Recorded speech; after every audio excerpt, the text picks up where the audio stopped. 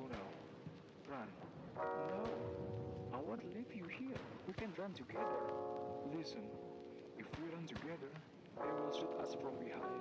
We both die. So, how's about you here? They will kill you. No, don't worry about me. I will hold them. I want you to promise me to survive, to take this message for our country.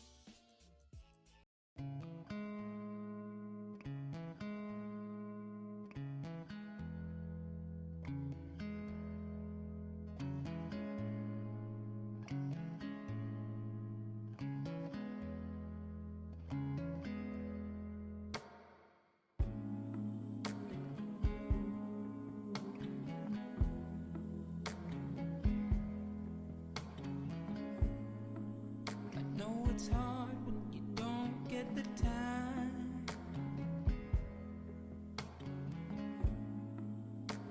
to do the things you gotta do. Always moving forward, always on the go. I hope you take a moment to take it slow. Let me be the one to ease your pain. Let me be the one to ease your pain. Baby, take a break. It'll be okay. Let me be the one to ease your pain.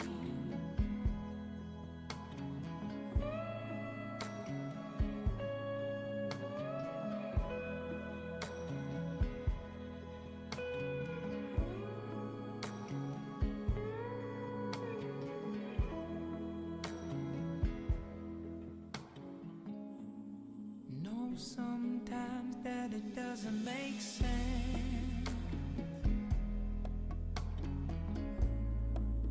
It's even harder to comprehend. It's a long night. Say goodbye, then hello. We came here from nowhere, going towards the unknown. Let me be the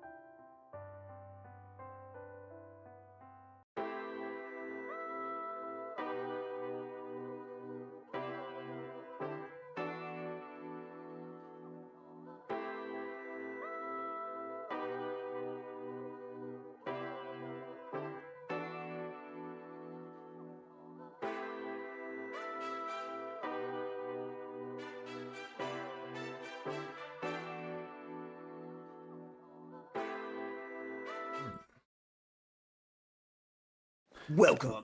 Greetings. We are just about to get underway with the first match here. Going to be a pistol duel between Vortex and Radiance coming up. The It's a first little- ever Scrimbox Open Tournament. And the first ever pistol duel on a Western map. For those of you that don't know, the pistol duel will decide between one of two choices for the captains. One of the captains will get to choose what map they play on out of a pool of 3 maps. In this case, the map pool is Lunar Base, Echo Base, and Telos. And whichever captain doesn't pick the map will get to choose what side they start on that map. So either attacking side or defending side. And the winner of the pistol duel gets to pick which of those two options they get. And the losing captain will get the other option. Our hosts today are Chocolate Cheeks, Jaden, and myself. Yes. Hello. So let's get a new round here so that they can get this pistol duel started.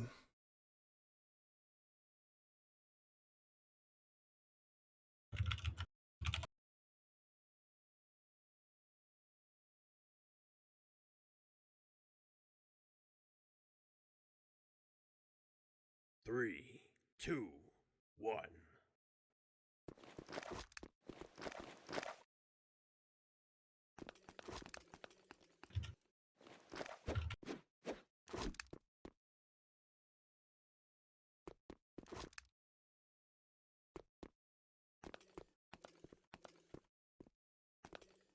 Yeah. So as soon as they both shoot the ground, the pistol duel is live.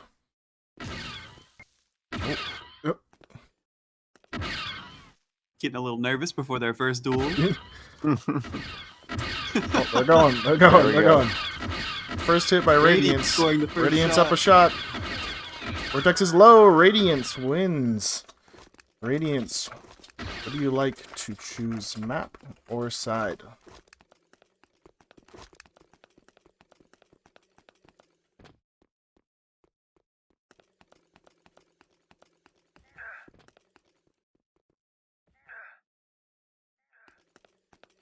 All right, Okay. so we'll be waiting for the map Vortex, choice then. what map would you like? Lunar.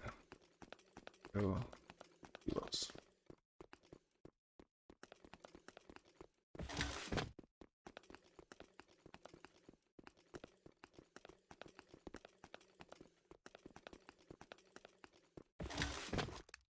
Alright, he wants Echo.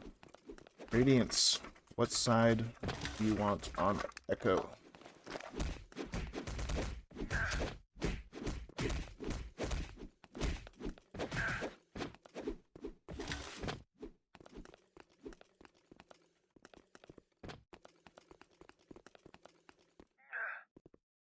Alright, defense.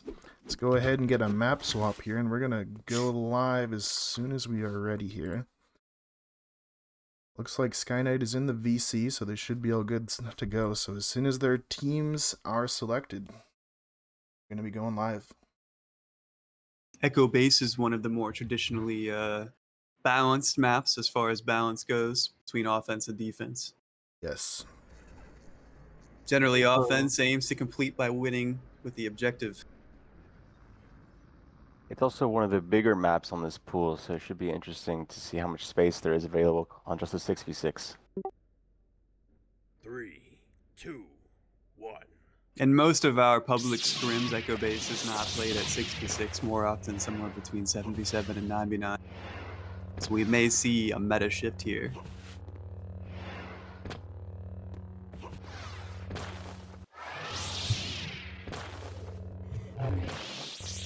Get some new round spam if we can from y'all so that they can get these classes picked. As soon as they do, we are going live with the first match. I'm going to go check in with each team's voice chat, make sure they understand what's happening. Be right back.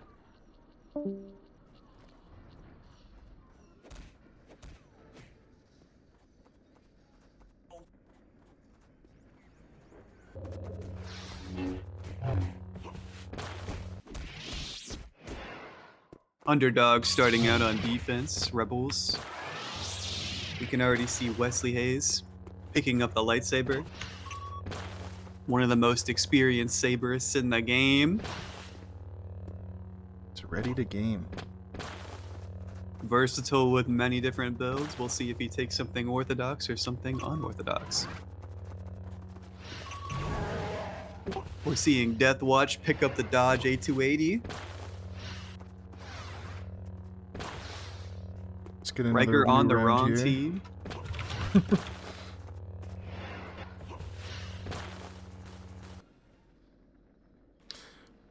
Looks like you're just missing one on 3, the 2, Imperial team. Oh, they're all good.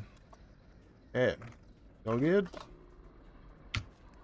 Overall, we're seeing the ping advantage on Imperials Good. to start Scrim Team 6.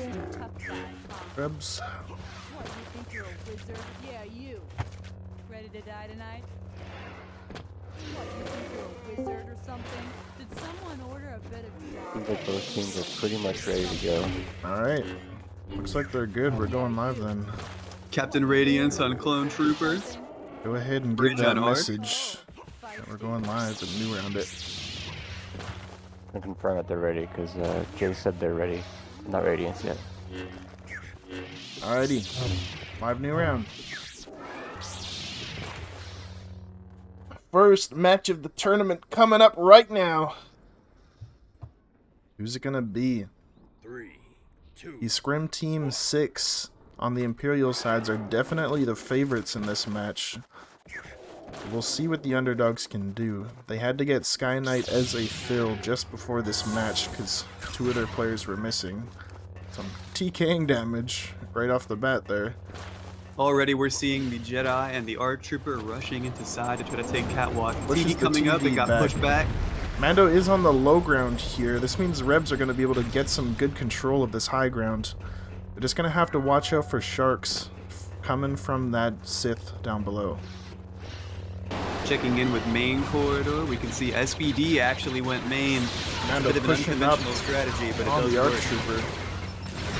Mando has to drop. Hero goes down. That's 1 life. And the Arc as 2 well. people down. Looks like Imperials are gaining ground 3. inside and flanking their main team. Rebels have to fall back soon or they'll Side die. team was decimated by the Imperial team there. So the Underdogs have now fallen back. They're in a 3v6 situation here, not looking good for them. They do have the defensive advantage here though, and they have enough people to watch every single angle. But it's going to be quite rough to come back from this. With the SBD still alive on the Imperial team, they'll be able to target the objective and wear down its HP quite easily. Yeah. Scrim Team 6 taking their time to get the cave plague. Using that strat time, that round time, to check for flanks, coordinate their next moves. These are veteran players, folks. Yeah, they're whittling down the snow. Only the Imperials can damage the snow. They do break it. And Vortex is going in. He goes down immediately. Use more distraction. This evens out the playing field a bit, but they're going to be getting a lot of damage on the Falcon. For those who don't know, the objective of this match is for the Imperial team to shoot the engine of the Falcon until it breaks. And the Falcon goes down. Falcon goes down in the first round, goes to Scrim Team 6.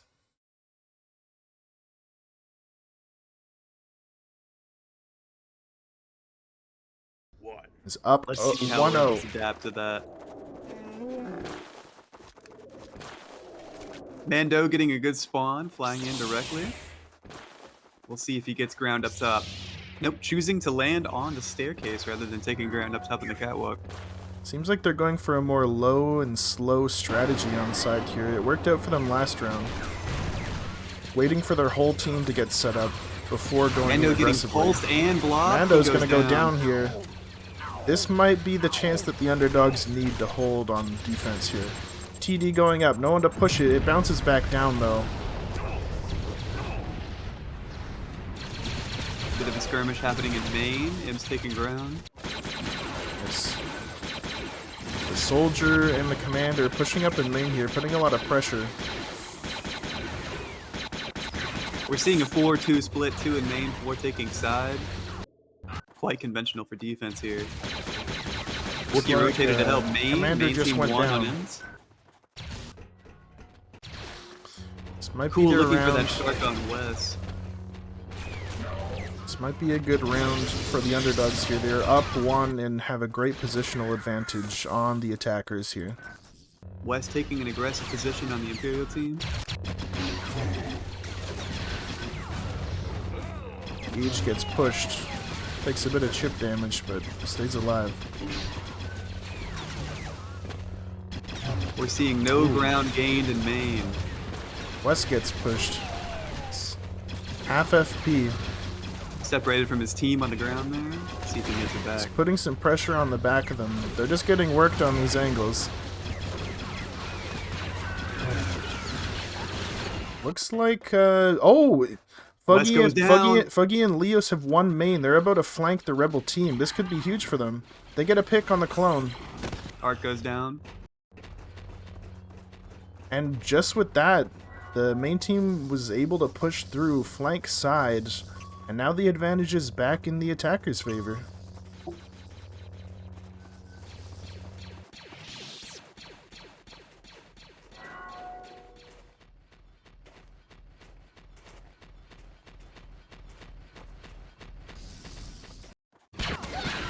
Deathwatch goes down to the BH. He was trying to do some flanks out of desperation here. Did not work, and now they are down 2-5. 1-5 as another person goes down. It's just Radiance against the world here.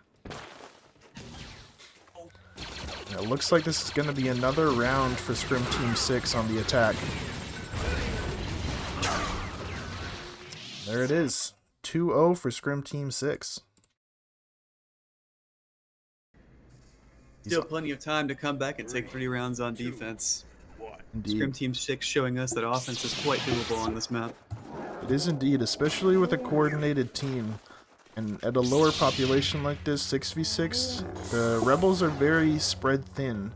If they stack side too hard, then main team is going to get rushed down, and vice versa.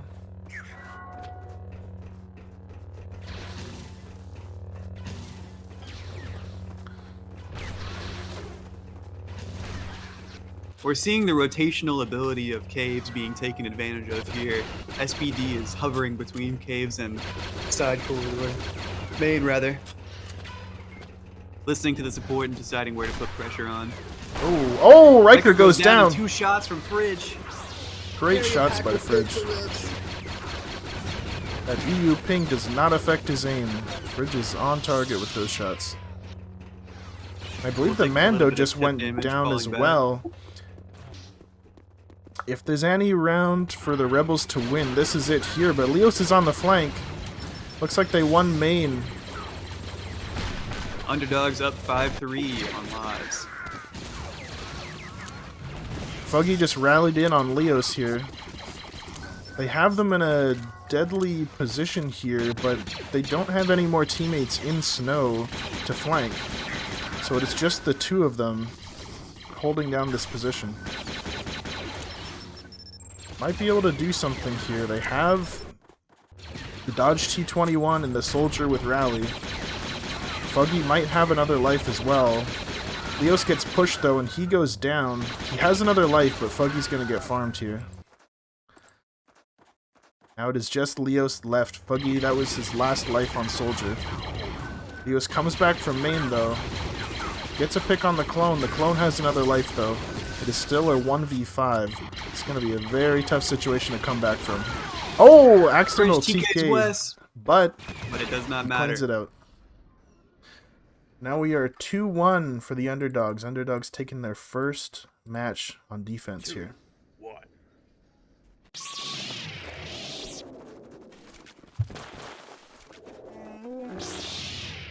Was speeding out of spawn. Looks like he's not running the conventional speed 3 build on defense. He's going main this round. He sees a rocket. It gets no one. Mando tried to go for a sneaky play. Looks like they're going to be rushing main. They have 3 here. It's an even split. Looks like they got the clone in the arc side. The rest of them are looking main right now.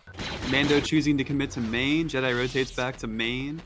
We also see an appearance from the Oh, BH in main. Yes, we're seeing a big rotate. SPD and Cool on the Sith are coming up from the side to main through the snow route. Looks like the entirety of Scrim Team 6 is rotating the main for the 4th round. They might be able to overwhelm them here. Underdogs only have one person on the left-hand side here. The command center route. It's definitely a weakness. But just having one person there is all you need, because if they try to push up, you have that crossfire going for you.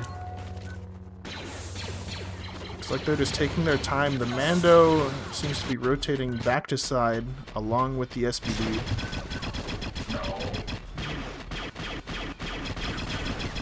They're getting some good damage on Fridge here inside. It's just him holding it down. Wookiee shows up for the rotation. Vortex having a battle with this Wookiee here. Wookiee goes And down. goes down to the hinge. Side team might fall. Looks like they're falling back here. Got the Arc and the Soldier watching side. I don't believe anyone's watching Medbay right now. Looks like side team maybe this getting could be deadly. Main team was forced to fall back. And they're gonna get pinched hard here before they can fall back. Underdogs getting worked. Indeed. So now we are in another 3v6 situation here. We got a elite trooper, a soldier, and a Jedi versus all 6 of the Imperial team. Deathwatch taking up position on top of the Falcon. This is a very Once good again, position to Scrim hold. Team 6 taking their time and rotating around the map. Prepping their offense. Moving in caves. Mando flanking in from control. That Trying SPD to live just behind them. focusing hard on shooting the engines. Little TK from Riker there. Jace goes down to Deathwatch. Those engines are getting melted and they are gone. It's going to be another round for Scrim Team 6.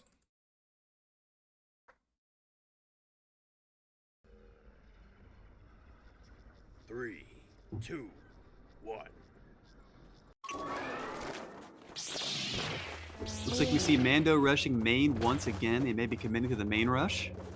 Another potential early rocket from Jace. Chooses not to commit. Pushes up and takes ground in main. Affirmative. Jace swapping to the EE3. We see Sith moving up in side corridor. Down in caves.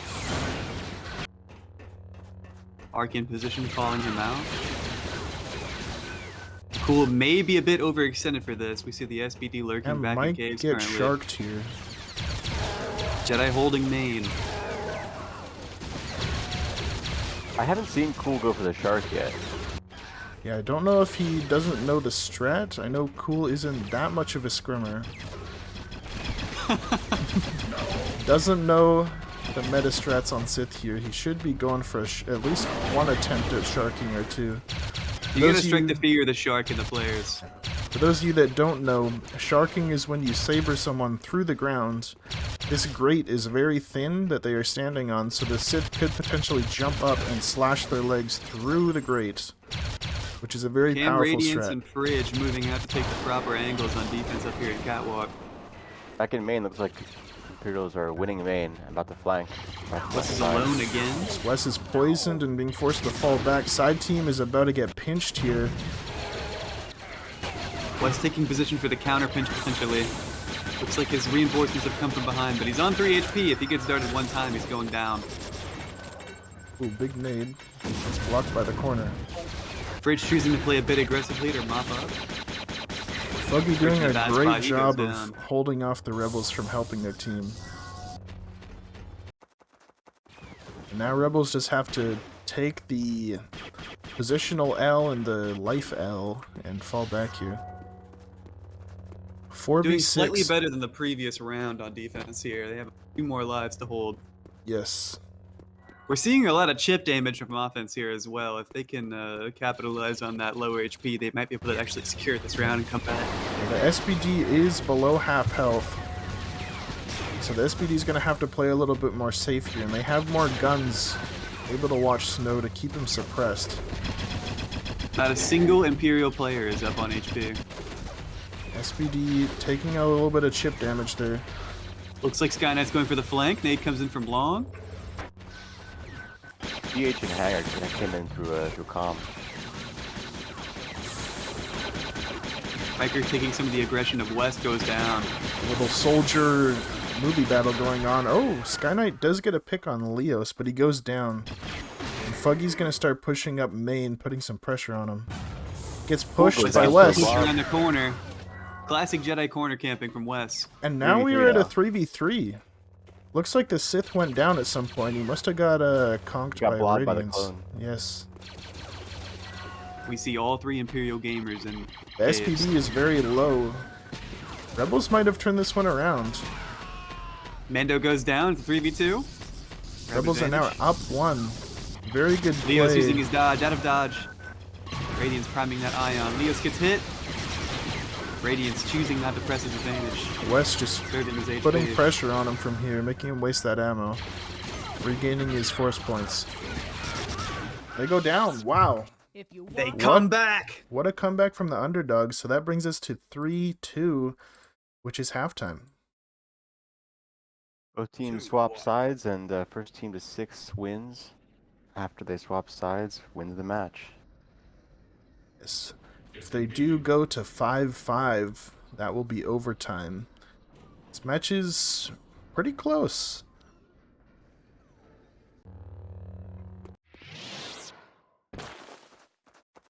Yeah, we don't often see Echo Base at 6v6. I think it's much less defensive sided. It's much more even Yes. at this pop. Generally, the less players in a match, the more even the matches become.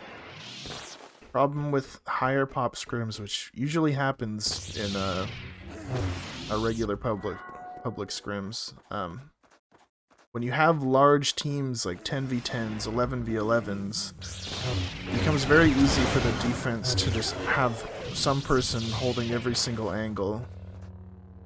And it becomes very hard to crack that defense on offense. With the lower pop, the defenders are spread very thin, and all it takes is 1 or 2 good picks for the offense to just get in there. We really see map restrictions loosen up on lower populace. 1.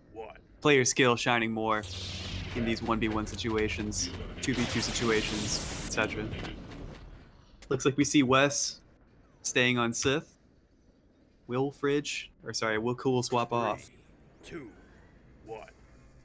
Sneaky just messaged me. Apparently, he didn't know that it was starting this early. He thought it was starting later. So he might be able to fill in because he was originally on an Underdog. But we'll see. Alrighty, both teams are ready. Things are going to go live on our second half here. Fridge maintaining his position in the Mando cage. Will he take a more aggressive positioning at round start than Jace did? 3. We're going to see here. I'm going to try to spectate him. Get an eye on Fridge. It looks like he didn't get the best spawn here. Bad RNG. It's blocked by the cave wall. Buggy taking his favorite defensive class here on Echo Base Clone. Fridge taking aggressive positioning up on the stairs. He gets pushed back. Doesn't make it there in time. It's like Will the his Ark's team got a rocket capitalize? here. BH getting near the TD. Chooses not to use it on a call. West taking aggressive positioning up across the staircase. Fridge Ooh, going good for rocket the on the rocket. He hits the Wookiee. Wookiee. Fridge gets hit by the frag and goes down to fall damage. Looks like Beautiful Rebels are nade. successfully taking some aggressive positioning out in Catwalk. Impactful push by Cool. Very good position What a here play. by Vortex.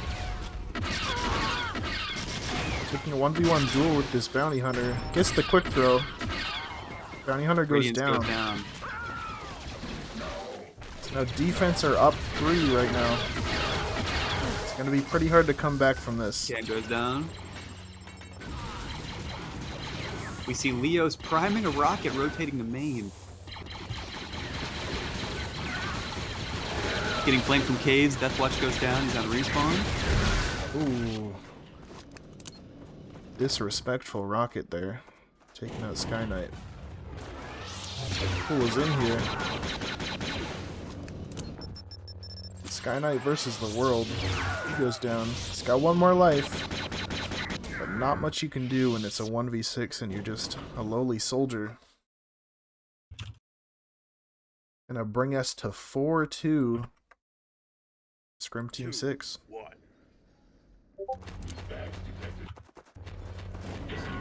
Fridge gets a bit of a better spawn this round.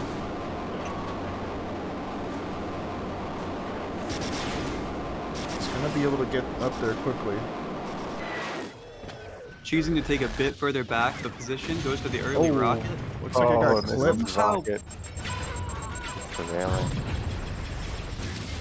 Good pushes by the sit there, defending Fridge and that barrage of nades that was coming his way.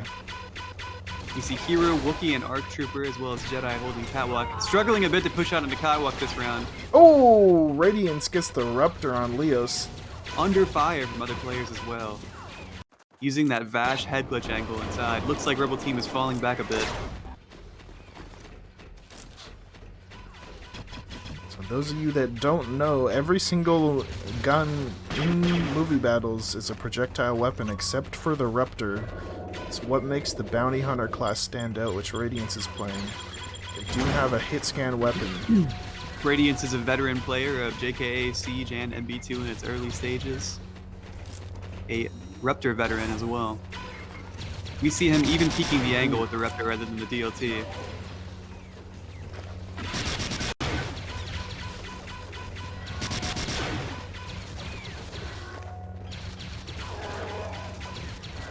Buggy goes down to a frag from Sky Knight.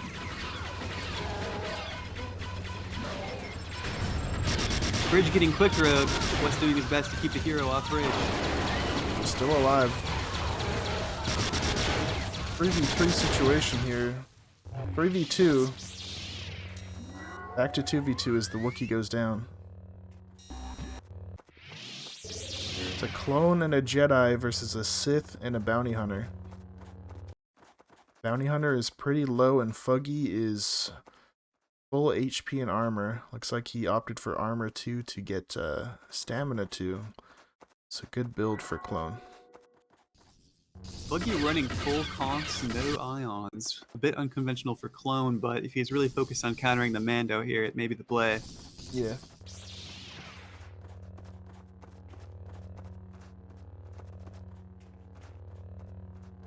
Looks like it's just the Sith and the Bounty Hunter remaining on offense.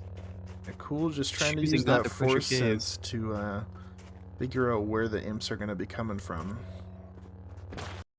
Imps choose to hasn't move in the spotted them control yet. corridor for a moment. They He may be sees them playing for coming. picks here and not OBJ in this 2v2. Wes is going to get in there and try to put some pressure on them so that Radiance can move in. He's got a Ruptor angle set up. If he can get a shot here, this could be what they need. Fuggy with the armor 2 clone means that he will die to one Ruptor shot, I believe. Even in the body. Oh! Buggy pushed. Radiance pushes the Oh. Raptor shots. Radiance was a bit too quick with that one. If he just held onto his shot a little bit longer, he could have shot him while he was down.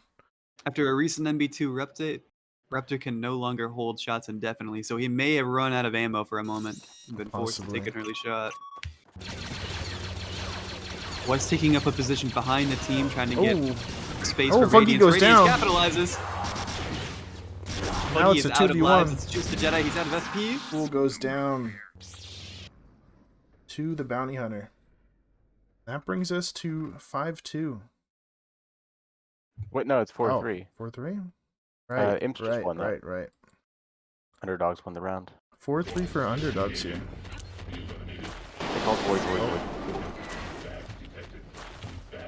Quick Void. And that is Underdogs 3-4, correct? Yes, 4-3. No. Team 6 is up. Yeah, Scrim Team 6 is up 4. Underdogs are at 3.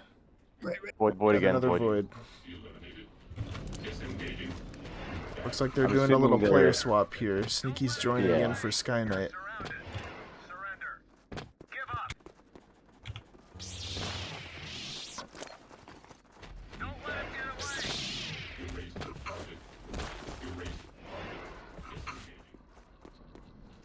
Sky Knight was a last-minute fill for the Underdogs roster. We're very grateful for his participation.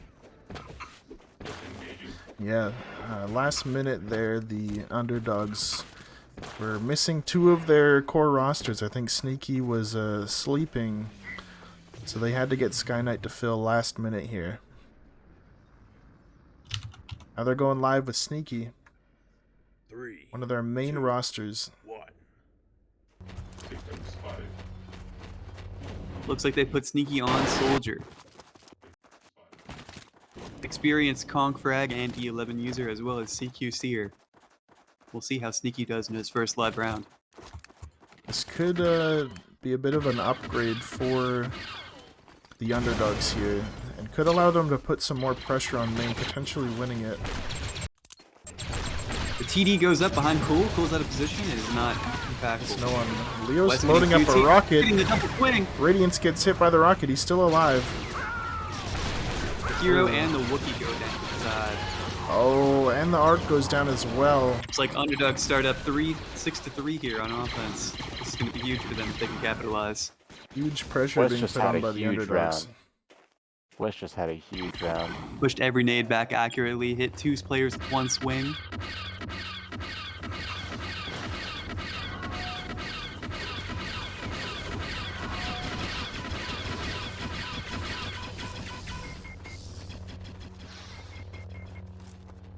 Hopefully, Imps take their time here because they have over 3 minutes.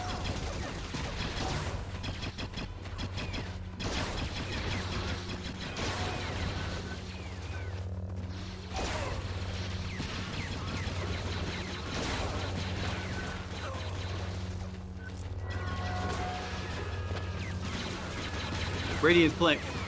Cool playing aggressively in caves. Aggressing the BH, he goes down. Unfortunately, that speed jump Cool went for to maintain speed velocity leaves you vulnerable for a moment in the air. He lost his HP, and Underdogs secure the round. It's going to bring us They're to tied. 4-4 4-4. tie. Not what I was expecting. We're really seeing the power of coordinated offense in Echo Base. That was certainly a West MVP round. I'm going to keep my eye on West this round, see what he does. Last round, he played Radiance amazing. and Riker leading on KD for their teams at this moment. Fridge going for the early rocket. Oh, it looks like Rebel they're team holding avoids back it. inside. Defenders are not pushing up on the catwalk. Well, you certainly Looks like took they're your sweet giving up time. on pushing out into the catwalk. It wasn't working out for them, so they're going for an alternate strat, which is to hold back and then have your Wookiee watching medbay. It looks like the Wookiee's actually watching main. They're not they don't have anyone medbay yet because it hasn't been blown up yet. But I Wookiee has an imagine- easy rotation to medbay from there. We're seeing the quick throw hero taking up the standard position to the left side of the cave entrance. That's going to stop the Sith from taking that position on the right from Imp's perspective and helping push the corridor. Bridge taking medbay. SPD taking medbay. That's Cam on SPD.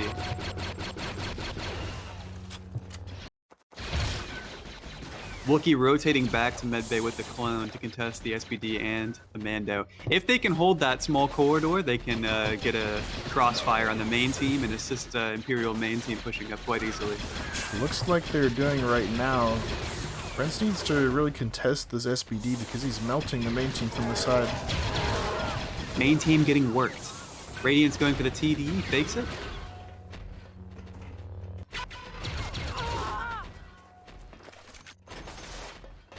Getting a lot of pressure from this medbay position. Don't know Imp's if choosing to go for the classic counter push.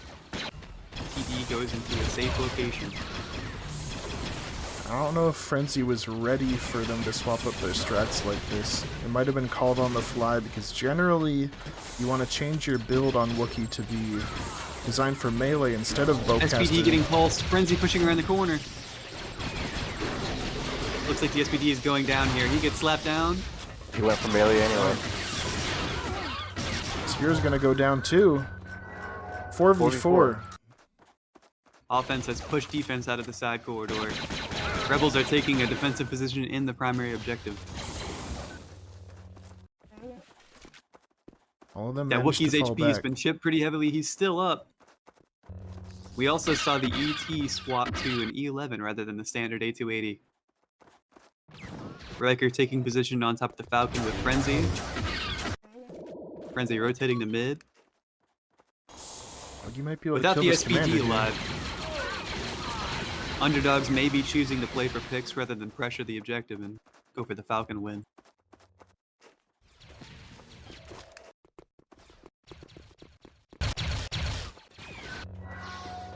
Radiant's anchoring in mid. Now he's choosing to rotate away.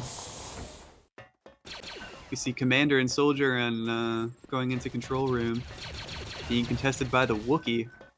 Those conks won't do anything versus the strength 2 Wookiee, but chip the HP a little bit. Oh, It will kill it. No. being that low. Wookiee goes down to low HP. Buggy is also low. Can't really afford to take too much more damage. Soldier's coming in to bait the shots. Oh, Deathwatch goes down. I think that We're evens saying things West out. play near Leos on the West RM5. Soldier that M5 goes can down as drain well. FP in an instant. West being focused by 3 gunners, giving up ground, choosing not to be drained. EH goes down. Just Now it West is now. just West versus 3. Very unlikely for West to win, but if anyone can do it, it's him. But he goes down. As Scrim Team Very, 6 is very up 1. challenging situation for West. This is match point for Scrim Team 6. If they win, they win the match. Scrim Team 6 wins this. They get the dub. If Underdogs take this, we are going to overtime. Surprisingly very close match. Does make me excited though. Yeah. Oh, Rocket in main gets some good chip damage.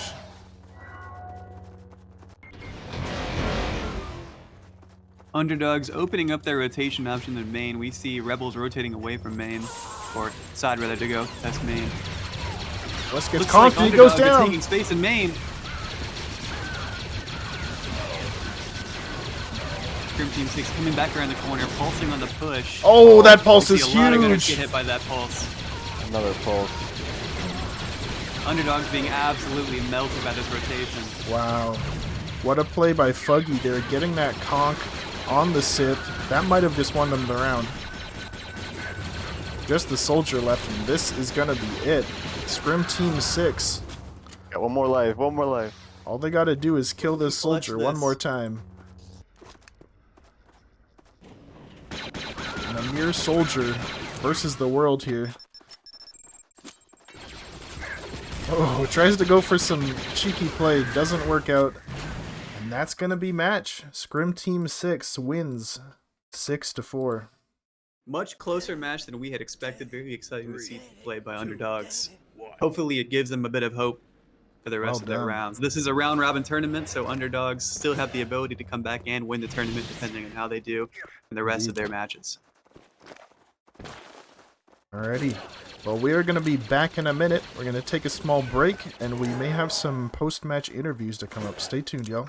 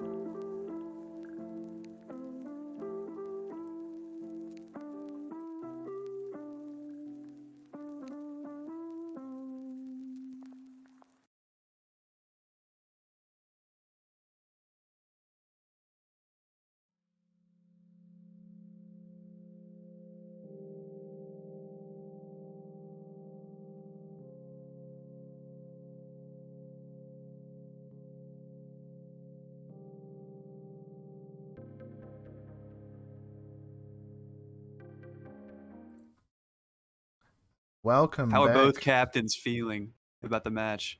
Fantastic. You Feeling talking pretty about It was good. good, bro. Quite fun. I That was liked a it. lot of fun. That was a really hard fight, actually. I'm not gonna lie.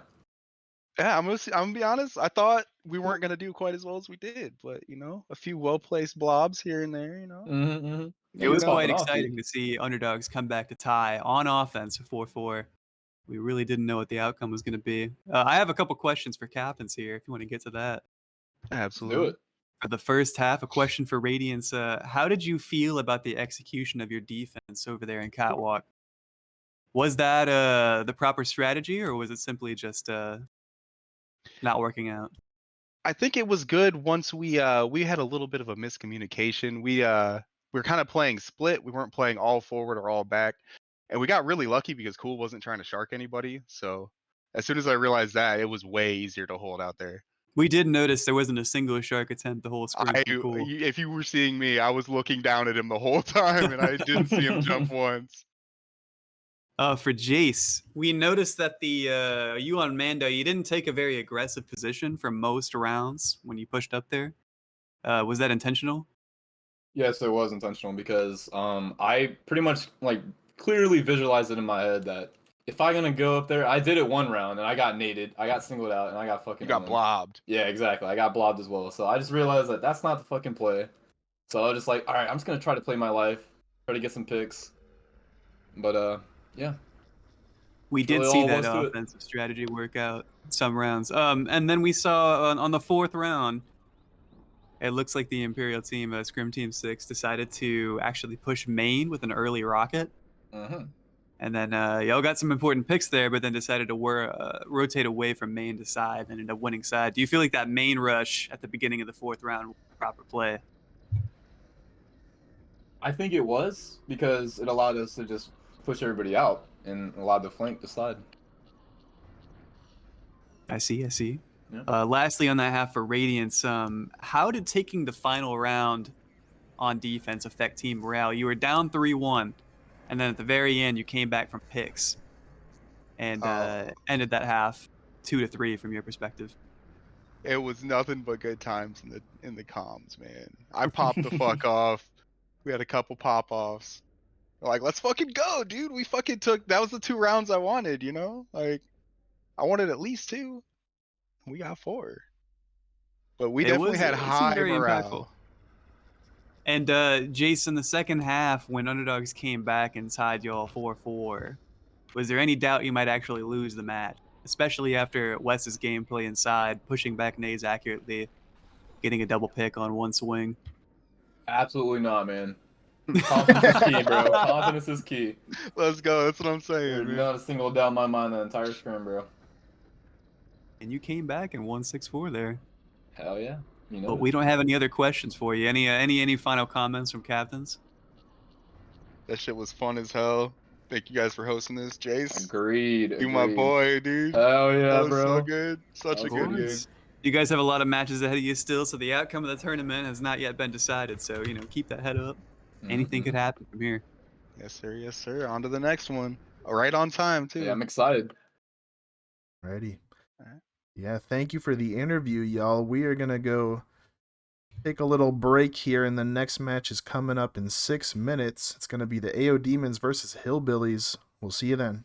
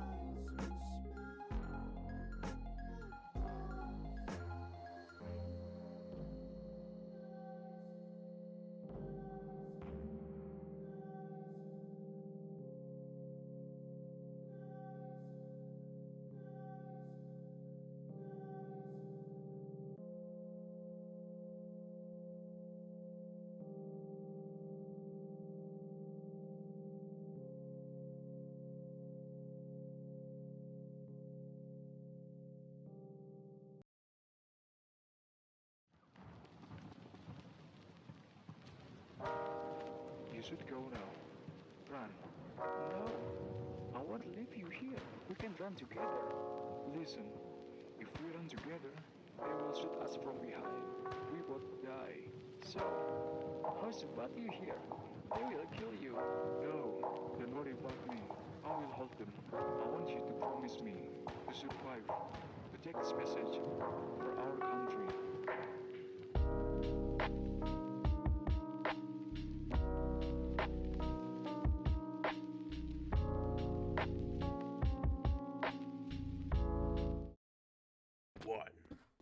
Welcome back, y'all. We are about to go live with the second match of the night. It's going to be the AODemons versus the Hillbillies. Gotta update these names here. Both teams will be starting out down some of their players. We're seeing ASAP Rocky missing from the roster. He's their normal support. We'll see who subs in for support for this match. Hillbillies missing their captain. An unfortunate turn of events had him drive off to the hospital, but he will be back for later matches. Graciously, Bully from EU has subbed in on Hillbillies to help out. We'll likely see him pick up the saber. Kodar with Kodar his usual versus standing Scrim. still strat, and it works out for him. Not took taking a shot. 0 shots. He's got that manual dodge. Man, it's a very powerful strat because if you stand still, people don't expect it. So AODemons are going to get their choice. They want the map Lunar Base, which means that Hillbillies are going to be able to choose which side they start on.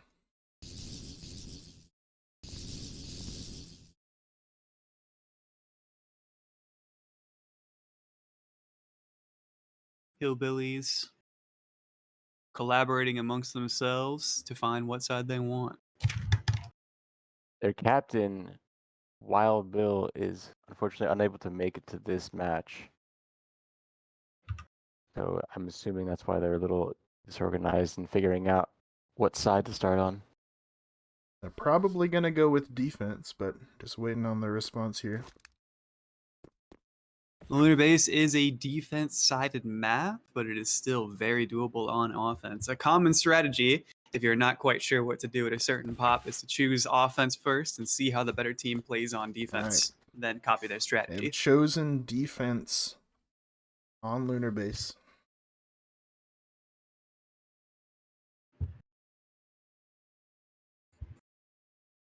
I'm gonna switch the map.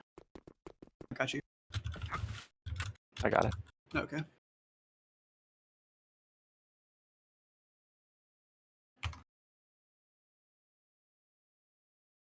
Lunar Base, one of the most commonly scrimmed on maps of all time. It is the MB2 map of all time. That we can be assured of.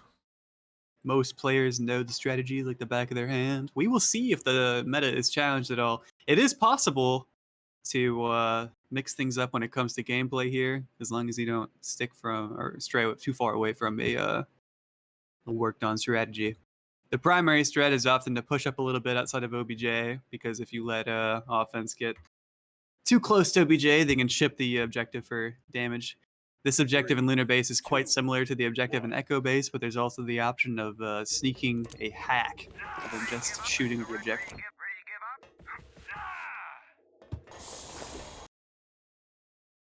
An alternative strategy we've seen on Lunar Base before is to actually commit most of the team to pushing up and defending the secondary hack and hangar, forcing the offense to push around a reflective window or through a tiny door near Imperial spawn. We'll see what defense goes for first.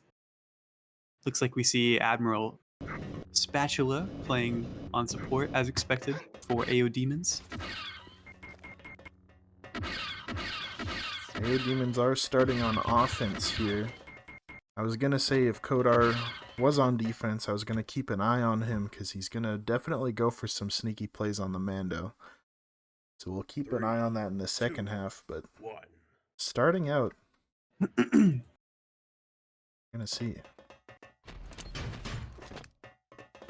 On Rebels, support often has to commit to one lane or the other before they get the secondary hack, so there's a lot of potential for Imperials to lurk somewhere for a cheeky pick. Especially in a 6v6, those early picks matter a lot for the result of the round. I'll be right back. I'm gonna check in with the Hillbillies. Sounds good. We see Bully playing on Saber on lunar base as expected.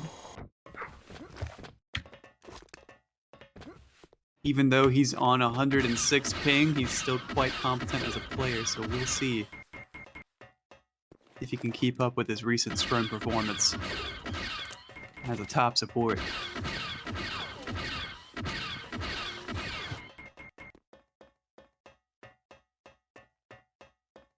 On AODemons, we're seeing veteran player Fang play ET, Kodar on Arc, his primary class, Vash on Wookiee, his primary cast. Looks like he's picking up the caster. Vash is a well-known melee Wookiee. But oftentimes, caster seems to be the play on a lot of maps. Inferno playing quick throw hero as expected. Especially on lunar base, caster is most definitely the play.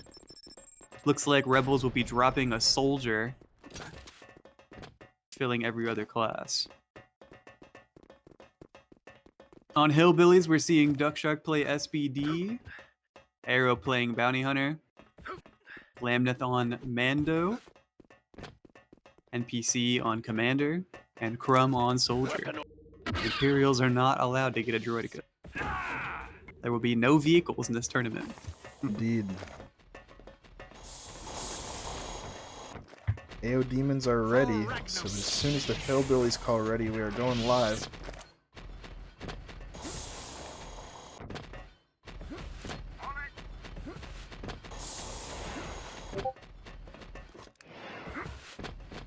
Hillbillies have called ready. Going live. Getting started with our second match of the night, AODemons versus Hillbillies. 3, 2. AODemons the seeded favorite, but as we saw in the last match, anything is possible. It could be another close match. This could go either way. Void. It's like we're starting with the Void. voided round. Those of you that don't know, in the first 15 seconds of the round, the captains can call void if there's any technical difficulties or issues. It does eat into their void timer, so they can only void so many times. It's kind of like a timeout. We're going live again now. 1.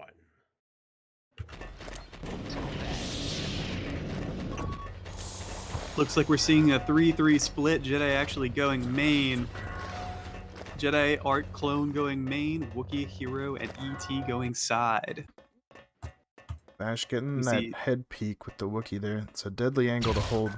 One of the best ways to deal with Ruptor watching side.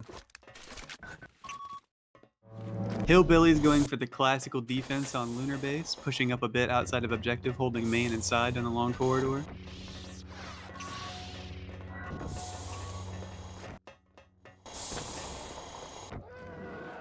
They got two people looking lower right now.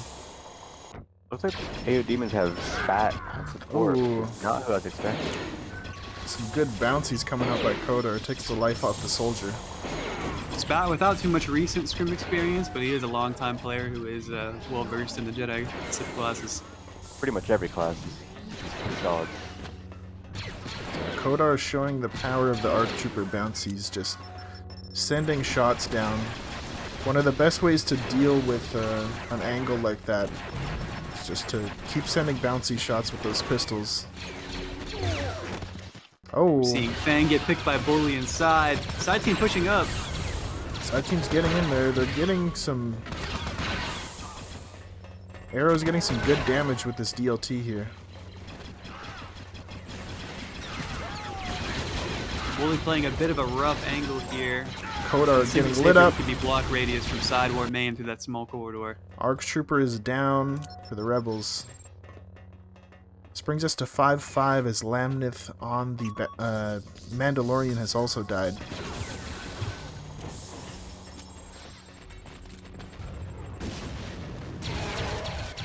Inferno and Vash pushed up in this really good position here. Oh, misses the quick throw, gets pushed. Vash goes down, Inferno might go next. We see Bully and Arrow choosing to aggress Infernal here, trying to Gets get pushed. life down. Infernal may be out of quick grenades. That's being pushed back in main. Both of them are one hit here. Back Oh, going and for the a quick push peek in main. Infernal goes down. Great teamwork between Bully and Arrow there. Able to clear out side team. Hillbillies up 5-2 on defense the first round. Great position for the Hillbillies here. We see both AODemons playing in main here. Spat taking some ground, hoping to get some space for Couture to maybe go for a pick. Couture hitting his Ion on Duck Shark. That Ion Blob allows the SPD to be pushed by the Jedi, but that push is vulnerable to damage. Hillbillies taking ground. Couture goes down. It's just Spatula up. Hillbillies take the first round. Well done by the Hillbillies there.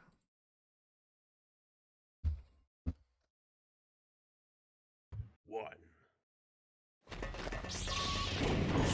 Let's see how the AODemons try to mix it up this round, or if they might just try to do the same strat but do it better. Looks like they're rocking the same split so far. We've seen the arc rotate to side here. We've got a 4-2 split. 4 inside, 2 in main. Arc Bouncy's putting some work in inside. They still have the Jedi in main.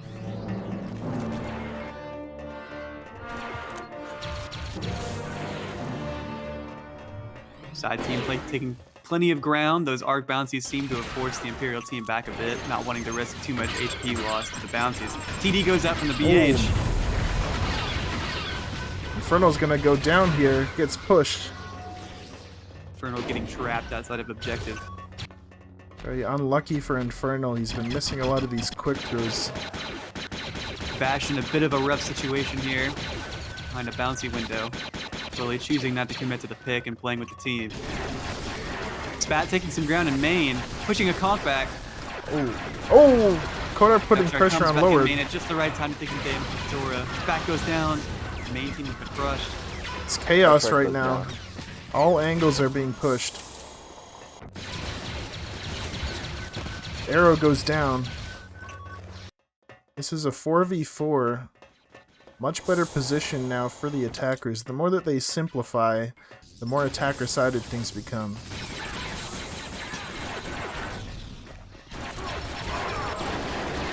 Oh, they're taking a charge shot. It's looking pretty low. Oh, 2 of the AODemons have gone down. Just Vash and Kodar versus the world here. Both very low. Oh. Whatever's down. Just Vash left. Bash on 6 HP, not looking good. He goes down. Hillbillies up 2-0. Wow. Very good defense so far from Hillbillies. They can keep this up. This might give them some good momentum for when they go into the attacking round. Securing a 5-0 on defense secures the tie at the very least and puts a massive amount of pressure on the team when you take offense. Being up at the half gives you a lot of room to move around on the offense and mix up strategies and try things out, see what's working, what isn't. Indeed. AODemons playing a bit slower inside of here. Looks like they put the Jedi inside this time.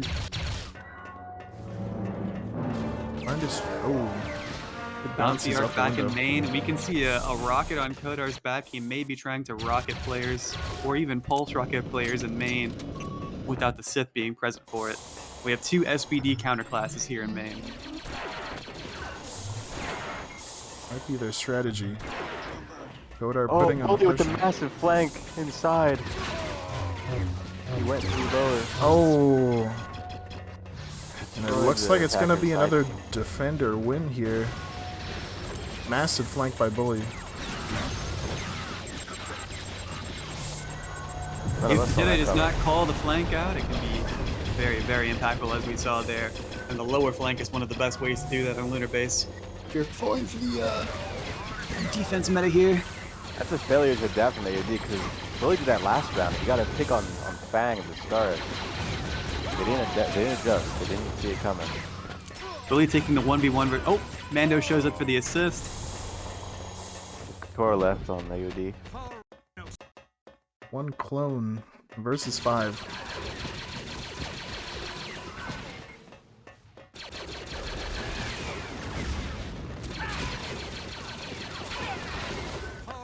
Three up for the Hillbillies. AODemons are going to start having to adjust here, or we could see a potential upset from this momentum that Hillbillies are gaining.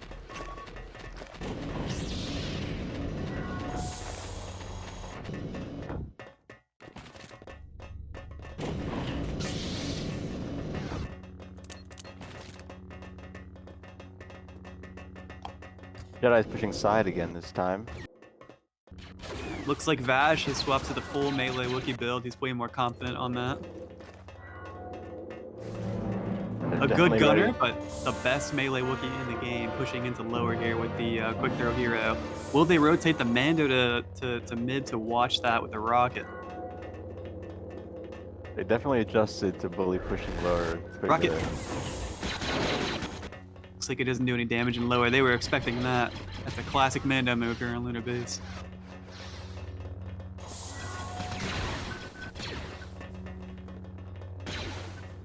Spat and Bully playing quite close on each other. Bully going for the aggressive play. Spat parrying him out. Thanks. Oh, Bully goes down by Blue. This could be what the AODemons need. Vash has been fed rage. He's raging from side now. Pushing into the flank and main. Main team is about to get pinched super hard here. They're trying to fall back, but Vash is going in on taking him. a lot of damage. He takes out the Mando. He's taking out the SPD as well. Getting eaten alive. Down. 2 left on the imps. They're just getting farmed here. Spawn.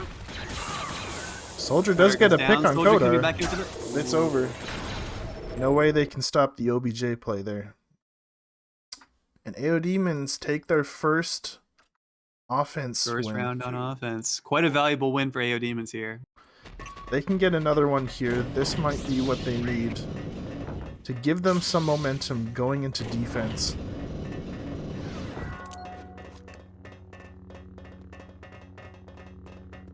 Looks like we see Vash sticking to the melee Wook build.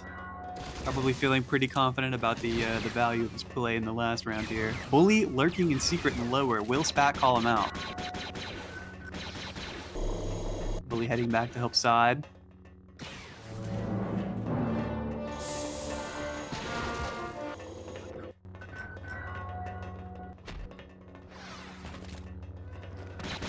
Offense playing a bit slow.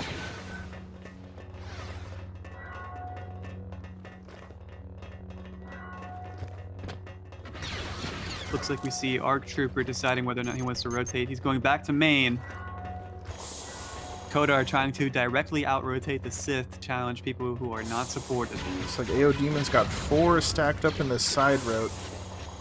They might be able to overwhelm them here and force them to fall back. This could give them a good positional advantage for their push. Hillbillies doing their utmost not to feed the Wookiee rage this round. Bully in kind of an awkward position now. He's gonna be able to get shot from all 3 angles here.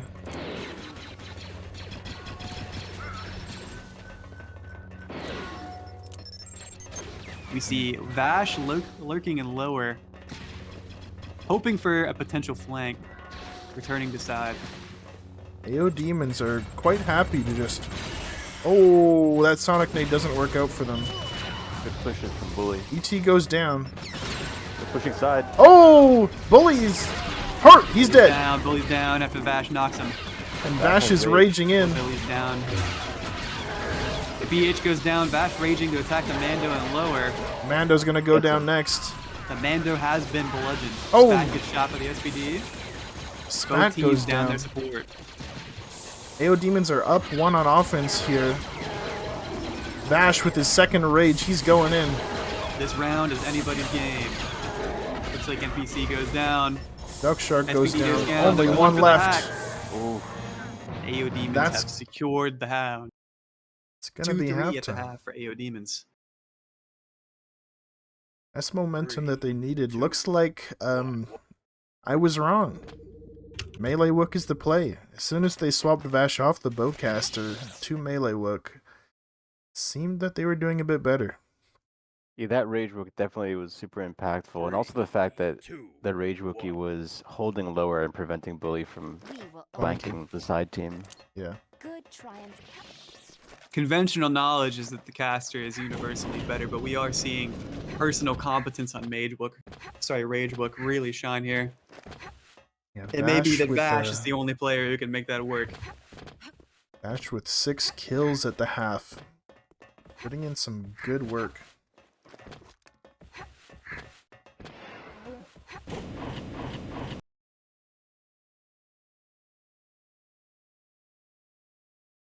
Three, two, one.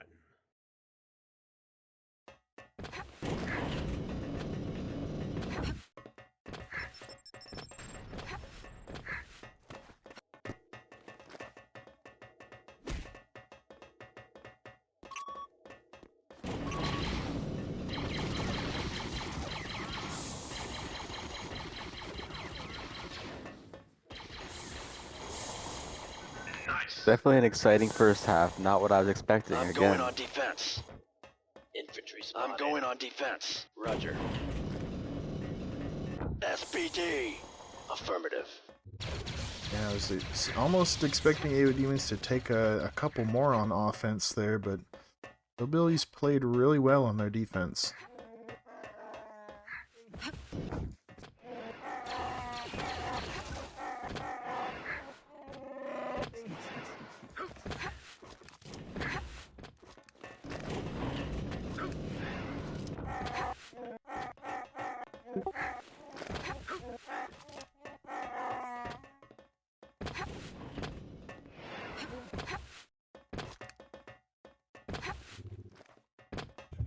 Looks like we're seeing Vash play his favorite classes on both sides, swapping onto BH. Normally a P3 gamer, recent Scrim meta has shown that the DLT is simply the best gun to take for BHs on any map. Yeah, ever since the P3 nerfs, I think that's been what makes that change more impactful.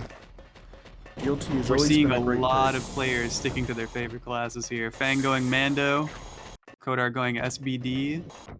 Oh, so Kodar isn't going Mando, so we're not going to see any sneaky plays by him.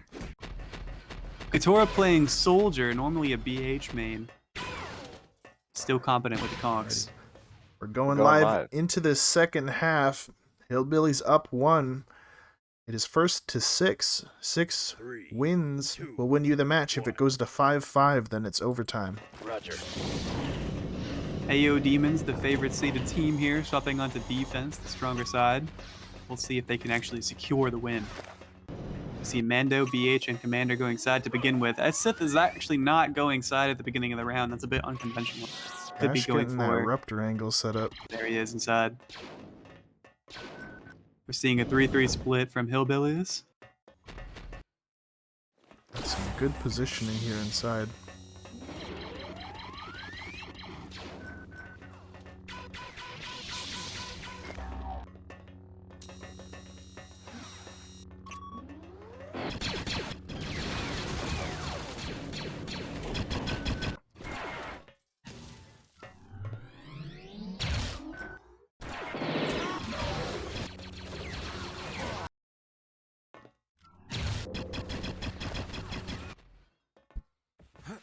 Some good positional defense by the AODemons right now.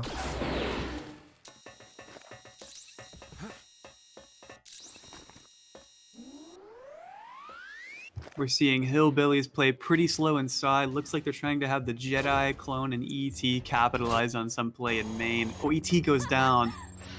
It's not a life you want to lose, especially on offense. Every life matters. That ET will be their only source of nades in main. I think the E11 Duckstruck is likely on a frag or a Sonic. Oh! Great TD by Vash. Kills the hero. It's going to be very hard for the Hillbillies to come back after that. Free up a lot of movement space for that Sith. Without a quick throw hero, the Sith can do a lot more work.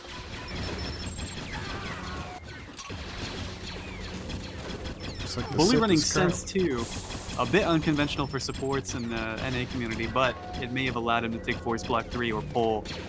some more offensive capability, which could be huge in this 6v6. We see Caster Wook going lower. Fang on Mando, getting out of dodge from the pulse.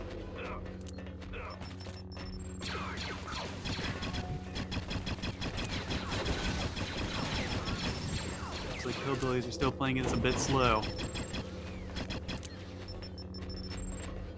We have half of the round timer remaining. And positioning has not changed much.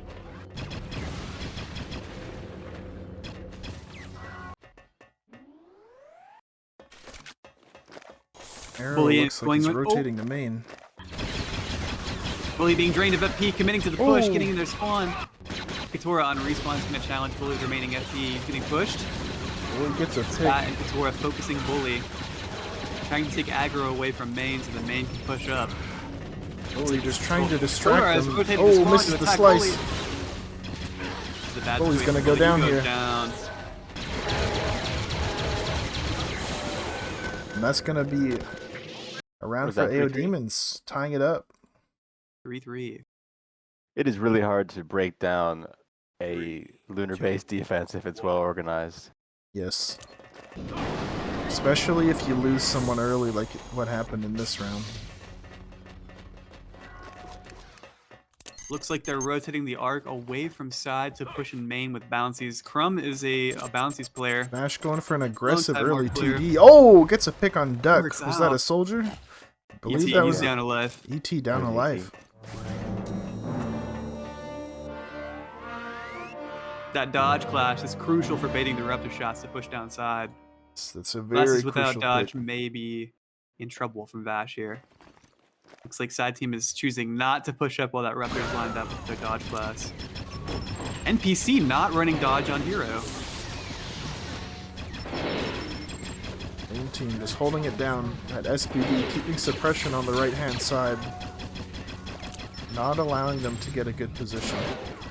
We see Bouncy Arc looking like he's trying to chip the SBD or the Sith and make life hell holding main, giving up that NPC stronger goes main down. angle. They lost their hero again, this time just to some shots from the commander.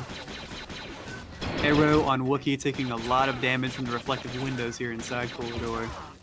Less than 100 HP remaining on Arrow. He's going to have a hard time pushing up and making anything happen. Duckshark loses his second life. That early pick by Vash means Duckshark's all out of lives.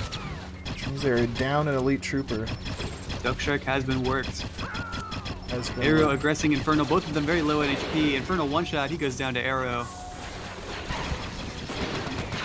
Inferno is down all of his lives. They've lost their commander. One getting conked. The pulses go in main. SPD body blocked a push, but it didn't matter. Arc is down.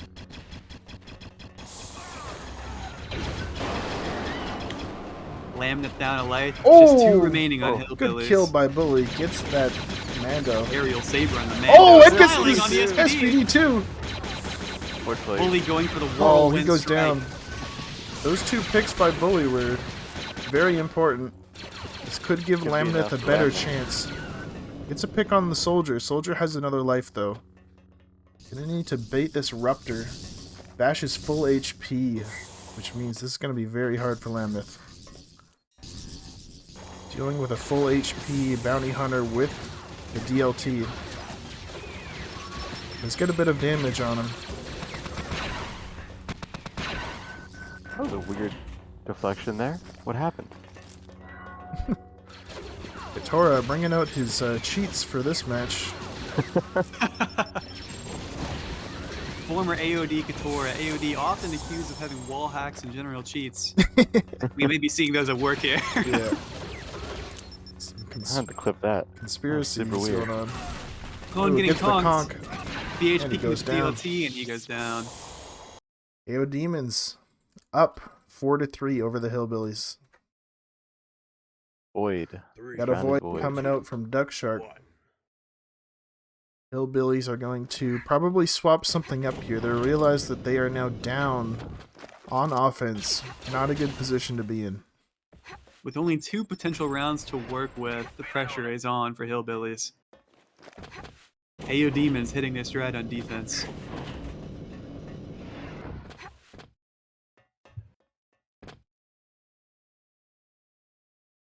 We're gonna see in a moment what the swap is. I have a feeling it could be a swap of the hero because NPC was having some troubles. We'll see what it is. It could also be Arrow swapping to the melee whip like AODemons did. They could simply also be using their void timer to reorganize their strategy. Oh, Lord, looks like Bill has shown up. Bill is here. Connected. The captain, the captain. Captain of the team who was gone.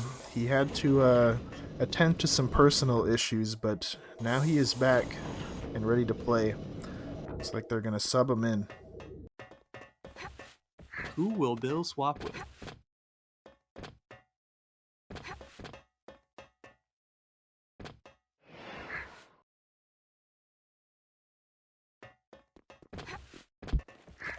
We will overcome evil.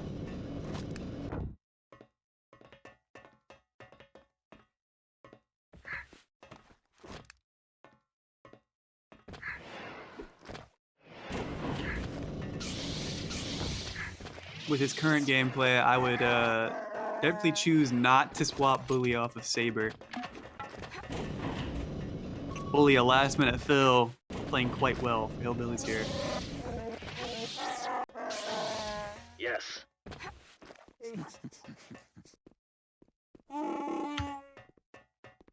Roger.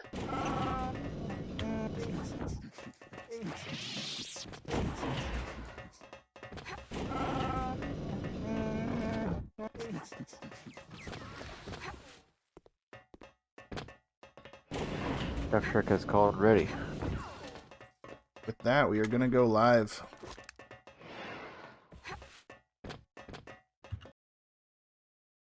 So let's see. Which class is Bill going to fill? 3, 2, 1. Looks like he's not filling anything. NPC has picked up Dodge 3. Oh, Bill isn't playing. That was odd. Strange. Might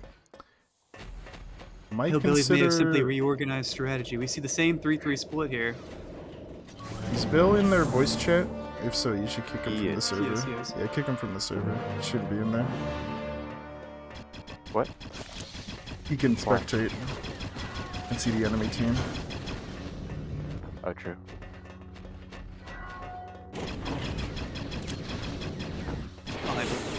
I got it. I'm gonna see you. Bully rotating from main to side corridor. Looks like the Mando is pushed up on black box in the middle of side. It's going to be a bit challenging to push out of position here.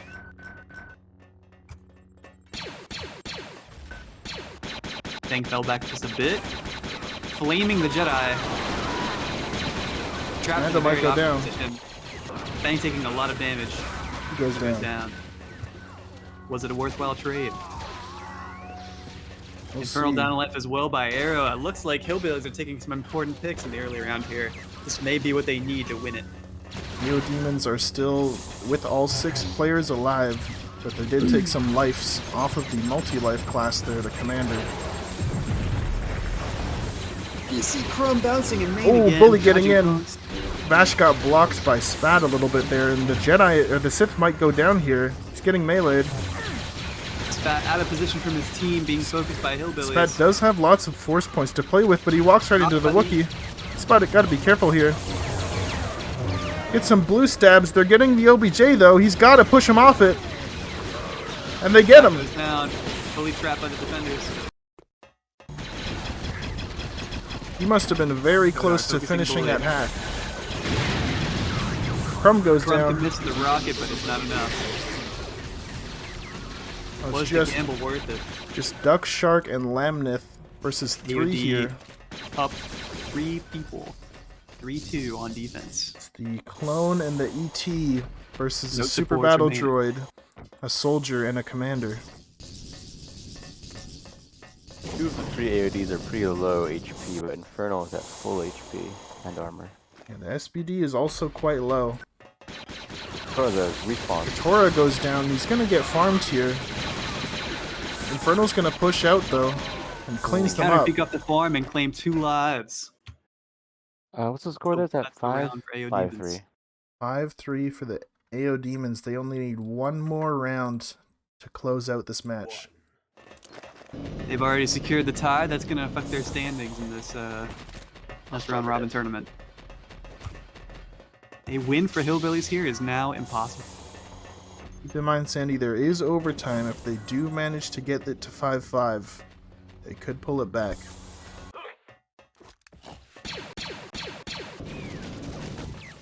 A standard scrim win, I should say. You see the same 3-3 split from Hillbillies. Jedi may rotate to side again after getting the hack.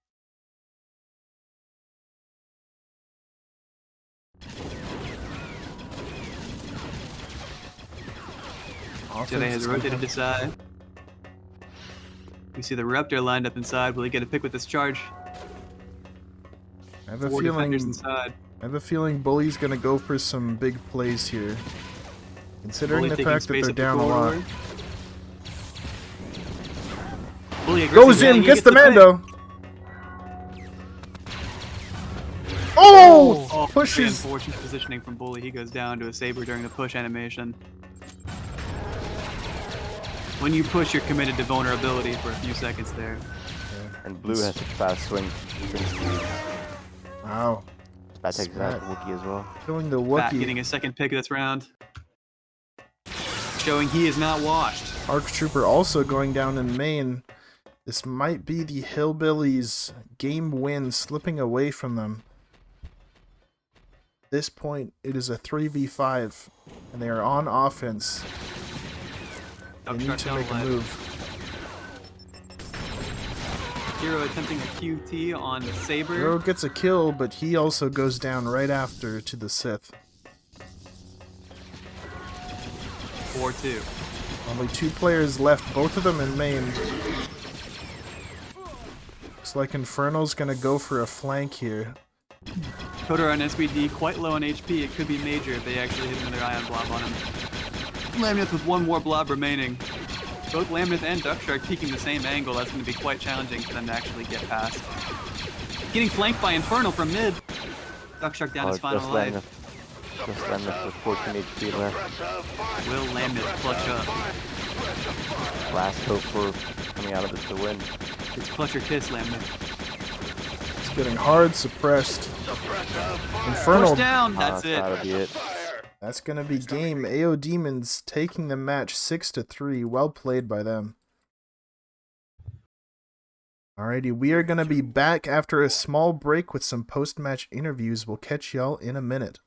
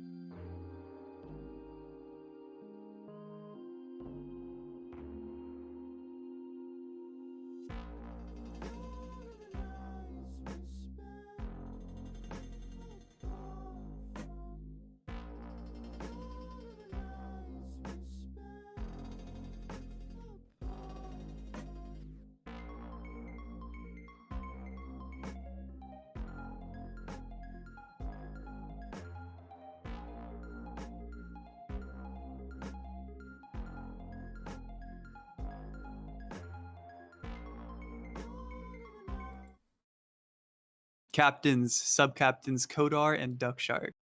Match has just concluded. What are your immediate feelings about the results of that match and the gameplay involved? First off, I want to thank God, and I want to thank Scrim Life for this opportunity. We had a good hustle. Very proud of our team. First to the gym, last out. Coaching was strong. Defense made good adjustments. Offense moved the ball up well. Overall, I'm very proud. I didn't realize we were playing an NBA game. NBA does NFL. Yeah. Same difference, isn't it? No. Honestly, I'm kind of happy with how well we did on defense. I think we kind of threw a lot of this together at the last minute, and I think a lot of us were trying to like feel each other out during the game as well. I've got to say it was a very impressive showing against a well-seeded team. Yeah, no, I think we had to grab some fills at the very end, and I also wasn't really sure if I myself was gonna make it.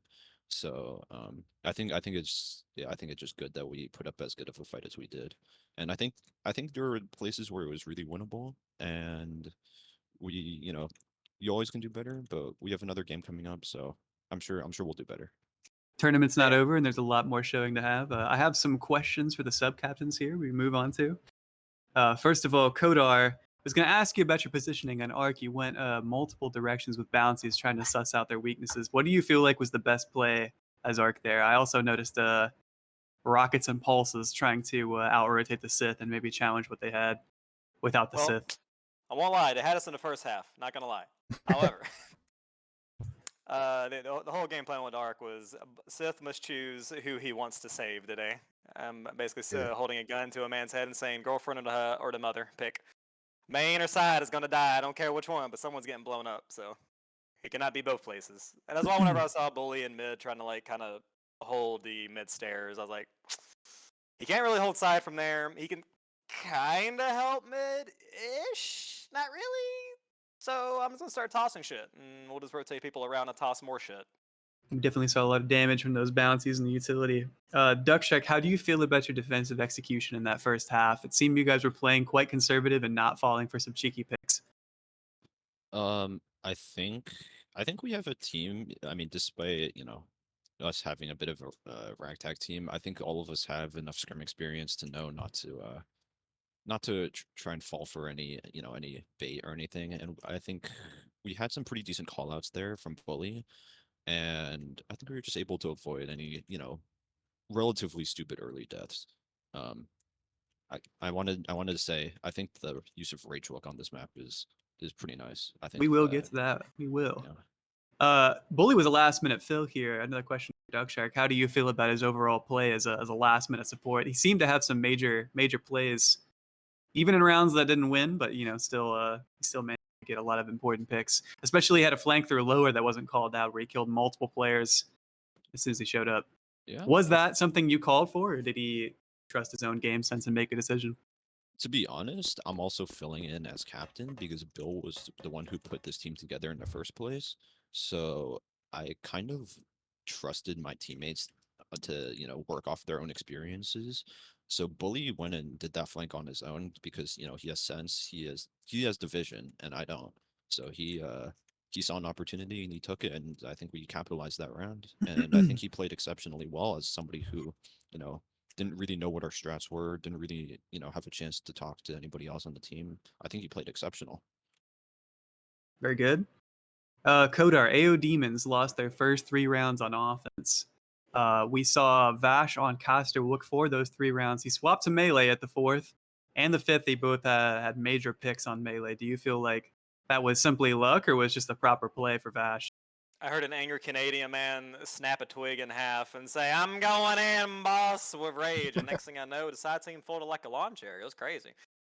So it definitely works out. I was like, hell yeah, gamer. We'll keep doing that. So that was indeed the play. I appreciate Vash for just saying, "Fuck it, we're doing it live. We ball." Because I didn't say get rage. He just said I'm doing it. But, sounds good to me, boss. Finally, Duckshark, we saw a round on Hillbillies on offense where you managed to get 3 players into the objective room and you tried to stick the hack, had the Saberist blocking shots for the hacker. Do you feel like that was the play, or would it have been better if you had gone for picks there with your flank opportunity? To be honest, I was the one doing the hacking, so I couldn't exactly see what was happening around me. I mean, I was I was like 80-90% done with the hack by the time I was killed. I think in retrospect, maybe it would have been wise to hold off. Perhaps it would have been wise to even go for the hack earlier and maybe try and sneak it even faster. I'm not really sure what the correct play was. I think I'd have to go back and watch the tape. Um, I think that round in general we were doing pretty well. I mean, just a couple costly mistakes there that costing us the round, but I mean, I think with a team as good as AODemons are, not much more you can ask for. Very well. Well, thank you for your time, captains, and we'll be seeing you for your next matches. Thank you for your time, cuties. Alrighty. See ya. Next match coming up at 3 p.m. EST is going to be Scrim Team 6 versus Hillbillies. We'll see y'all then.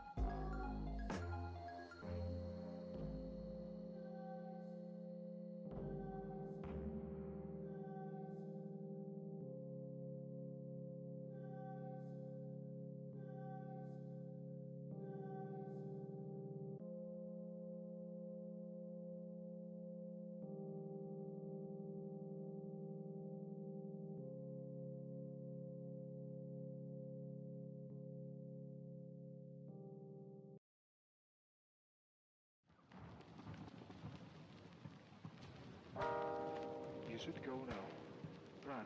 No, I won't leave you here. We can run together. Listen, if we run together, they will shoot us from behind. We both die. So, how's about you here? They will kill you. No, don't worry about me. I will hold them. I want you to promise me to survive, to take this message for our country.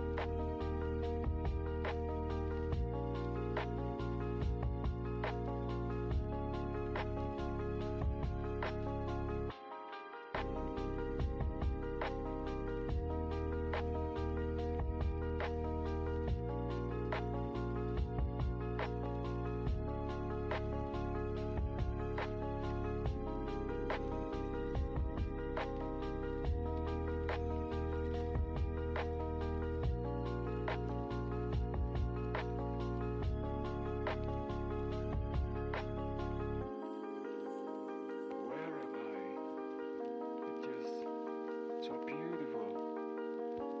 I am in heaven. One. Alrighty. We are back with another pistol duel. Y'all can go whenever.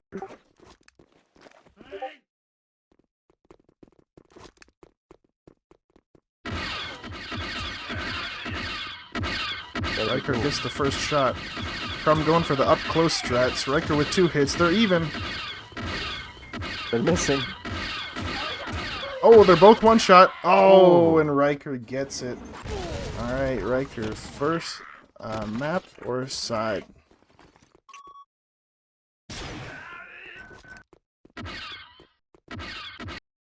Go ahead. Alright, what map? Echo base. Echo base. Alright,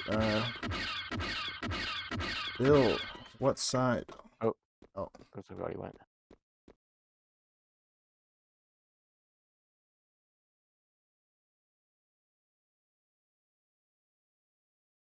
Let me update my scores here in the meantime. Scrim Team 6.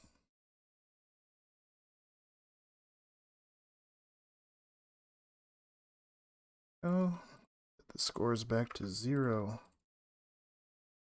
0. Alright.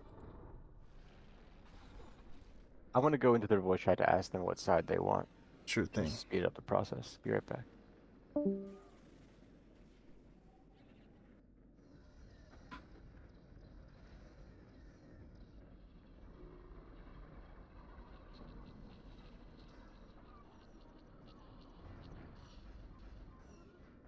Yeah, I think I'm gonna change the password. Okay. 3, 2. So it looks like Hillbillies chose defense. They're gonna be playing as rebels first. Team 6 is Okay. gonna be playing I'm offense. going as to Imperials. change the password right quick. Alright. Yeah, don't say it in here because we are live. Oh yeah, put it in the host chat so I can tell the individual teams as well.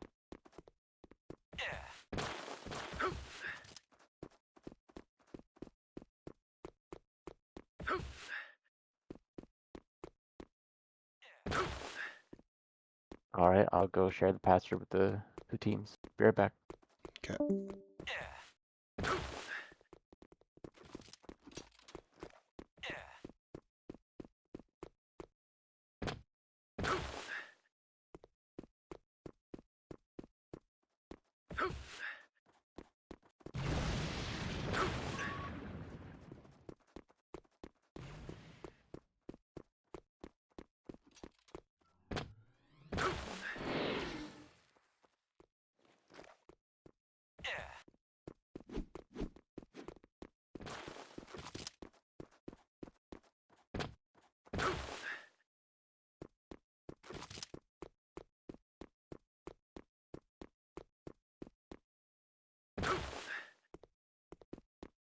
Don't stream the captain and host channel.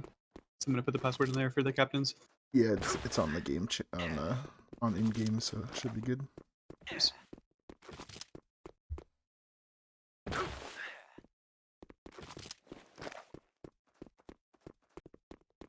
Another Echo base match. Indeed. Curious to see if the gameplay is going to be significantly different from our first match here. Yeah. Wonder if we'll see more aggressive plays with the Mando, or if they will do same thing of kind of playing more passively at the start. It may be that AODemons and Hillbillies both saw the previous match and are going to decide not to necessarily aggress Catwalk so hard as defense, or vice versa, aggress even harder on offense. Could also be that they're going to push main round 1. You never know what's going to happen. Yeah, it can be very beneficial to put a Wookiee into that med bay with melee, and then just hold that corner. It does mean that there's more angles that you need to worry about, more places that the attackers can push from, but it's also less risky to get set up in position, and you're not worried about getting sharked by the Sith. As we saw in the previous match, Fash on melee Wookiee is incredibly experienced. He may choose to do that from the onset here. He's quite experienced as a melee Wookiee on Echo base particularly, so we will see what happens. We also see Vix stepping on to support for Scrim Team 6. Vix, widely regarded as the GOAT, also the GOAT of sharking. True. We're going to see a lot more sharking attempts inside than we saw last match. Yeah, with Vix on the Sith here now, Scrim Team 6 is definitely getting a bit of a buff, seeing as they had to fill in the last match for their Sith. Now they have their core roster all ready to go.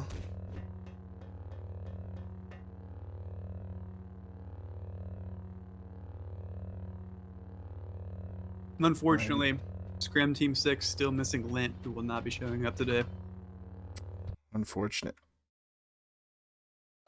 Alrighty, password is going to be reset. I'm going to quickly hide my game so I can reconnect to the server. We'll be right back.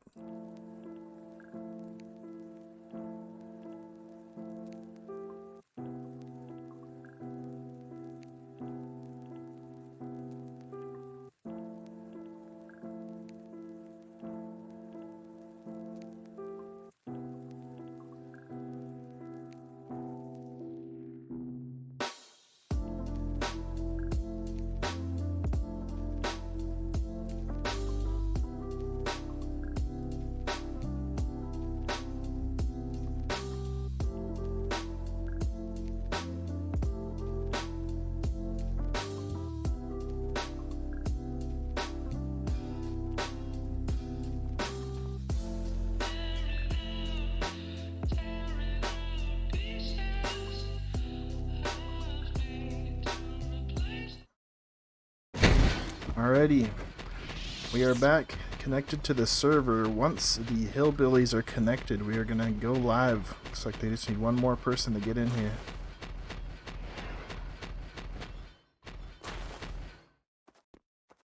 Who are they missing? Could be Bill, could be Bully, could be Amy. Feel like Bully's probably gonna play for them, seeing as that would be their best choice here. But we'll see what they choose. I was just talking to them, and they asked about substituting mid-match, and so they might be changing around their roster. Right. As a For match attack and progresses. defense. Well, that would be totally Something like fine that. as long as they're part of the roster. They can sub people out using their void time.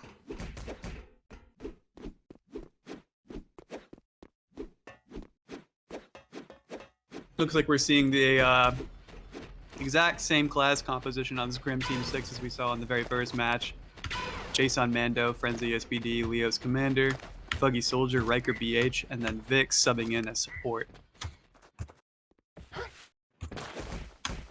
Scrim Team 6, warm from their Echo Base match. They may be staying on Echo Base for the entire tournament if they think that's a wise idea.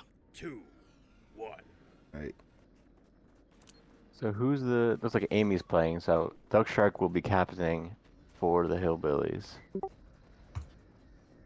On Hillbillies, we're seeing Amy on Hero, Arrow on Wookiee, Crumb on Arc, Lamneth, Clone, NPC, Jedi, and Duck Shark on ET.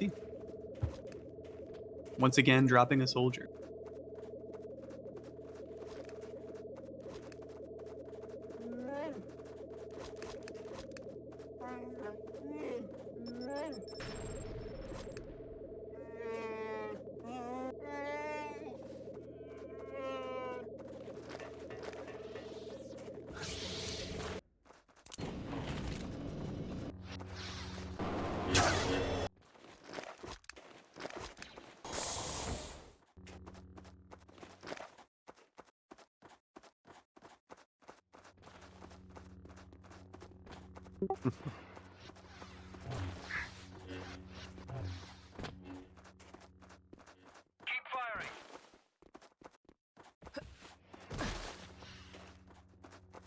Alright, they are ready.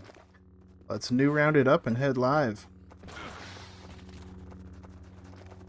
Joker Lel in the chat says the Hillbillies are about to get rolled. Oh no. Are we going live? We are live. 1. From with the epic T-pose coming out. We're seeing an awkward rollout from Jason Mando and lower. He's been blocked by Vix and Geometry. They may be a bit slow taking ground inside. Jace going up. Vix jumping directly up. NPC gets sided at the onset of the round. Not Vix a good keeping start. aggression. Getting QT'd by Amy, keeping a couple damage. We see side Good pushed all the way damage by back. Crumb here. Takes out the Mando, evens it up. Oh, Amazing great by pulse! Crumb. Vix is hit. Doesn't Amy get and punished Vix though. capitalize. One more QT. Oh, here. Crumb goes down. Oh no. Amy fighting versus Vix and Riker solo, falling back. He got baited. Amy goes down. Oh, huge pressure by this SBD here. Scrim Team 6 up 5-3. It's lots of damage in. Hillbillies are down 2. They've already had to fall back to the final OBJ. This engine's gonna start getting melted by this SBD. It's probably already half HP. They've got to do something quick, otherwise this OBJ is gonna get completed. OBJ is going down right now. Scrim Team 6 1-0 taking for the Scrim first Team round 6. on offense. 2, 1. Well played by them. NPC unluckily got picked early. It looked like they might have been able to come back at one point, but it just didn't work out for them. Riker showed up just in time to challenge Amy and Crumb there, picking Crumb, later picking Amy. Riker, often referred to as the Dark Lord of MB2. pushing into side. Vix going in for the flank on NPC. Vix goes down! Shots to the back, he's down! We're seeing a mirror of what happened last round. Their support's going down early this time. Huge ion by Crumb. He's going aggressive, trying to kill the Mando. He goes down from it. Scrim T6 regaining ground inside. NPC falling back. Maybe a little bit too aggressive there, Crumb. He got a bit overconfident and just tried to kill that Mando. May have aggressively or accidentally fallen down. Main team on Scrim Team 6 winning and getting ready to flank side here. Oh. Shark going for the counter flank here with the Sonic. NPC goes down too. Give Scrim Team 6 to Nidus. Wow. They almost had that round. They got an early pick, which was huge. They just didn't hold their advantage. Crumb got a little bit too aggressive there. A Sonic mine hits Leos. Will it matter? Duckshark watching caves right now with the Sonic primed. And we see Lamnet fighting in mid. Looks like Fuggy on Soldier. SPD Frenzy have pushed out of mid and are flanking. They may not be going for the objective this time, but focusing on picks as they're up lives. Good Sonics by Leo's getting blobbed. Oh, nearly Sonics down a life. himself, unlucky. Unlucky. Oh, Loki. Looks like Hillbillies got worked this round.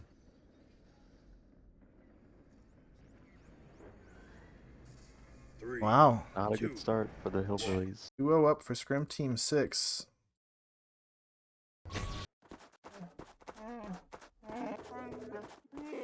See if Hillbillies can pull it back. They've been getting lots of good opportunities, but they're just never capitalize off of them. Oh! Solid push from NPC at the last minute there, almost getting TD'd. Pulse going for the Mando, he gets Good hit by pulse it. on the Mando. Mando falls all the way down, he dies! NPC applying pressure from above, attempting to push an SPD. SPD getting some Pushing good the BH suppression. down. NPC's Not got to needing do anything something better. here to allow his team to push out. NPC falling back. It looks like his team is not committed to taking catwalk with him. This might be the play for them, though. They are up 2 right now. They just need to hold their advantage. Oftentimes, taking catwalk as defense can be a bit challenging if your entire team is not committed to taking ground there. NPC gets poisoned. He's going to meditate that one out. Riker opening up the medbay hack. Will Arrow reposition? Arrow holding medbay. Oh, Hero goes down. Slightly evens things out. Vix is low, though. One more bounce, he's going to take him out. Side team getting overwhelmed. Crumb goes down. Things are evened out 4-4. Oh no, Arrow tried to go for the flank, but Vic saw it coming. ET goes down too. Just taking the lead. They go back to even Back as to Lamneth 3-3. gets a pick in main. Now, Scrim Team 6 still has their SPD, so attacking the Falcon is a viable strategy here. If that's what they go for, then Hillbillies are going to have to apply some pressure either directly on or going for a flank. Oh, NPC lurking for a little bit of a flank. Vix calls it out though. Rest of the team is watching for it. Just like the first match, Scrim Team 6 playing a bit slow on offense with plenty of time to remain. Making sure they only get the cave hack whenever they feel like it. Cave break, rather. You see Clone playing close here. Vix calling that out. Vix calling out Gunners on top of the Falcon as well. NPC going for the flank. Riker had a tracking dart on him. He was ready for it. Riker putting some good pressure on him, getting some good bursts. He gets pushing pushed. Riker back, wasting some of their time. NPC goes down to the SPD. Frenzy flanking from mid. Unconventional for an SPD. Frenzy known for unconventional positioning. Getting chased by Lamneth with an ion blob. Lamneth just needs one good ion. He hits his ion, Oh. gets headshot. That shot goes down next. This firepower 3 coming out from Friends. Doing big damage. Now he's just going to melt the Falcon.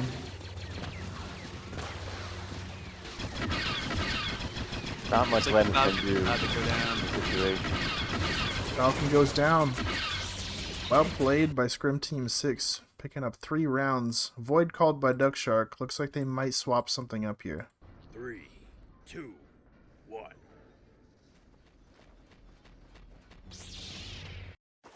Small timeout.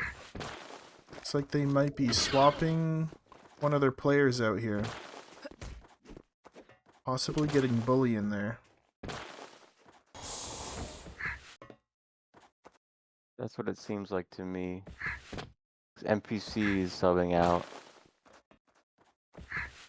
Frenzy and Bully. Vix playing PVM and Move Me Tells 2. Killing the Wampa with ease.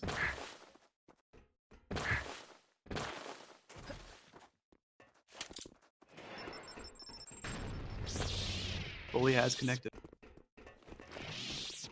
That is indeed what they're going for. They're swapping out their support. Vix gets kicked by Crumb and dies, padding that KD. Oh no. I was hoping to collect stats for this afterwards. That ruins everything. Well, just -1 for Crumb. Oh, I know you did that. Great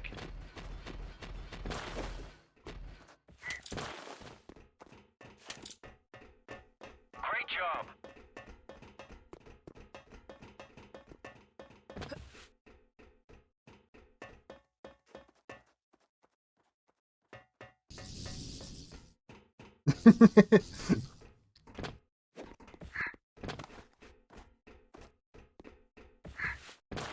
Shark has called ready.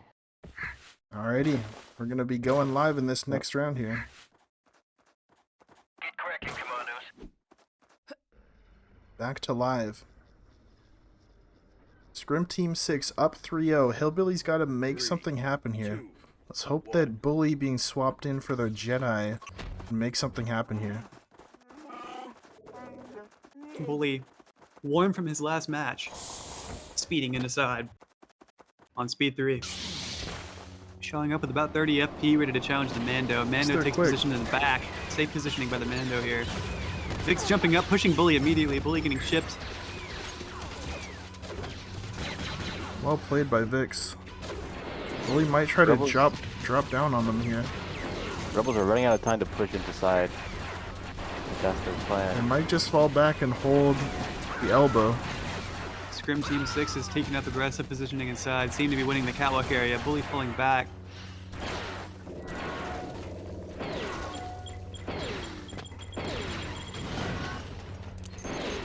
Arrow, hearing the medbay hack, is rotated over to help the medbay. SPD is going in. We already see SPD taking ground, pushing Arrow out of position. SPD is now able to flank their main team and get a crossfire in on main. That's going to be used for Scrim Team 6 pushing main. We see Frenzy Leo is push low up. though. Frenzy already one shot. Not having that mag plating makes a really big difference in the tankiness of SPD. He almost goes down in the 1v1. Might go down to the CT. There he goes. Still traded his last moments for 2 picks there. Fortunately though, Hillbillies just lost too many lives that kill on Friends just isn't worth it. And now it is a 1v5. Lamnith versus 5. Very unlikely that he's going to be able to win this round at this point. Seeing a lot of confidence from Scrim Team 6 here, pushing directly up on the Lamnith. He goes down. 4-0 for Scrim Team 6 on offense. This momentum is huge.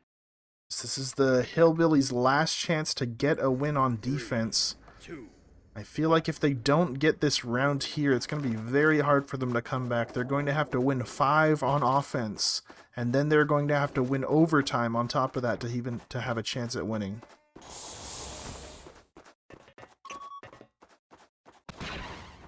Bully much more aggressively positioning inside here, denying the Mando the position in the back. Slowing them down. That's a good play by Bully. Vix going for the shark. Not getting anything. Just the second shark as well. Third shark again. I'm getting in a good position here. Almost got aimed with that fourth shark. A properly timed hop can actually save yourself from the shark, so we'll see if we see that come into play. Bully taking some aggressive positioning on the BH. Oh, Crumb goes down to the shark. That is the danger of Vix inside on Echo Base. TD goes up, gets past everybody. Looks like a detonated. Bully trying to pull something together here. Bully might go in a bit of down. A rough spot. He's poisoned Low with enough multiple to be gunners aggressed on by him. multiple gunners. Jumps down. Oh! Yes. He turns his Allowed back a for a sub by moment. to escape. Gets bursted. Really one side. Vix is gonna flank the main team now. Main team doesn't know Vix is right behind them. Duckshard goes Cuts down. Duckshard in half with his lightsaber. That's gruesome. Chances of, cauterized. Okay. chances of Hillbillies coming back now is becoming extremely small. 3d6. The objective. Vix putting some pressure onto this. Arrow goes Wookiee. down. Wookiee goes down. Just Duckshard left. Goes down. And it's a 5-0 shutout on offense. 5-0 for Scrim Team 6. Very well played on their offense. 3, 2, 1. So You now can definitely tell just how much more organized Scrim Team 6 are with Vix on support. Yeah. As soon as they got Vix in there, it's been night and day for them. I'm interested to see, later tonight we're going to be having a match of Scrim Team 6 versus AODemons. Definitely the two favorites to win the tournament. That match is going to be probably the most competitive, and we're going to see which of these two teams is better. And that match is scheduled to begin at 6 p.m. EST. And that'll be our final match, our closing match. The two top seeds in this round-robin tournament. There's a lot of history writing on that match here as well. There's a lot of external players in Scrim Team 6, external compared to AOD. Jason has a history of attempting to take down AOD, prove that his cadre is a better set of open players than AOD. Yeah. We will see if that happens. We've got on Scrim Team 6 ex-Toxic veterans, developers, elite warriors, former AOD members, former Longsword members, the team of vengeance. Scrim Team 6. 3, 2, 1. AOD, possibly Osama bin Laden in this situation. Whoa. I mean, that's what Getting Scrim Team taken 6 out. You know. Oh, it's true, it's true. Possibly.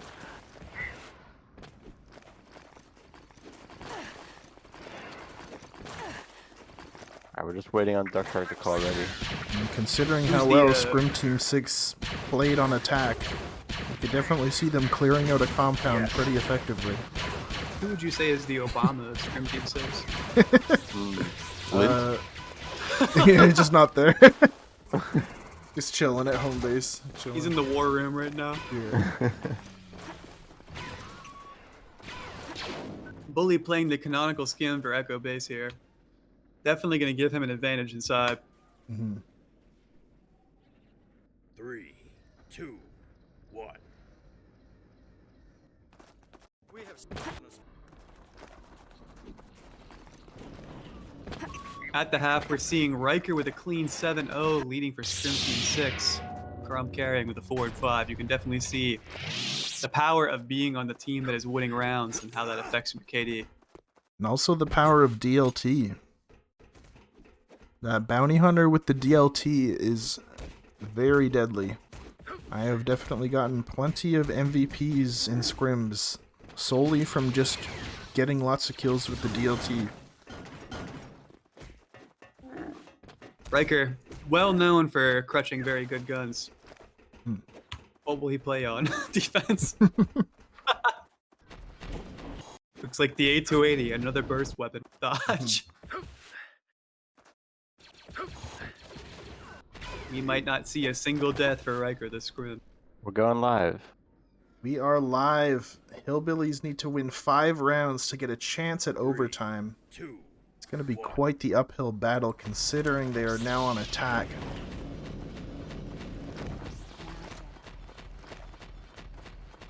Conventional strat here inside. Oh, it looks like they're actually sending the Mando a main. Looks like just the BH and the Sith going side. Vix rushing up the side. Using dualies for that block radius. We see the SBD in main, and they're probably using the mag plating strategy where they suppress and push up.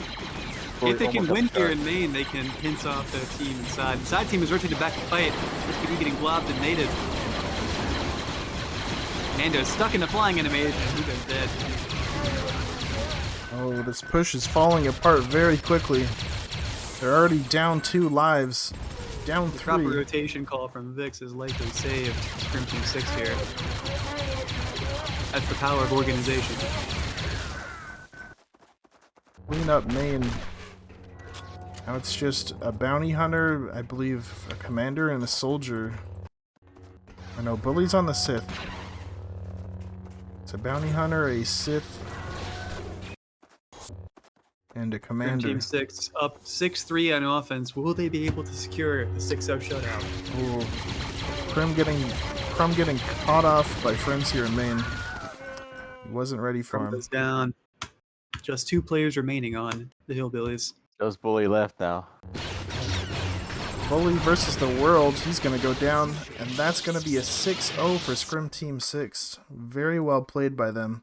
They did not Unfortunate drop a match. shutout, but not entirely unexpected. 3, 2, 1.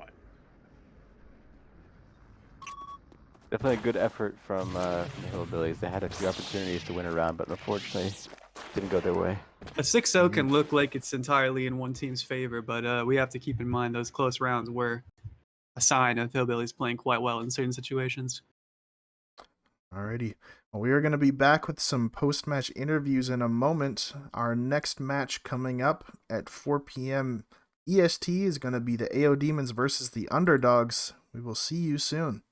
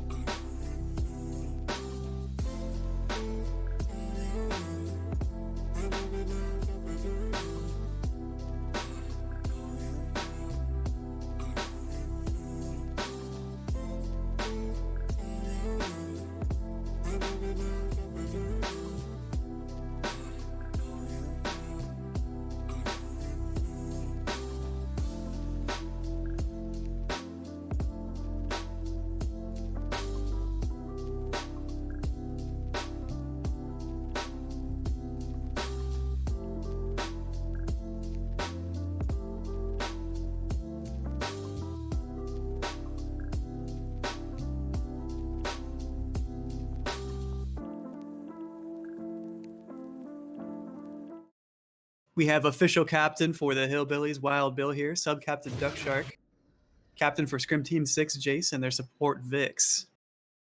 Y'all, what are your initial feelings after completing that on Echo Base? Would you like to go first, Mr. Vortex? No, you can go ahead. Oh well, I kind of played a Nick Fury role, you know, just the team assembler and guy in the sky. You know, I saw a little bit of the skill come in a little bit. Vortex's team's a little bit I don't want to say well, got some players like absolute monsters, solo an entire lobby in regular open mode, and we really needed to execute on our strats. And there were times where we were able to work it, and then there were times where it wasn't working. Like our last round had a really solid strat, but the execution of it was just unfortunately not there. So, but It overall, happens good job. sometimes. Sometimes you get rolled, sometimes you get a plan and it sounds good, and sometimes Despite you the don't. 6-0, it was still a good showing by the Hillbillies. Absolutely. Agreed. Yeah. Your thoughts, I Chase? think Well, it was fun. We came out to play. We played. That's really all it is. I do gotta say We had that the Crumb was tenacity, bro. scary with them bouncies. Like I was stepping away from him. I think Crumb was really doing well on defense.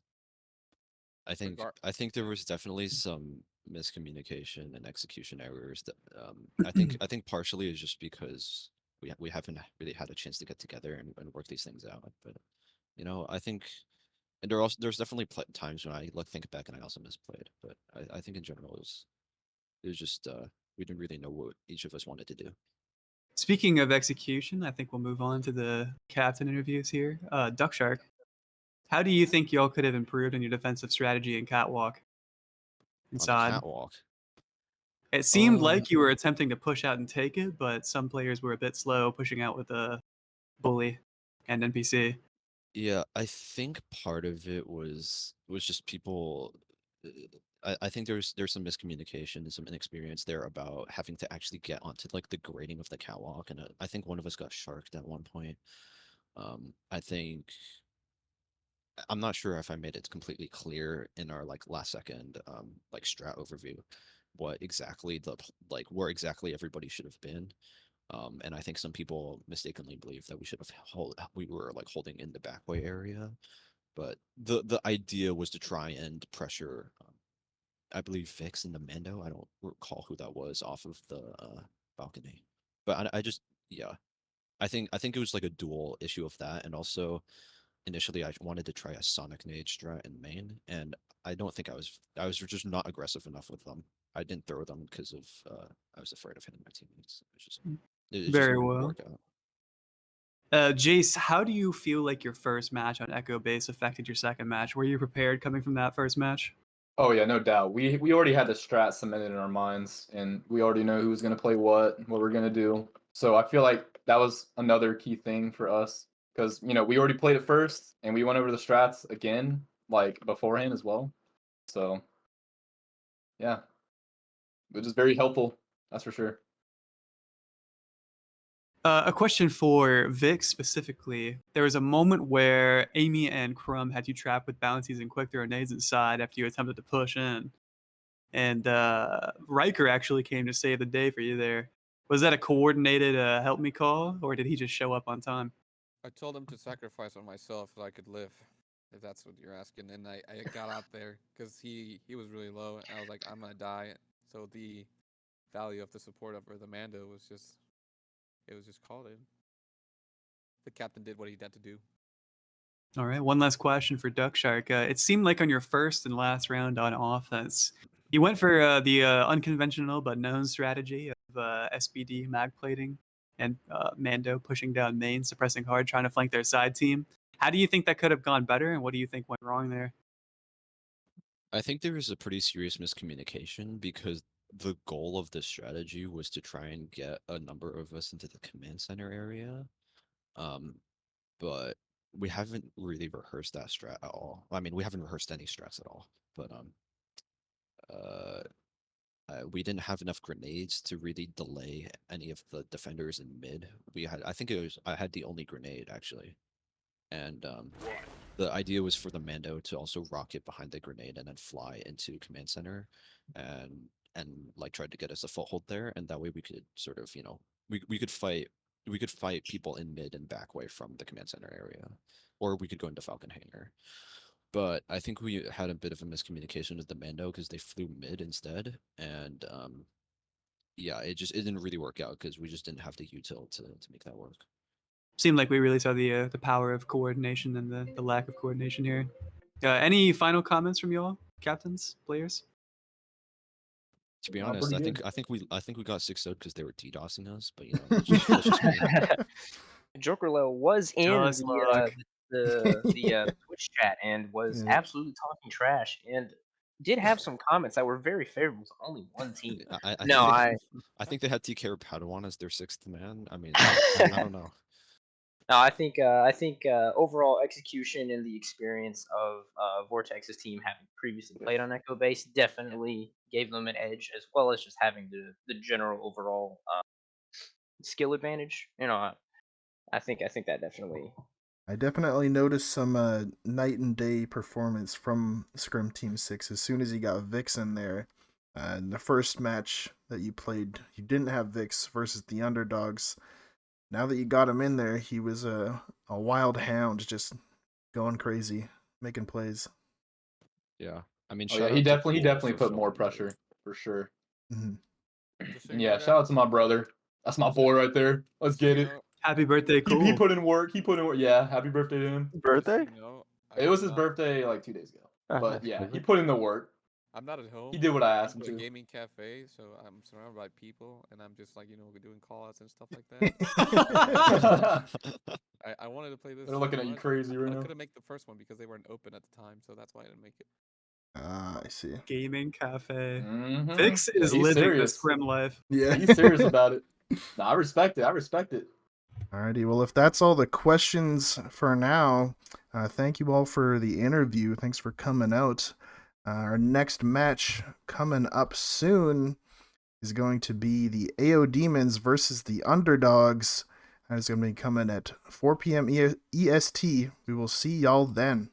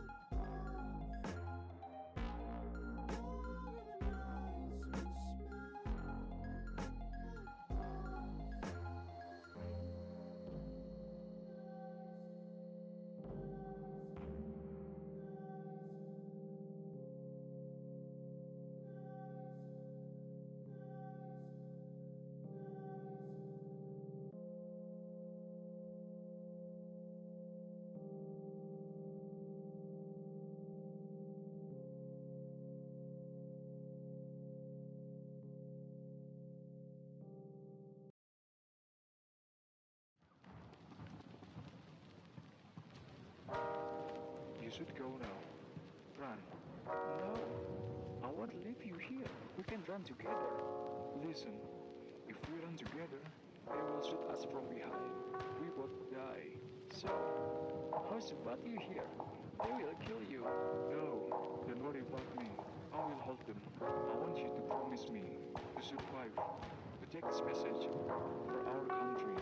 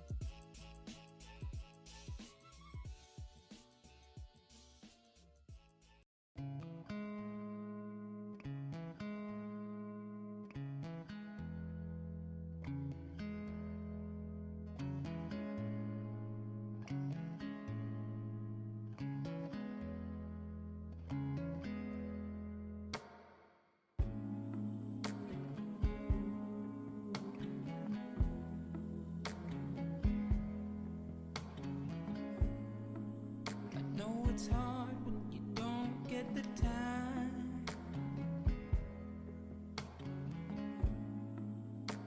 to do the things you gotta do. Always moving forward, always on the go. I hope you take a moment to take it slow. Let me be the one to ease your pain. Let me be the one to ease your pain. Baby, take a break. It'll be okay. Let me be the one to ease your pain.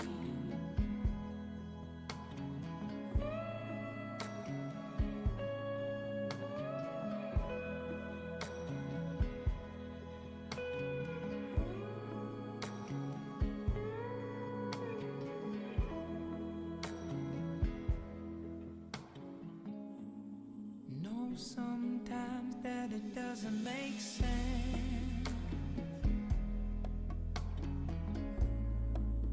It's even harder to comprehend. It's a long night. Say goodbye, then hello. We came here from nowhere, going towards the Welcome back to the open mode tournament. We're You're gonna here get to on with game. our fourth match. Update the team names here.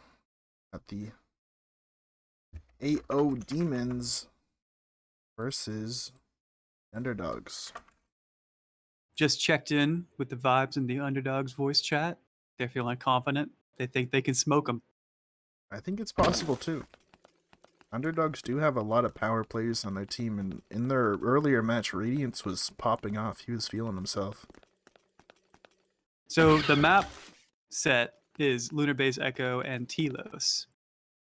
And we know that Underdogs and Hillbillies requested Telos. Mm-hmm. Do you think that Underdogs will be asking for Telos if they win the pistol duel, or do you think they'll get side? I think they very well might, especially they were having some technical difficulties with Telos during the break time, but it looks like they figured that out. I think it's a very likely possibility that they might take him to Telos just to mix it up here. Alright, pistol duel. Ready when you are. Telos is one of those maps where Good to go. coordination really shines. So if they're not feeling confident in their gunplay, they may try to outstrat AODemons. And it's also a relatively even map, offense, defense, so that could be a good idea to choose so that side doesn't matter as much. Kodar with the Radiance standstill hitting his first strats. 3 shots in a row. Radiance is ready for the standstill strats. Kodar's deviating from his plan. Radiance takes the gets pistol it. duel. Wow. Alright, Radiance. Map or side? 3, 2. Telos. Choosing Telos. Alright, Kodar, Exciting. what side do you want on Telos?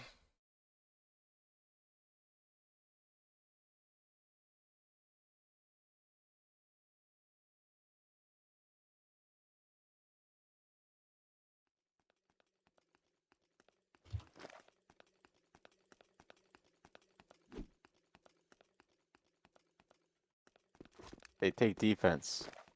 Righty. AODemons starting on defense on the Telos map. This is Telos is a newer map, the MB2 map list, but it's seen many, many public scrims since its release. A lot of meta shifts have happened there as well.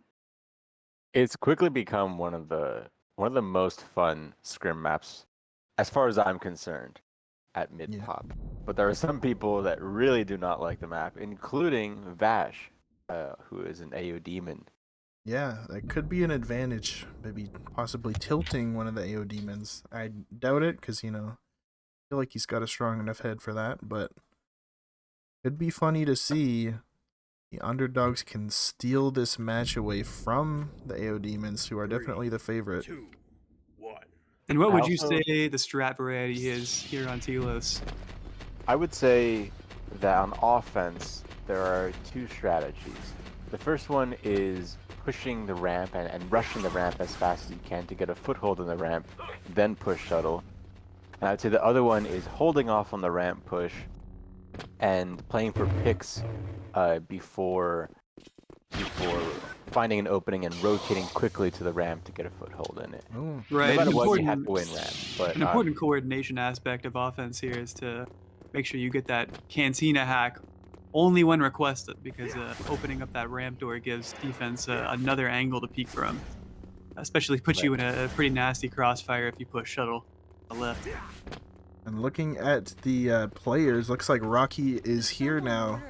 I know he was busy earlier with some personal things he needed to attend to, but now he is here and ready to play. So both Scrum Team 6 and AODemons are playing with all of their first draft picks, so to speak. all their starters. Mm-hmm. So and this what would will you be say interesting. the strat variety on defense is here? Because we covered offense already. I would say that it's harder. There's less variety on defense. I would say that the default strat is to have the whole team rush back to shuttle and split it into a shuttle defense and a ramp defense, where you're leaning a little stronger on shuttle side. But there is the option to push up as defense, as the defenders, push up into Cantina and have a small team holding side, but most of the team pushing up in Cantina. It's pretty risky, and I've personally never gotten it to work very well when in pickup games, but it is possible. It's quite impactful when the main team on Alrighty, Revs do both not teams are actually ready. call out that Cantina rush and lose half their team to the rush. Defenders can just fall back and hold up on many loves. But So the counter is, of course, to flank from behind, so we'll see what happens. We're going live. Are live. AODemons versus the Underdogs on Telos. AODemons starting on the defensive team, which is the Imperials, and Underdogs starting on the attacking team, which is the Rebels. Looks The like offense is doing a 3-3 split, and it looks like the Imperials are retreating all the way back to shuttle. We didn't see an early TD in Cantina to delay the rush. It looks like Vash on BH is running to the gap right quick to take a Ruptor shot for anybody who's rounding around in spawn right now. Jedi has rotated away to Cantina.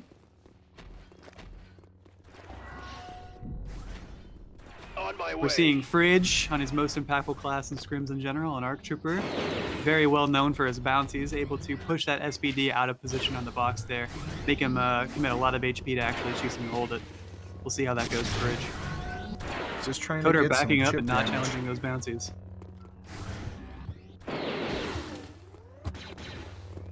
Kodar and Fridge, two very patient players with high scrim IQs. You can see Inferno opted for the Fire Nade.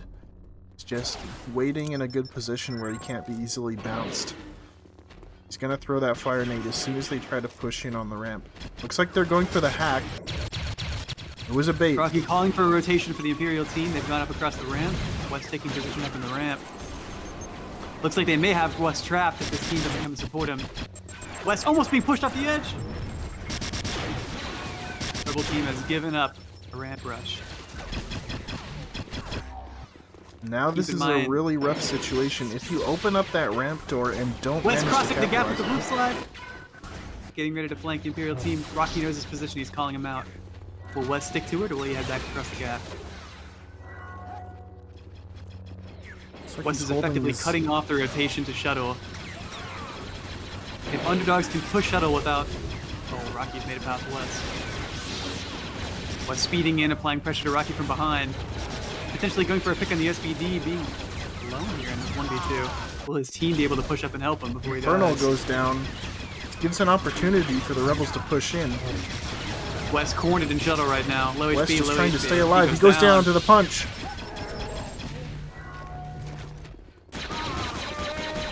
Wookie goes down next. Inferno putting in some work on this ramp. Yes.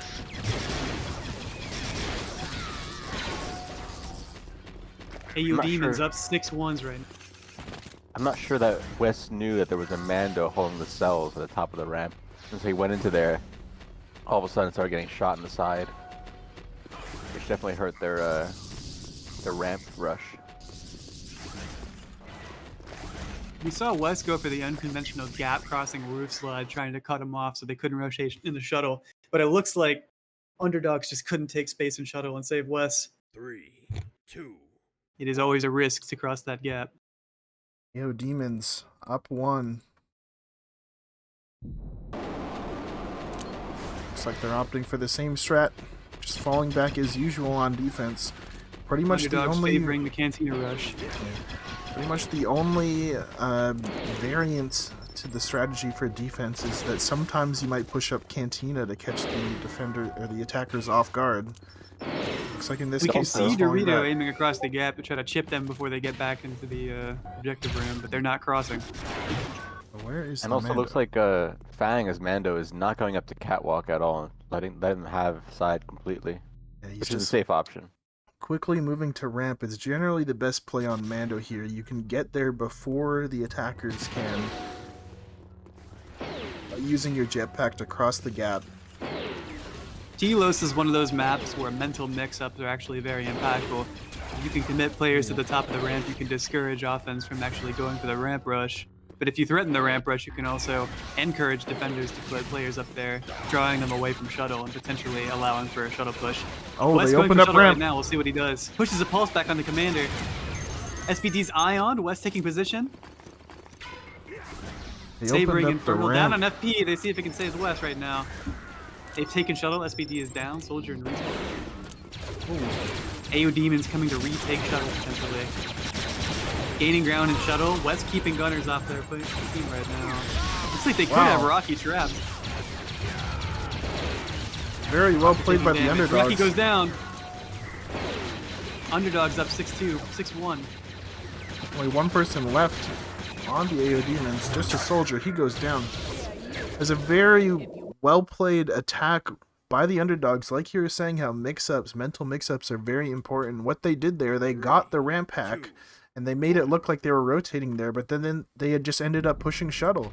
They managed to bait Rocky over there, their support, and that just gave them enough opportunity to just rush down ramp. And it worked out for them. It is That's how 1-1, correct? coordination is here, Yes, yeah. it is 1-1. Okay. Underdogs are tied up.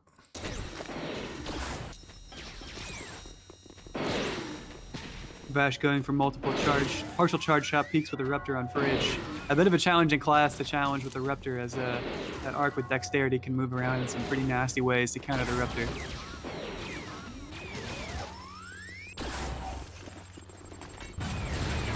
We're seeing nades going across the gap into the back of shuttle.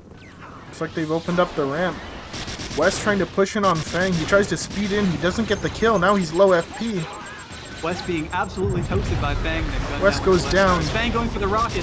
TD takes out the ET. Hero and Jedi are dead. Oh, a little bit of a movement fumble there, but they're alright. It seemed like most of Wes teammates were not in position to push ramp within that time. Now they're just trying to execute where they can. Yeah, Wes really gambled on getting that speed kill on the Mando. He didn't manage to get it, so then he was just stuck in a crossfire with low force points, which meant he was just going to get melted. AODemons pushing out. Aggressing the clone trooper. Rocky getting a pick through the wall.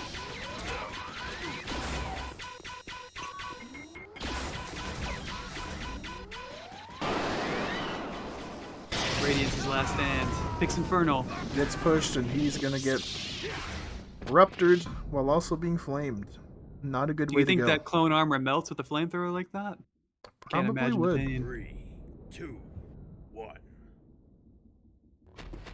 Not a We'll way see I how would like to go. Underdogs mix this up. AODemons Wes up running to- a bit more of an entry build on Jedi here. You can see he dropped his Sense 2. He might have picked up Force Block, he might have picked up Pull, Mind Trick, we don't know. We will see. Fridge getting some chip damage on Kodar before he gets back.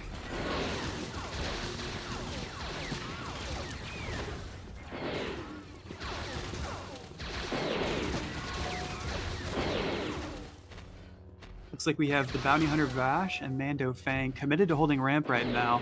AODemons a bit understacked in shuttle. But it looks like Underdogs are rotating to push shuttle now. Jedi's there at least. A common counter for Jedi pushing into shuttle is to have the Mando play across the gap and actually rocket into the back of shuttle, because the Jedi can't necessarily see that coming. But we see Fang committed to the top of the ramp room, not moving out of position. Radiant's going for the ramp hack. He's gonna get it. Ramp is now opened. Looks like they might be opting for the same strategy as before. They open up the ramp, but it seems like it might just be a bait. Wes has rotated over. It looks like they're beginning to push ramp. Underdogs recommitting to pushing across ramp. Fang dodging the quick grenade. Wow. Oh! Wes pushes through the flames. Pick on Fang. Could be a worthwhile trade. Underdogs down 3-5 on lives. The AODemons were ready for them. It looks like they tried to do a kind of double fake. They got the hack, they looked like they were pushing ramp, or they looked like they were pushing shuttle, and then they went back to ramp afterwards, but they just weren't able to capitalize. They got taken out by a combination of some utility. Rocky got there in time and pushed a couple of them, and they just folded. Jaden, this is an uphill battle for Underdogs here, but many of the Imperial team are down in HP. We could see a couple picks change the tide entirely. They are. Rocky's only at 38 HP. One headshot or one body shot could do it for him. Infernal out of armor. Ooh, the ET goes down though. Radiance is alone for his last life. AODemons up 3-1. Up 3-1. If Underdogs can secure this last round win, it will be a worthwhile attempt on offense, I'd say. We'll see what happens. I would say so too. I think Telos is a pretty defensive-sided match, especially if you have a very well-communicating defending team. The main way to win on offense is to be unpredictable and use rotations and mix-ups. But it looks like Rocky, using that Force Sense on the Sith, he's able to call out their plays as they happen. And they've been reacting accordingly. Looks like they're pushing pretty hard into the ramp right now. It gets fire naded off. Katora goes down to a nade that got pushed. Hey, that was Just a good a soldier. nade, but the fire nade cut it off completely. Katora loses another life. The AODemon soldier is already on 1 life. Ash gets ioned, takes some damage, he's low. Underdogs gaining some ground in shuttle. SPD and Commander in some vulnerable positions, but Underdogs have to push through a choke point to actually push toward the ground. West goes down. That's going to change things here. And AODemons are now up 1. Things were looking good for the Underdogs for a second there. The AODemons managed to stabilize.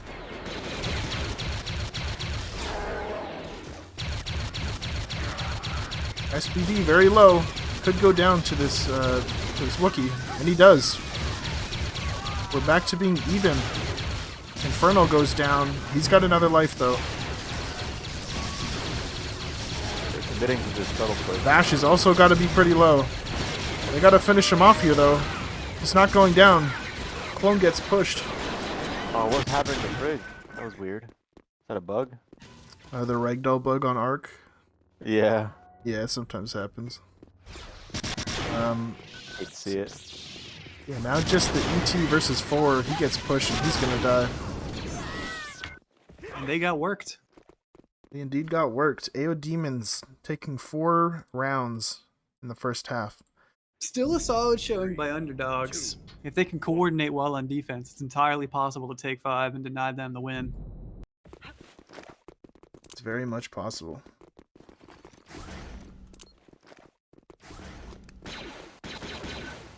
A question from the viewers in the Twitch stream for us hosts. What do we think about AODemons and Underdog support gameplay? 3. Cheeks, how do you feel? I think that both the supports have been doing what they need to do. I mean, Rocky is doing a good job of calling out the enemy plays, and the rest of the team is doing a good job of adapting to whatever the attackers are doing. And Wes on offense is doing a great job in entry and getting inside. But I feel like he might be getting let down by his team. They're not really pushing in behind Wes and using the ground that Wes is gaining. It happened in ramp. It happened just now in shuttle. And I think a lot of the It also time- happened in gap when he jumped across that flank position, pinching the team, separating And them. It seems like Wes is making these plays, but he's not being supported by his teammates. We can really see the variability of impact support has here, where you can do almost everything correctly and still not really make a change because your team hasn't capitalized correctly with you. It's hard to know exactly how calls are being made here without being in their voices, but I'd say that Rocky's overall positioning has been quite solid, quite foundational. He's generally by the books kind of support. We're not seeing a lot of nades for him to really push back and get many picks with, but he's often moving at the exact right time to deny space, show up to help his gunners get important picks, and then just stay alive. Oftentimes, the biggest thing a support can do on defense is simply stay alive. For those viewers who don't know how Saber plays in scrims, support is often a push denial role, a role that's meant to augment other gunners and not necessarily be a frag class. Staying alive and using those Sense 3 callouts to get as much information as you can for your team in voice chat is quite different from playing open mode with Jedi. As Jedi and Sith, your main goal is definitely using the fact that you have the ability to block blaster fire as long as you have force points, so you're able to distract enemy players while not taking damage, and then use your force powers to support them, being able to push them over so that your team can easily finish off a kill. We're live in the second half. We're going live. Looks like the AODemons are stacking a bit heavy towards Cantina side. Kodar getting a rocket ready. Looks like he's sending it. Doesn't manage to get anyone though. Yes.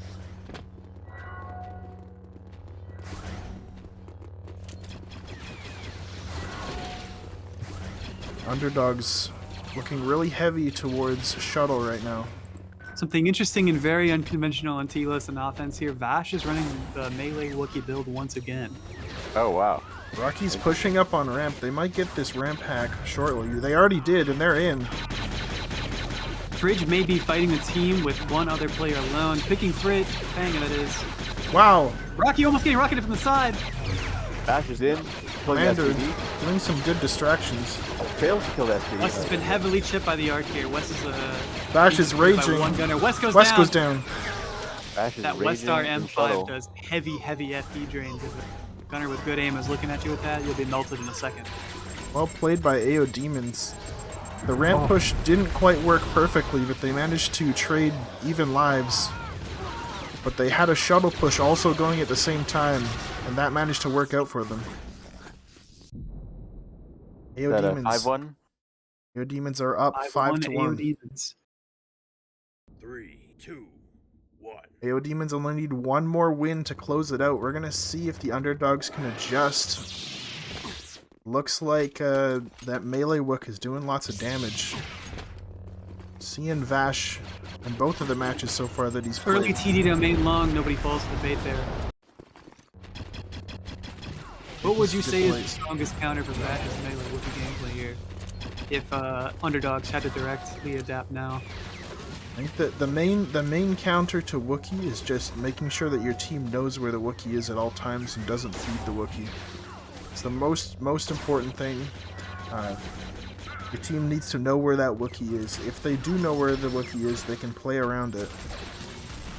Catching a fragile class out of position like a soldier there is essentially feeding that Wookiee rage, which is a majorly impactful entry class in a tight space like shuttle.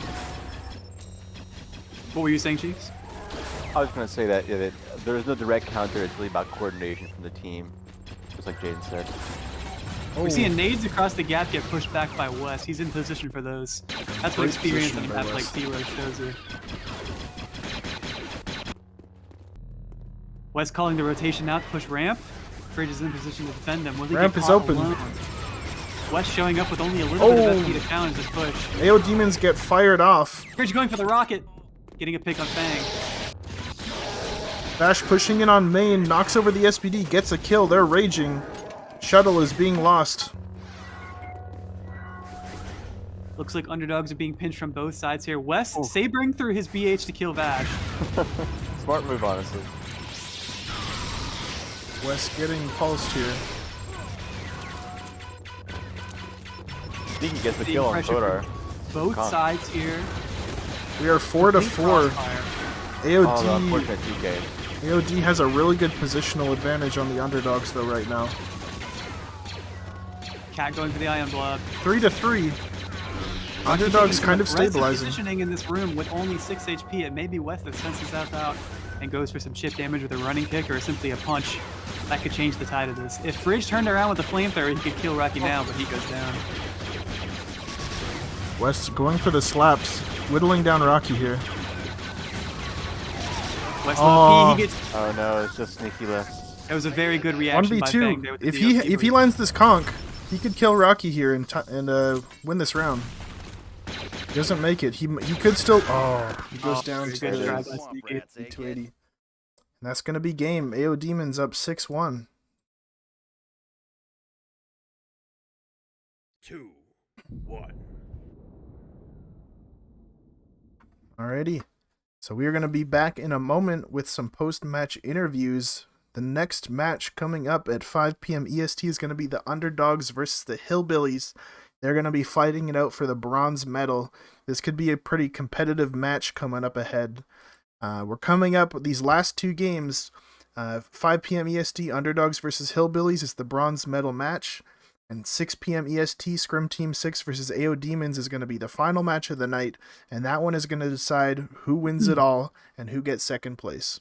We will take a couple questions from the audience for Captain. So if you'd like to put them in the Twitch stream now, we will get to that when we ask Captain some questions. Join us then. We will be back in a moment.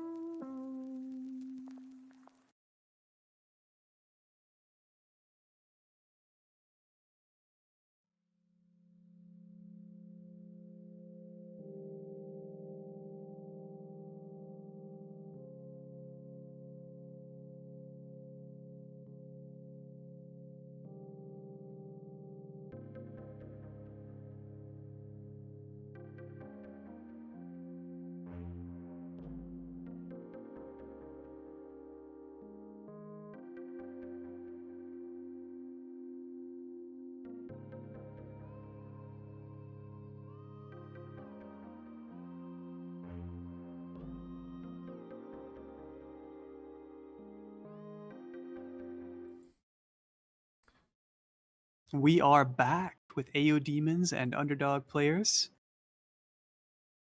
Oh, hold on. I have to actually give them roles to talk. Right, they're suppressed Technical right now. difficulties.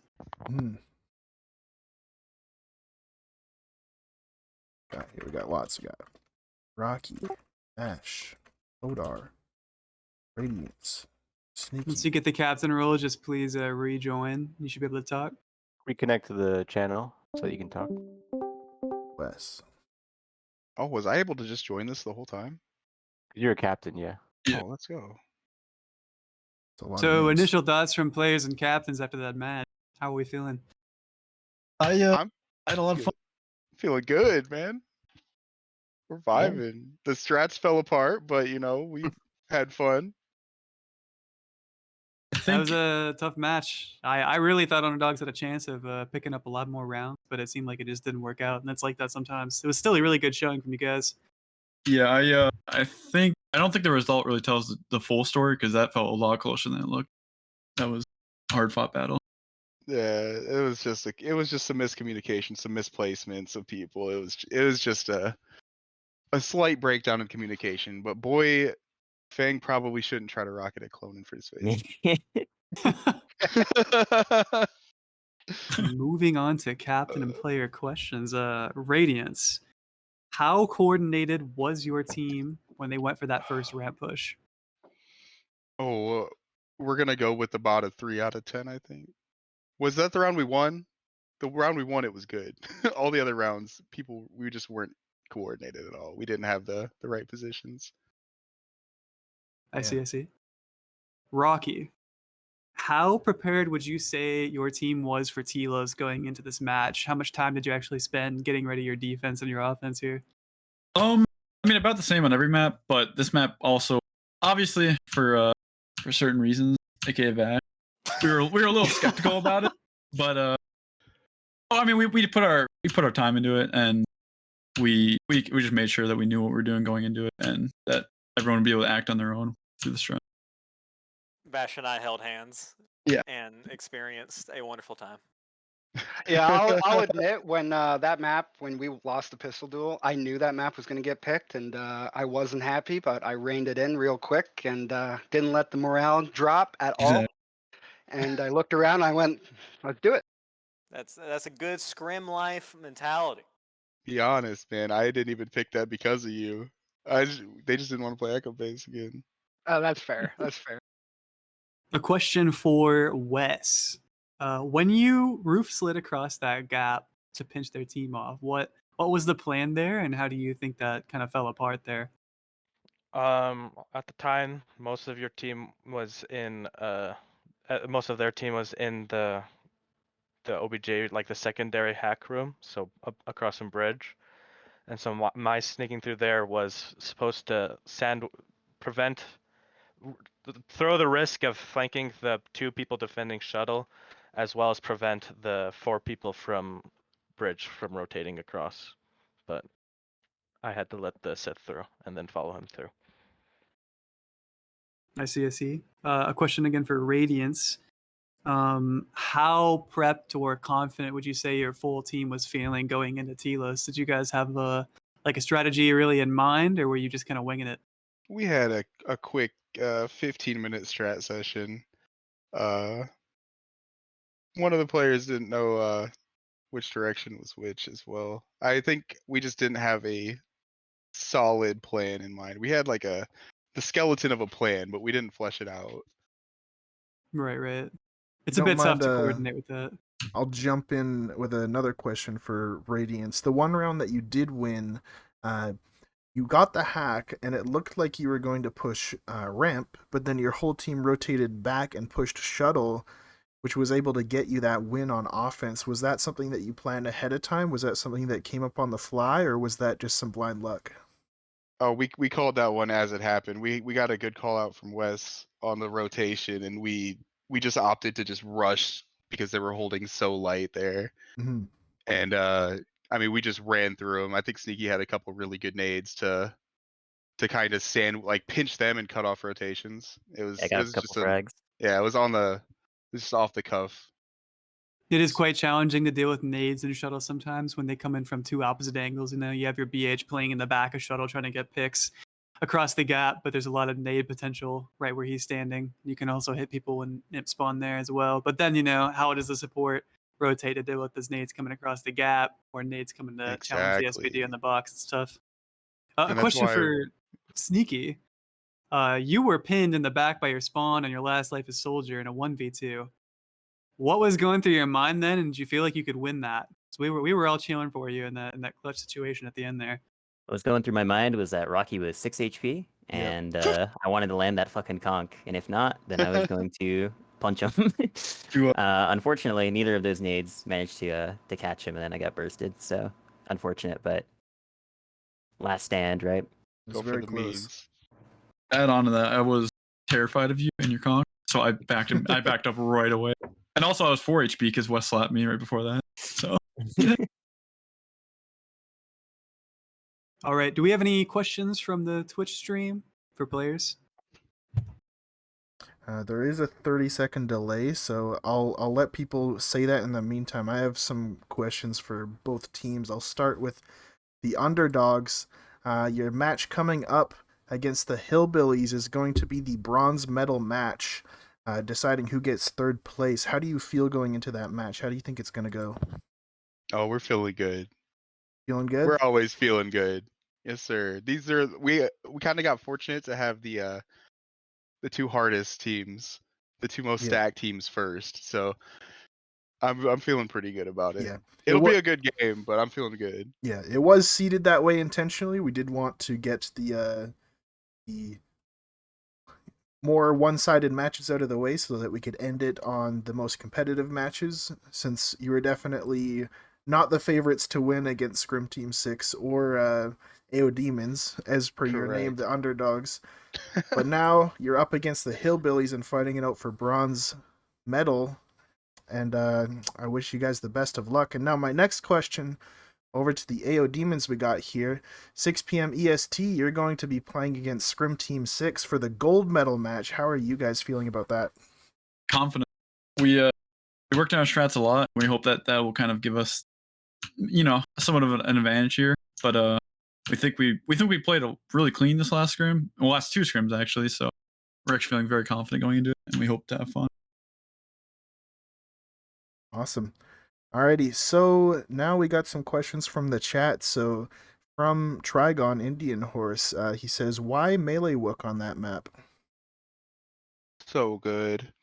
Well, I'm just not a good caster. Never have been. And I know my whole team was really iffy on me being Ragewook on maps where caster is clearly the best. And, you know, as you can see, it worked out pretty well in our favor.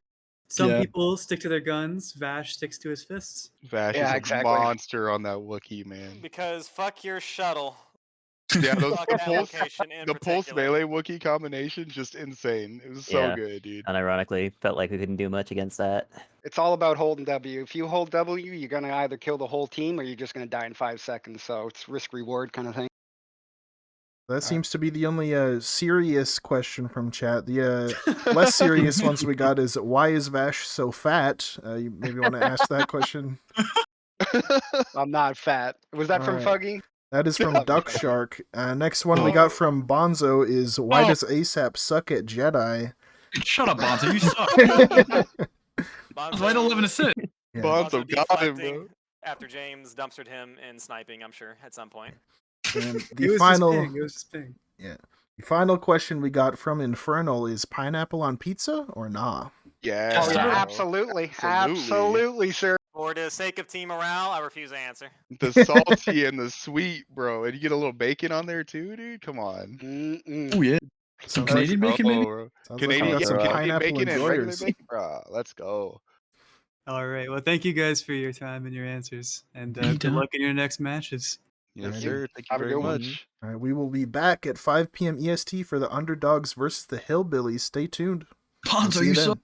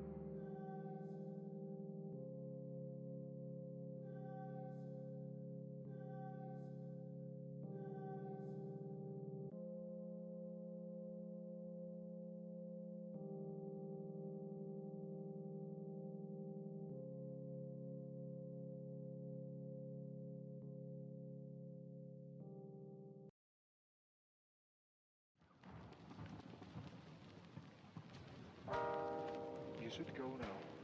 Run. No, I won't leave you here. We can run together. Listen, if we run together, they will shoot us from behind. We both die. So, how's about you here? They will kill you. No, don't worry about me. I will hold them. I want you to promise me to survive, to take this message for our country.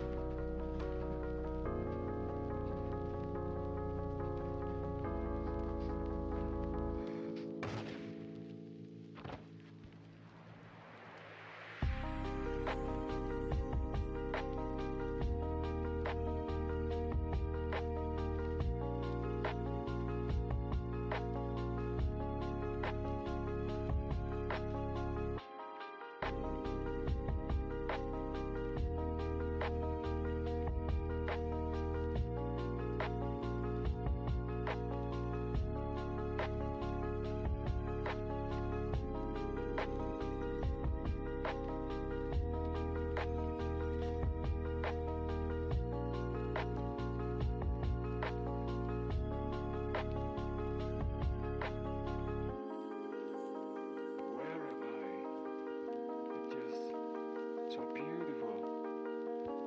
I am in heaven? Yes.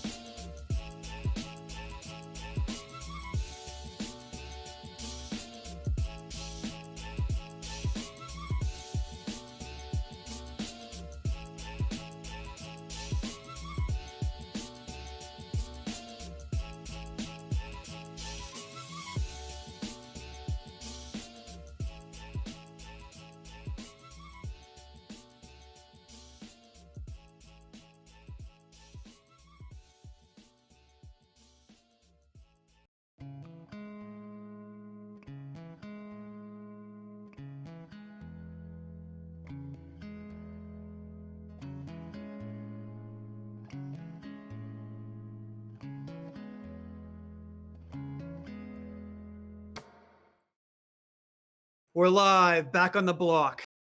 We are Another back. pistol duel, match 5. Another movie battle. We got the Underdogs versus Hillbillies. For the bronze medal. Set this score here. We've been checking in with teams. Both teams are in high spirits still. Both A lot of teams. shit talk. A lot of shit talk going on. A lot of shit talk going on behind the scenes. Could get dirty. Could get messy. We're gonna see who really wins this one. Who takes this? I got Arrow versus Radiance here. Pistol duel. Two longtime players. Oh my god, Radiance. Wow. Radiance, all 4 shots. Quick dub for Radiance. Alright, Radiance. Fastest Map P1 first in the side. West. Radiance wants Echo Base. He's not too old to keep gaming, you know. Arrow Still calls with it. void. Hillbillies. Run it back. What side on Echo Base?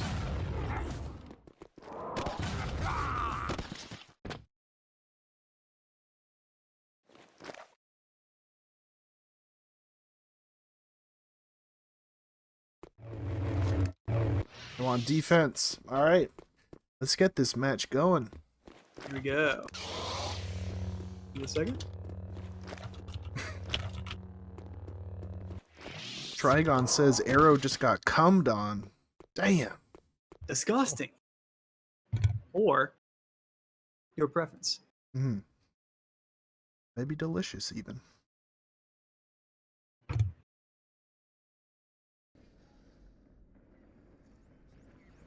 Arrow, no stranger to taking shots. Taking shots for the boys. They're pushing him down, fucking him.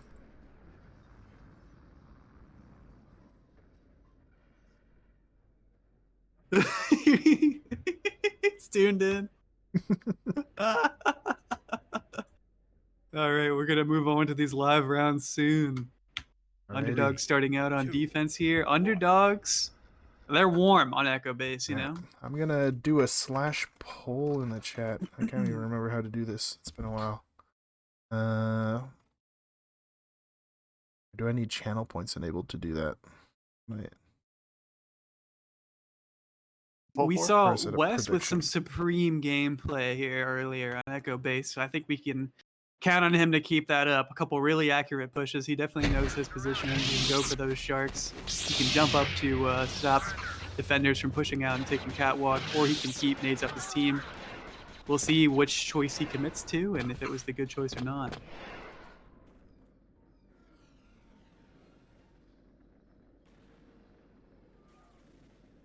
Three, 2, 1.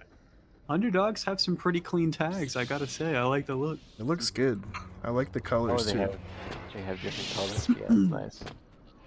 We are seeing Death Watch on Commander. Sneaky still on Soldier over here. Radiance on Bounty Hunter, as he's accustomed to. Fridge in the Mando cage, playing the Suicidal class. These players all have a lot of experience on Echo Base. I think we're going to see it shine through. See an Arrow on Wookiee. Lamnith Clone. NPC ET. Crumb. In Arcjail. Bully on support. And Amy going Hero. Both teams warm on Echo Base. Ready to give it their all. They're ready to game.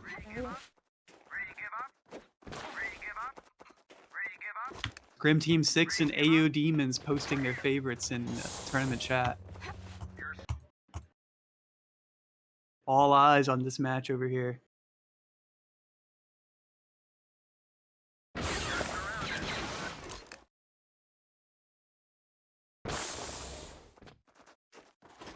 Looks like all the players are in the match. Gonna wait for Dorito them- easily ready. soloing a Wampa as SBD, showing off his firepower 3 aim.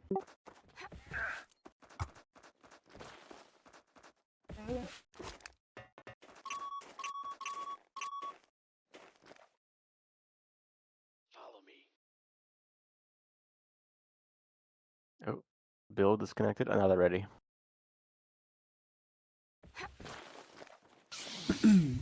Viewers, keep in mind those questions for the post-match interviews can come in handy for us. Indeed. We're going live. All right, bronze medal match: Underdogs versus Hillbillies. Who's it gonna be? We're seeing a standard split from the Underdogs currently. Sith, Mando going side with the SBD and the BH. Mando had a bit of an unlucky rollout coming out, hitting some geometry. Wes almost killing Fridge in the air, fighting the Wampa. That was close. This is a Bully's nail got a biter right really now. good position. They're gonna need to fight back to win side now.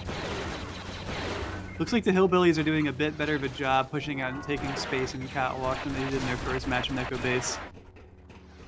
Definitely also helps the Hero Amy goes down for the Ruptor. Radiance just gained 5 pounds. Wes taking an aggressive position behind Bully, trying to deny him that TD push. Stopping the dualies with a block radius, taking a bit of chip damage during his push animation. He's getting ruptured too. From his Not a down in great HP and in a position. nasty situation. That TD is going to block the team from pushing out with them. Mando goes down to Bully. Hillbillies maintaining Wes their goes aggressive down. spot. Wes tried to push the arc. The arc shot him while he was down. At Dex 3 on Crumb, he was ready for the push. Bully speeding in on the BH, using a lot of his HP here. He might be. Crumb's going aggressive on this BH. He gets bursted down. Getting ready to swing or push. Getting in position. Almost getting Bully shot during might the burst, die but he to the swing steel blocks team. and saves himself. Bully's in a good position if he can keep it together. BH Radiance is flopped. gets Blocks iron. for the push. Gets pushed again. Goes down. Very tough situation for Radiance. Radiance almost had something going there, and trading off the arc is not bad considering his situation. But now it's just the main team left for Underdogs. I got SBD Commander. Soldier didn't rally in on Death Watch there. It's like he's got to take the long route. The Hillbillies are retreating. Playing conservative, falling back to the objective, and assuming that they can't win on OBJ, they do still have the SBD, so it is possible. And Dorito has a lot of HP still. Sitting on about 3/4, which is still very good. It's a 3v4 for the Underdogs. If Hillbillies overcommit and go for a flank, it's very possible they come up on lives here and win on this round. This is anyone's game right now. Looks like we see Bully and Arrow coming out of mid to potentially flank. We'll see if this gets called. The lack of a Saber on Imps right here is huge. Soldier goes down. That was his last life. Now they're going to be getting pinched from both sides. Underdogs may be getting worked here. The angles are being worked. The Wookiee does go down. So does the SBD. This brings us to a 1v3. One commander left on Underdogs. It's just like we predicted here. If any class can do it, it's going to be the commander here. One of the hardest parts about this for Deathwatch is going to be walking and using dodge at the right time. If he gets suppressed by that Jedi, he gets knocked down. It's over for him. He's too weak to just tank shots in the ground. He's also got to somehow try to find a way to separate these defenders.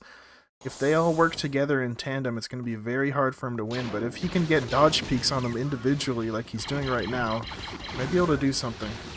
The worst thing Hillbillies could do here is take the 1v1. Bully going for an aggressive play, maybe. Getting behind Deathwatch. This is the flying kick. The Get running kick Saber. may not have been the move. He went for a big gambit there. I respect it. I feel like that was his best bet. If he could get a flying kick and kill Bully, then that could have been the momentum he needed in order to make the clutch.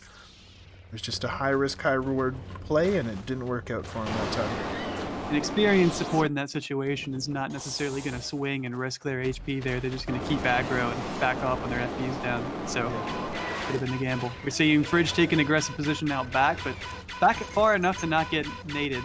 He sits there to protect them. Got a much better position now on this offense.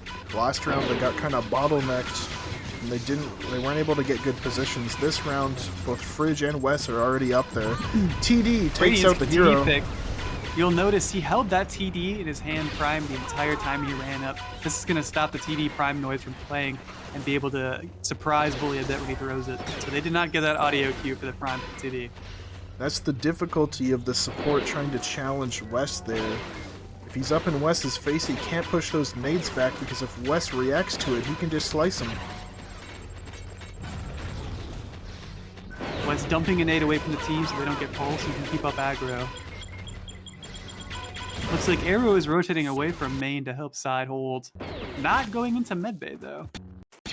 Main team not really getting any momentum here, so it's going to be all up to the side team to see what they can do. Arrow does have the caster Wookiee here. The SPD looks like Crumb's got a rocket ready for medbay. He's rotating back. Teams start to push out, but West goes down.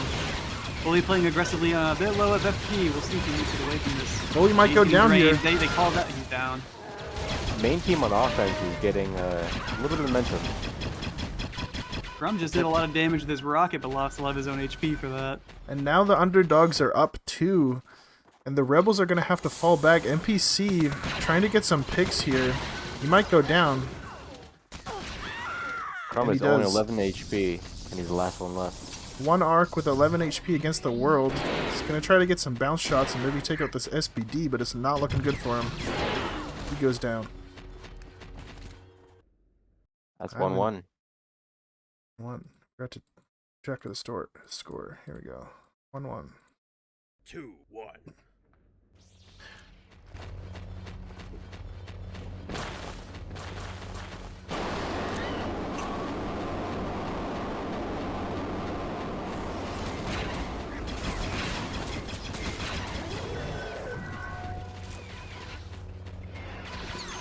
West going for the shark on Bully, getting almost got it. TD's up. West very low FP right now. He can't even jump up anymore. Crumb shooting Amy in the back. No enemies around Amy. Thinking about another shark here. Using Going for the shark horizontal on Amy, swings. he's missing it.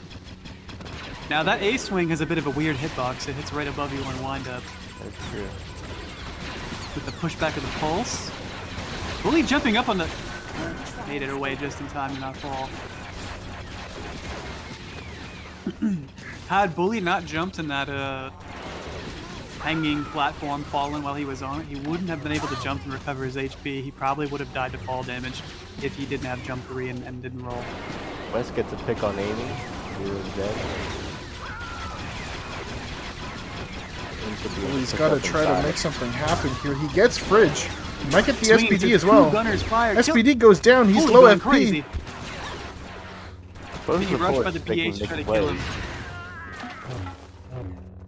And now it's a 2v2. Rocket from the arc takes out Radiance. It's now a 2v1. They turn this around. Bully with the West crazy and Bully, plays. both highly accustomed to playing aggressive on Saber. Very interesting to see them go up against each other. West pretty low on BP as he runs off. Doesn't want to challenge that Saber. A BP kill is unusual, but it's not impossible. Incredible plays by Bully so far in this match. Everyone's rotating to main. Now it's just the 2 left in main. West and Deathwatch versus 5. Bully putting pressure on the back. A classic positional tool for support is to get behind the enemy, especially another Saberist. So they have Deathwatch to manage has their another block life. radius. You're either going to get sided from behind, or you're going to turn around, face the other Saber, and get shot in the back. That's the idea. Deathwatch and West are lurking kind of in the split tunnels up. like a rat. Looks like it might be their play. He's trying to get some cheeky roof slides to get a pick here. Going for some wacky plays just to try to make something happen.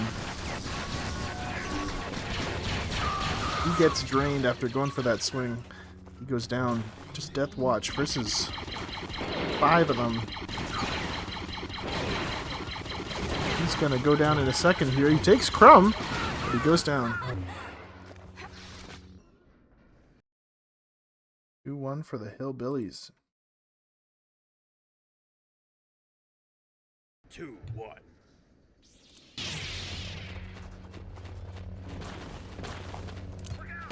As we can see, these teams are neck and neck. Every round has been close here. It's gonna be a really good bronze medal match, I feel it.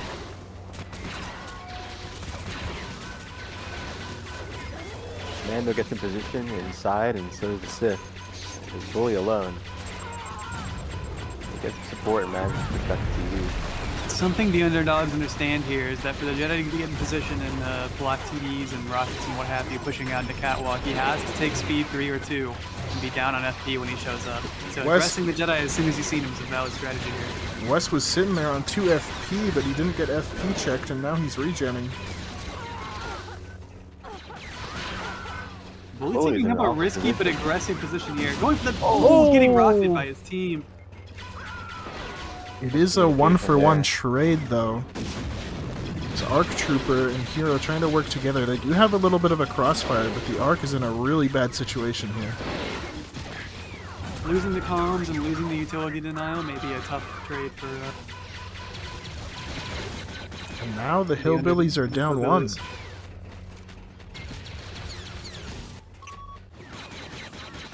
Three stacking up outside of the side corridor.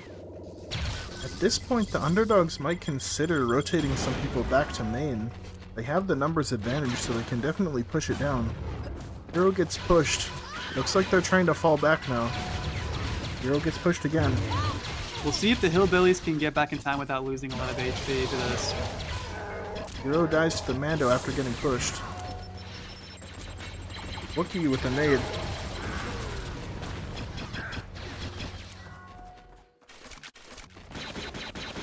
They managed to fall back, but now they're down 2. Underdogs up 5-3 here. Not quite taking their time to reposition and pressure the OBJ, but they are watching for a flank. Looks like the caster was playing on top of the Falcon. ET on top of the Falcon. On playing close.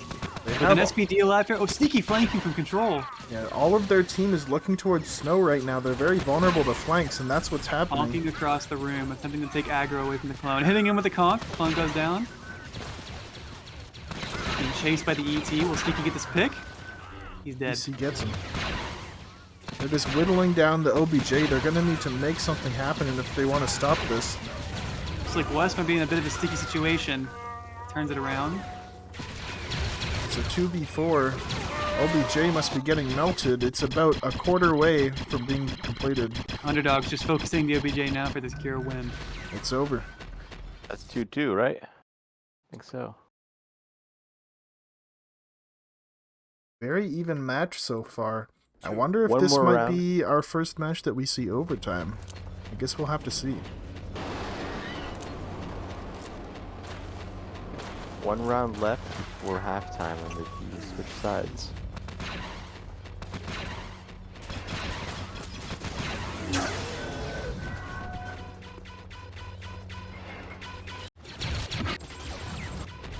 Oh, great push from Wes. Just like that pulse. PD goes in.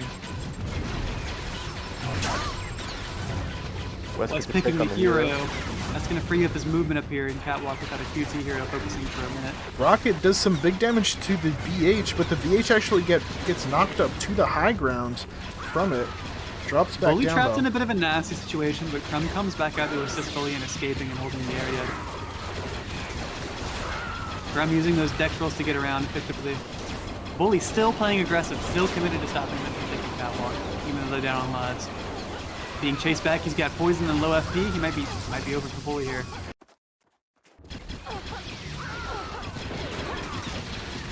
Defenders are still holding main without too much trouble, it seems. If there's any Jedi that can make a crazy play on low FP, it's gonna be Bully. Bully lurking down below, trying to live behind them, trying to split their focus, trying to make a pick potentially happen. We might see a Jedi going for a shark here. It's unusual in Echo. He was looking for it.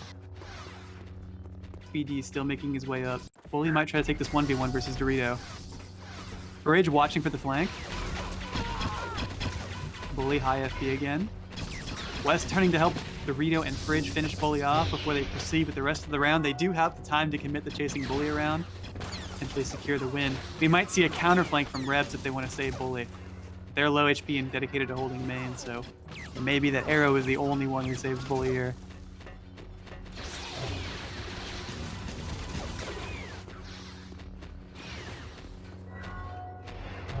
Oh, Bully going for the shark on the SPD. It was very close. West leading his team to the flank. It's probably best for the Underdogs to pressure main here and from side and let Bully just be behind them for a little bit. Get those picks in the gunners and turn back and deal with Bully. Looks Bully like is that's now exactly what one happened. shot, half FP. Still even on lives here. If Bully can find a way to reunite with his team, he could win the round. In a way, Bully has them pinched here. It may not be best to wait for caves to get broken. Death Watch 1 HP in control, being chased by a couple of gunners. They know he's low, they're going to aggress him and try to pick him. NPC gets him. They're now Watch even coming on back with lives. another life. Bully's distraction has Bully been didn't run very away. good. West Bully tried to punch living him there. behind them. He is in there while Oh! striking Dorito from below. Gets a good Dorito hit now on one him. shot. That's going to change things here, folks. He can't peek the Falcon OBJ for free anymore. Bully doing incredible work on side here. He's completely shutting down their attack by being such a thorn in their side. And Dorito The SPD goes down. That's the value of that shark playing out right now.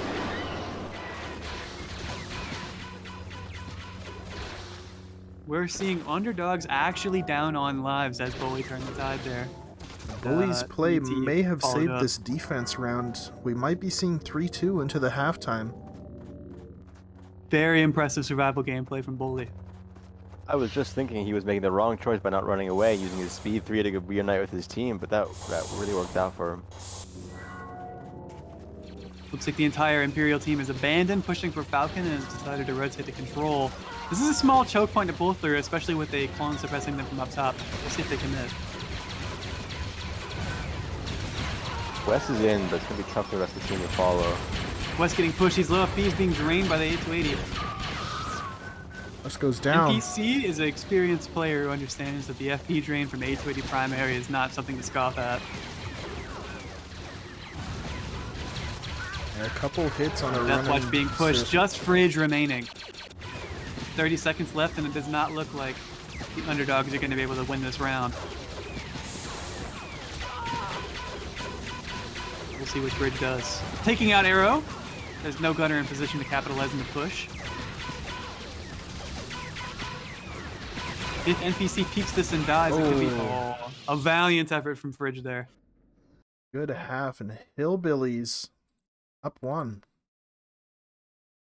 3, 2, 1. Amy disconnected, so it looks like they might be Might be subbing someone swapping out. for the other half. I assume Bill will fill in. What I would guess.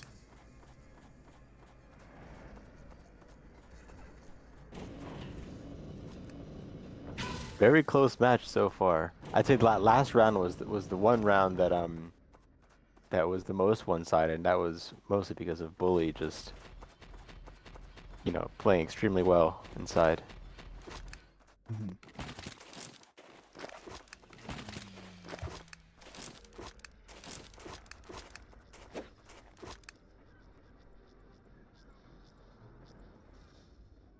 It's still any man's game here. 3, 2, 1. As we've seen before, offensive wins are quite viable.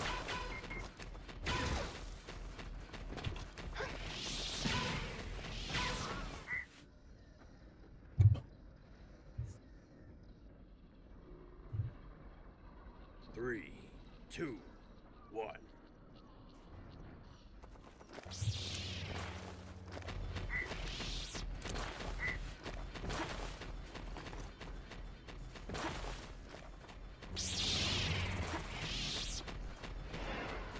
Everyone on the Hillbillies team is putting in work in that half.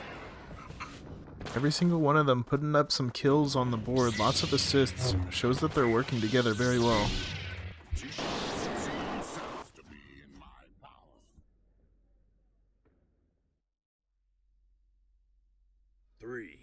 Considering the Hillbillies are a team that were put together mostly at the last minute, the last team put together, pretty surprising to see how well coordinated they are in this match.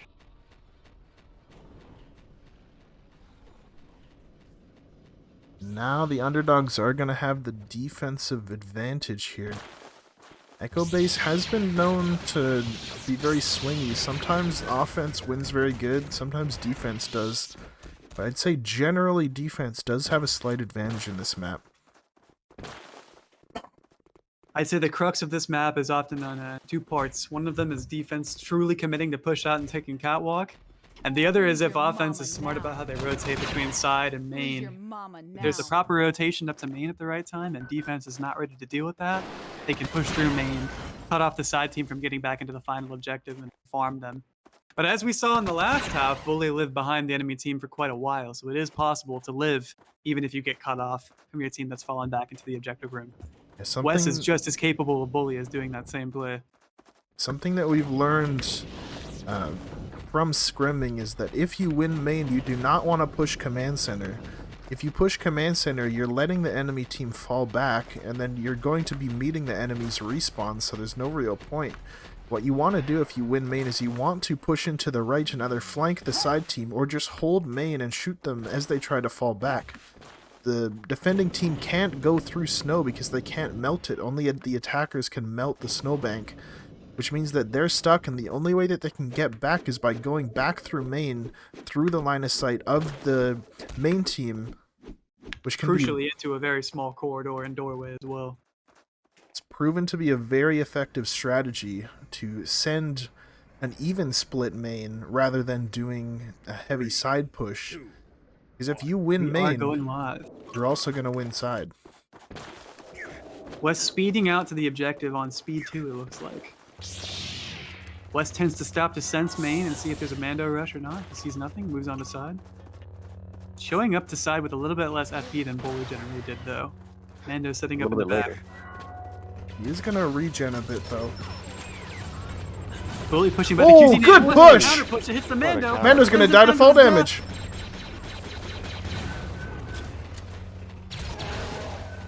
Huge push by Wes. Doing a great job taking ground here up in Catwalk. It's not going to be a viable push for Hillbillies. Hillbillies retreating back to main.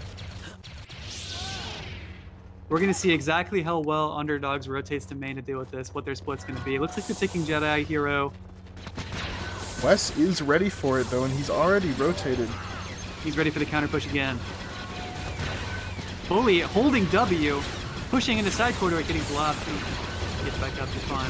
Still high FP. He can aggress this clone. We'll see if he gets the pick on Manny. Radiance, that is. Oh, he gets it. Bully coming back to assist main. Now they just gotta focus on shooting them as they try to fall back. They can get lots of picks and lots of damage. Hero goes down. Here we're seeing their side team cut off and falling back into the objective. Oh, but they slip right in. Still losing a lot of damage to this. Wookiee is Dorito one shot. 15 HP. The lives are even. The SBD and the Wookiee are both close to one shot, which means both sides are pretty even right now.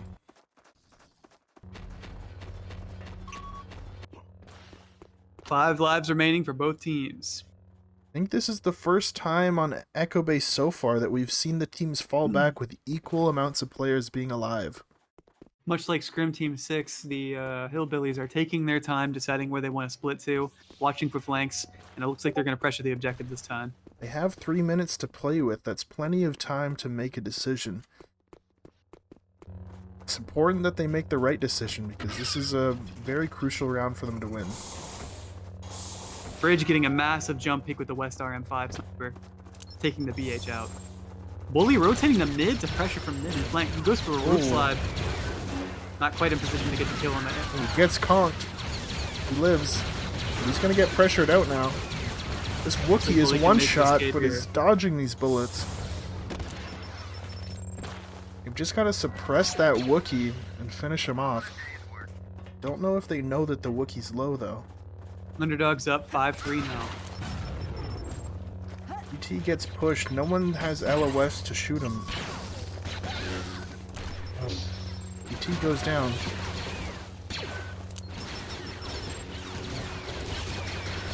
Bully low FP. He's going to go down in a second here.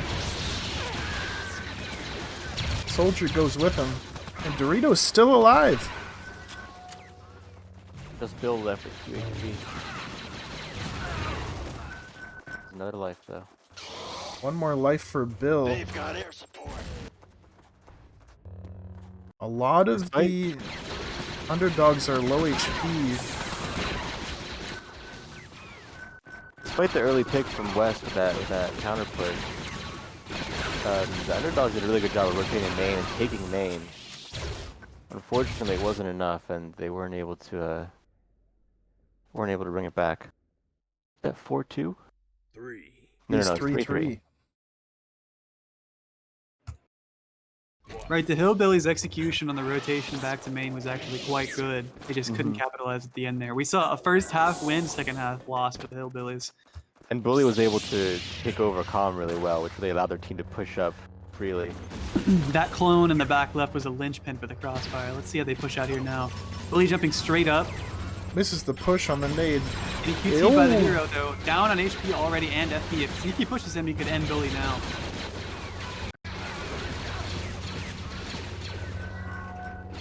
One more conk or quick throw on Bully and he could be dead here. Ion comes in, it clips the Mando, he's in the open. Bully's getting punched, he's 1 HP. Bully has been heavily damaged. One more running kick and Wes has him dead. Looks like it's what Wes he's going sensing for. the weakness, aggressing. Safe from Bully. Oh, dodges the slap, but he's gonna go down here. Oh, go getting for the speed punched by punch. Wes. Oh. That is the best option when you send someone low HP. Bully saw it coming, he could have started a swing and possibly got him as soon as he dropped his saber. It's just quite hard to react to from a positioning standpoint. And you're always taking a risk by entering a swing. Every swing has a few frames of HP vulnerability. It's a commitment. Both supports are playing really well this match.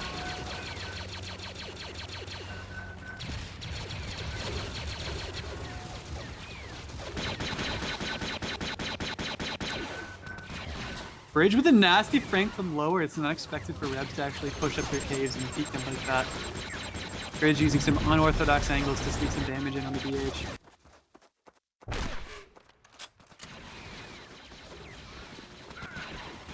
It's going to be quite challenging for Imps to push in and actually win here on main now. Underdogs mopping up 5-2.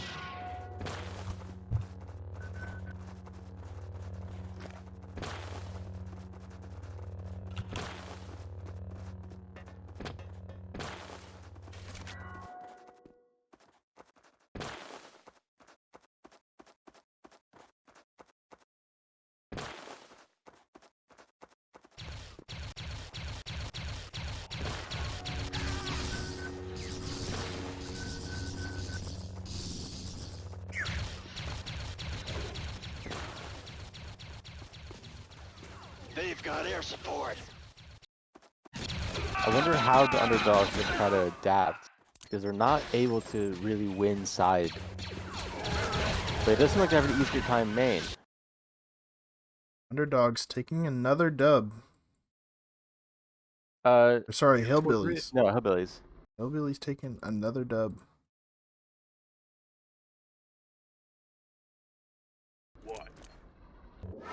It's Void. Oh, right, it's Void. Got it.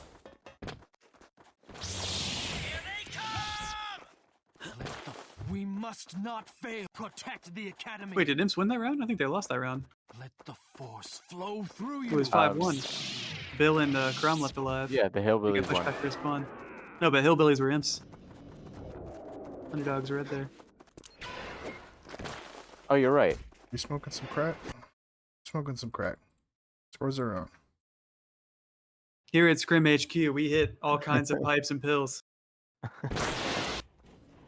Sometimes you're on the Eddie Munsons. That's how it goes. We must not fail.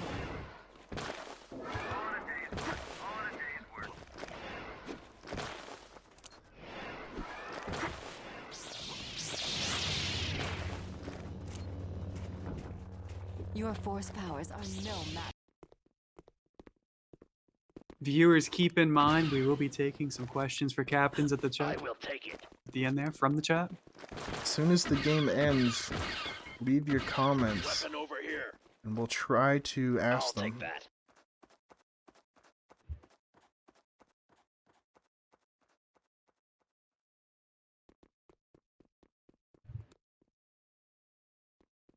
Radiance's team is called ready. I need backup. Help me. I need backup. Hillbillies are ready.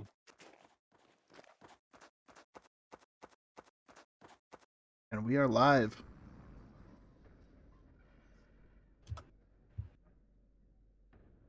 Three, two, one.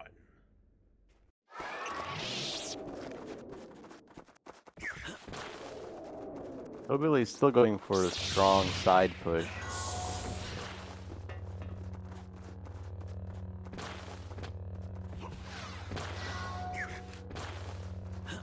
The Wampa has been dispatched with ease once again. Looks like they're going for more of a slow push, though. Only going for the shark, sneaky dodging that. And NPC is going up to main from the side. He's hiding in the caves first. SBD is generally not a rotation class in a lot of maps, but here it's actually possible. Mag plating SBD can be very impactful in main. It's a suppression tool and a tank pushing up.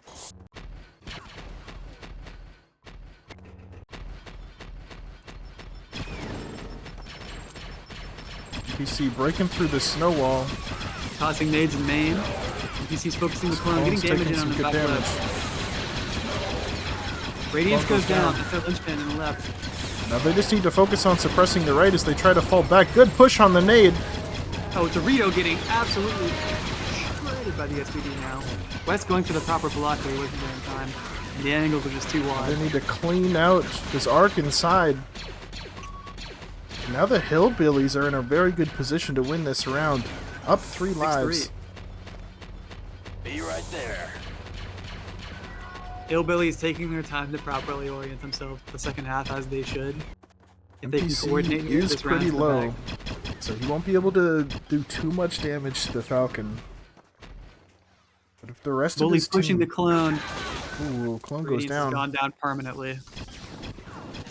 Now a 6v2. Two left for the Underdogs. Wes and Deathwatch. We can see the Hillbillies just controlling exactly when they open that side. Deathwatch gets a pick, but it's on a multi-life. Now this OBJ is going to start getting melted. Deathwatch has got to put some pressure on this SBD. West may die from this dart. He doesn't get to meditate. See what he can do with his last moments. ET's looking very hurt. West Goes shot down on to Bully. swing timing. Just West, and the OBJ is going to get completed. That's a 4-4 tie now.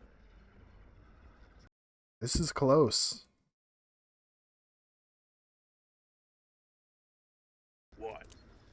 Both teams playing very admirably. We might see an overtime here at this rate.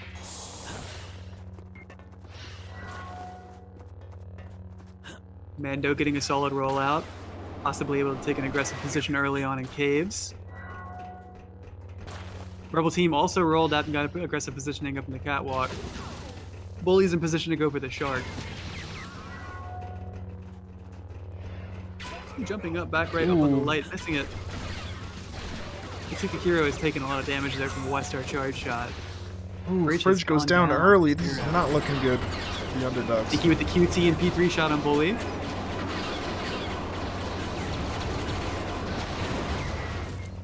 Unfortunately, Body Block getting back into the objective. Looks like the Rebel team has given up ground inside and is holding back in the cave and medbay entrances. Hillbillies up by 2. Rebel team is falling back to the objective. Coordinating, taking positions. We're seeing something different right now. The Hillbillies are choosing to get the hack or the cave break more quickly so they can target that Falcon and put some pressure on there. They have a lot of lives they can use to peek and a lot of HP they can use to trade to actually focus that Falcon, so it's going to be some massive pressure. 4v6. We actually have seen a comeback in this tournament at 4v6 on Echo Base earlier. We'll see if the Underdogs can pull it off. A flank from Underdogs is unlikely. A flank from Hillbillies seems to be happening now. It's possible that Underdogs could aggress their cave team as soon as the flank happens and dispatch the SBD. The Sith is locking that SBD down, blocking any utility from coming in and actually making this push viable. Gotta suppress that SBD as he tries to peek. Ooh, Wes taking a bit of chip damage there. Yeah, I think the clone is taking over the suppression of that SPD. Now that NPC as SPD is at 100 HP, being much more careful. Wes gets conked. Dorito pushing on a main, being chased by the Sith, picking the ET, but the ET spawns right there. Dorito's life taking Dorito's going down. Falcon is about 1/2 HP. 3v6, Wes is aggressing the SPD with the clone. Deathwatch goes down. Radiance goes down next. SPD finally goes down, but they lost a lot. He may be chasing the side. If he can time waste here, he can secure the dub. Going for the roll. Crumb on his conk shit, hitting Wes. Radiance needs to Radiance kills Lamneth.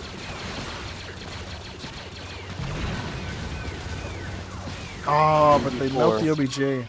5-4 for the Hillbillies. We can see the value of chipping the Falcon when available. 3, 2. Entirely possible for the Underdogs to take this to overtime. Going into the final match, it's either going to be the Hillbillies take it or we're going into overtime.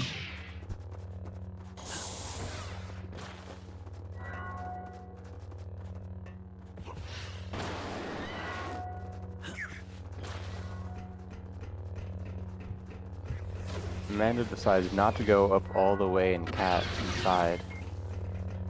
So only halfway. Ooh. Oh, going for the sharks, doesn't get it.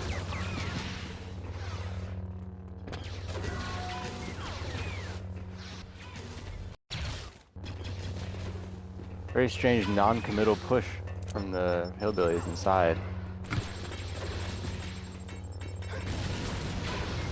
This may be the moment that Hillbillies decide to rotate back to main and out-rotate. Put some pressure on main. Nade past the Jedi. Oh, we're trying to get a shark on Wes here.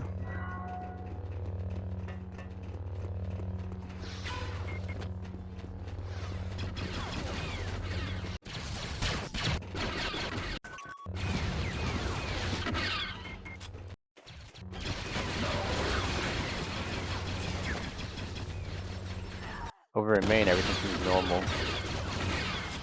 We're getting pressured by those quick bros.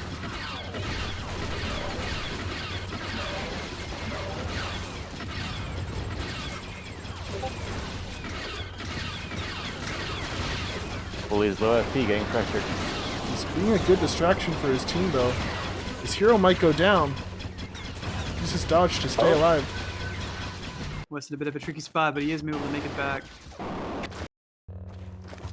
Hero on 11 HP just barely made it out of there. By using dodge, he could extend this 11 HP pretty far. Looks like they're beginning to fall back. Radiance goes down. Hillbillies up on West goes live, down. getting 6-3 Hillbillies right now. Not looking good for Underdogs. Hillbillies up 3, and this might be the bronze medal match right here. Underdogs got to pull out a miracle if they want to stop them from winning. It took too long to retreat. He got caught out.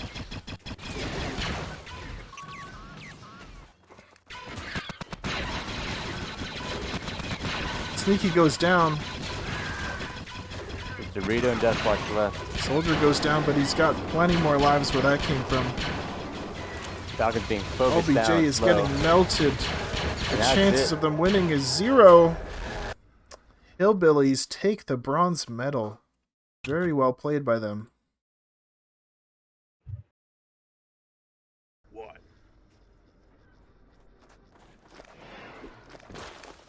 Well, everyone give a round of applause to your bronze medal winners, the Hillbillies, and also the Underdogs for putting up a very impressive performance. Both teams played very well in this match. Really anyone's match, but the Hillbillies just happened to tie it together. Very impressive to see them come back without so much coordination. Yes. And take that round, take that match. Get a win. Alrighty, we're going to be back in a moment with some post-match interviews. We'll see y'all in a moment.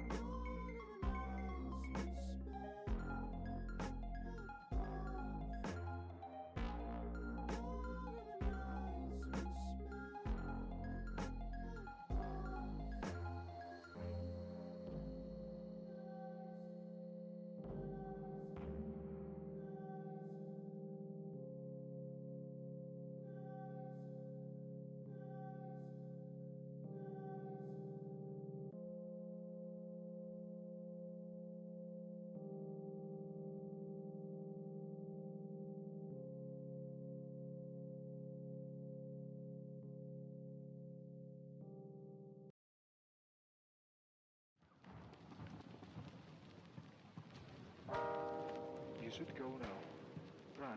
No, I won't leave you here. We can run together. Listen, if we run together, they will shoot us from behind. We both die. So, how's about you here? They will kill you. No, don't worry about me. I will hold them. I want you to promise me to survive, to take this message for our country.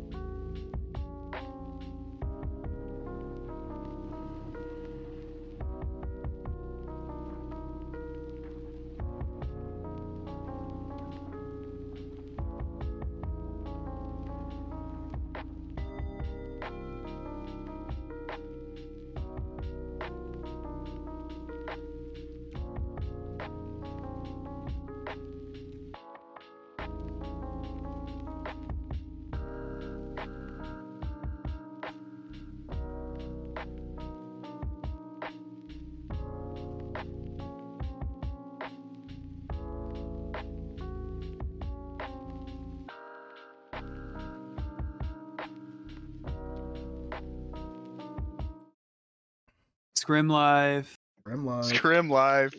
Got the Hillbillies here. Got the Underdogs here after that bronze medalist match. How we all feeling? Man, that was some of the best MB2 like period, man. That was great on my end. That I was don't know close about all the way around, man. that's the Yeah. match we love to play.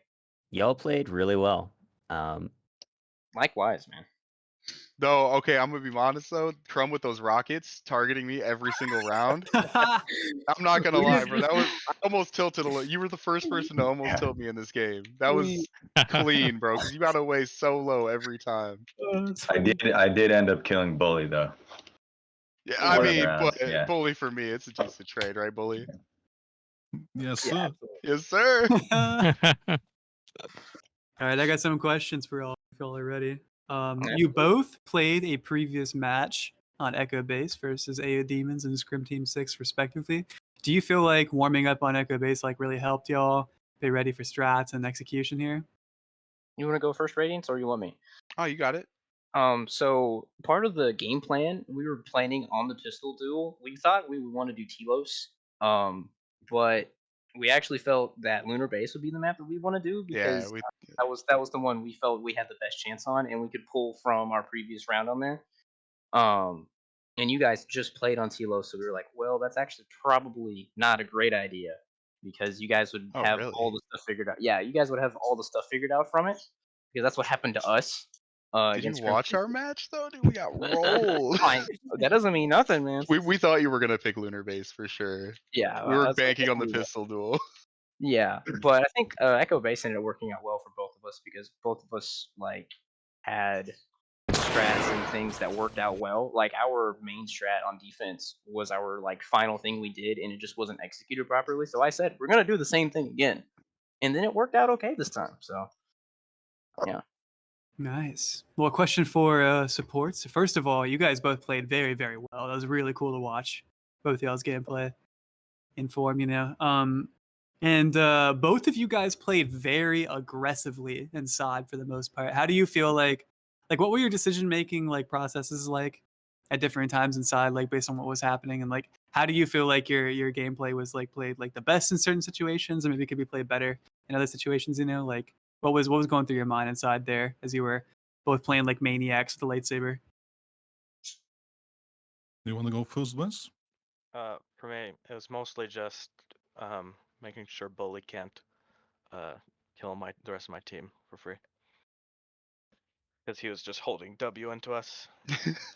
But I would try to push nades and get sharks as well. So Yeah, you had a lot of really good me pushes. and Conan. Bully had a similar game plan. Yeah, you got me at a good shark one round. I thought we completely lost that round because we got destroyed on side, but somehow turned it around. I couldn't stop moving when I was on side. I had to like keep on looking at Bully because he was just following me the whole time. Doing the shark dance. Yep. So speaking of Bully and side, there was a round where you got trapped behind the enemy team as a Jedi.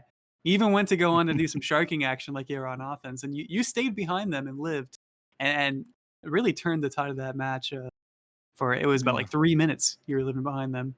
What was going through your head during all that? The boy who lived. Harry Potter in the Exactly. side corridor. Yeah, that round really felt like main character syndrome. I was just holding 3 people off, dodging bullets left and right, you know?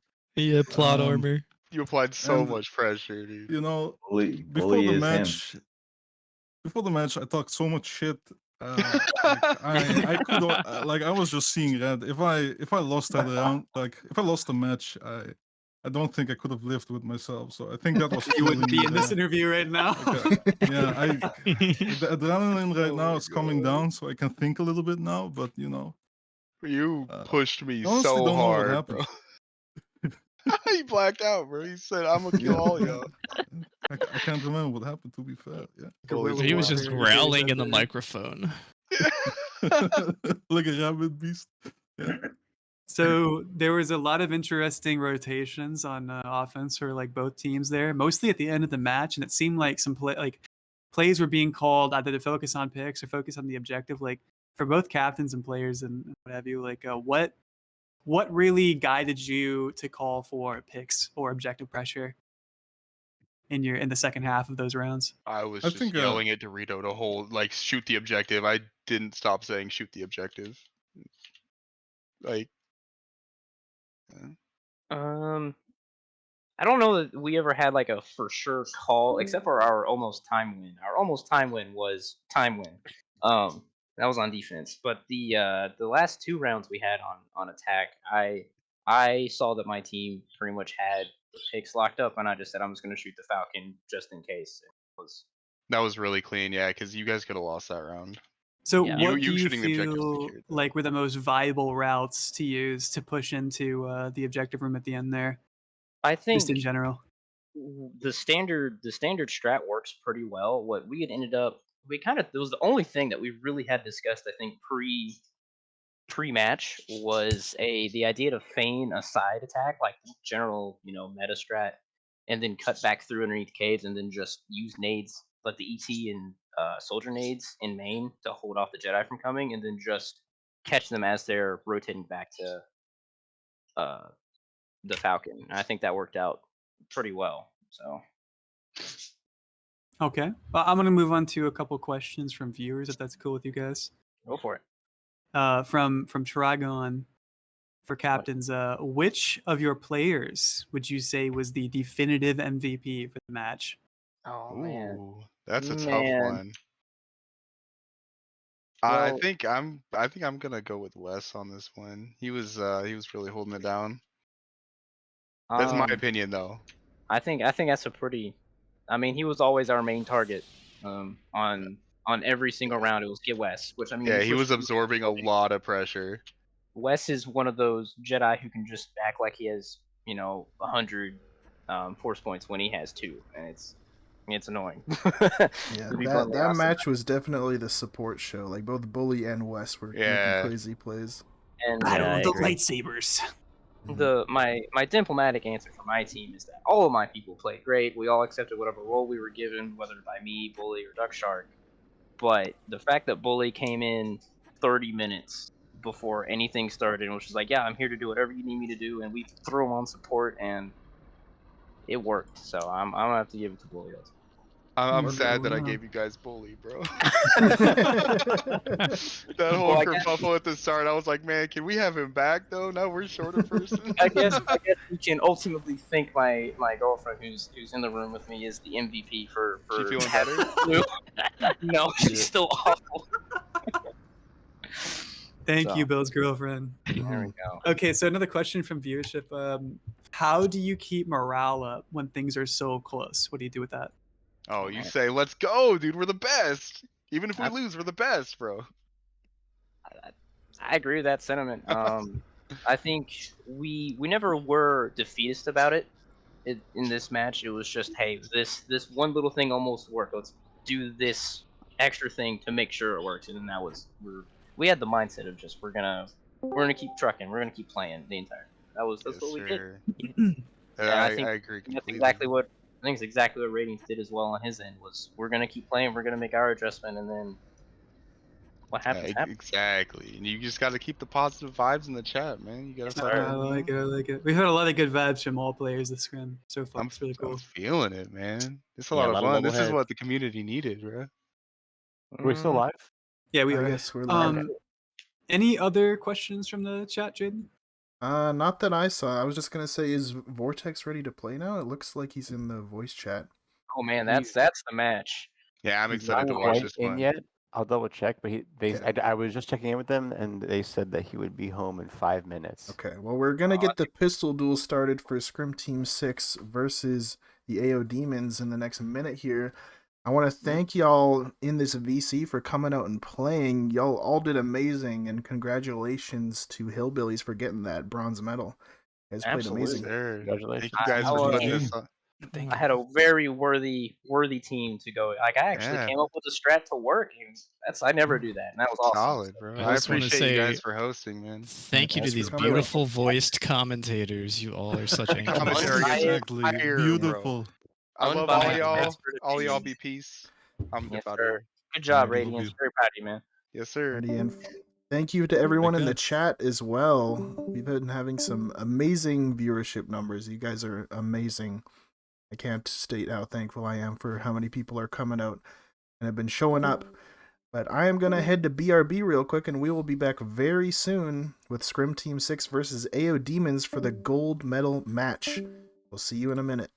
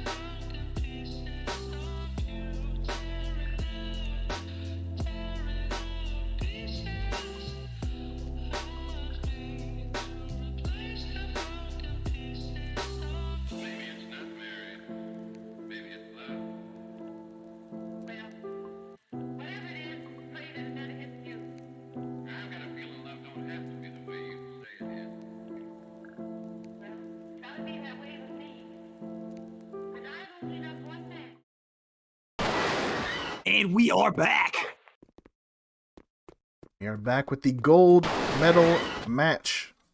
AODemons versus Scrim Team 6. Let me update my UI here. We're going to get this pistol match going in a moment. The most important thing in MB2, player ego, is on the line. Yeah, this is the match we've all been waiting for. This is the big one. Whoever wins this match is going to be bragging about it for months to come. Or at least until the next tournament. Yeah. 3, 2. So I think it's going to be Kodar against Riker for this pistol duel. I think Riker's still connecting.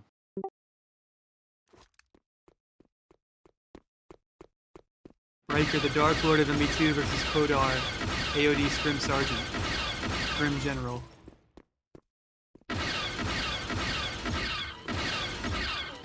veteran warlords of movie battles facing off in a classic Western pistol duel at high noon.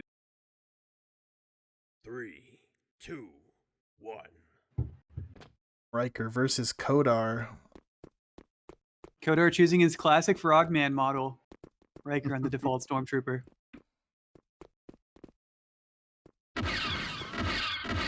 They're going for it. No hits yet. Kodar gets 1.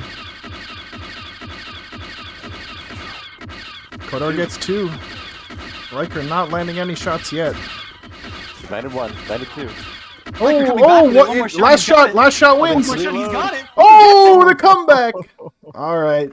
Riker's old man hand was first cramping up, but he decided to release all of that tense energy and actually hit his shots. That was incredible. 3, 2, 1.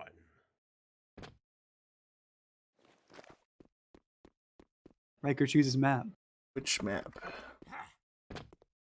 Telos. Going Telos for the final match. Unbelievable.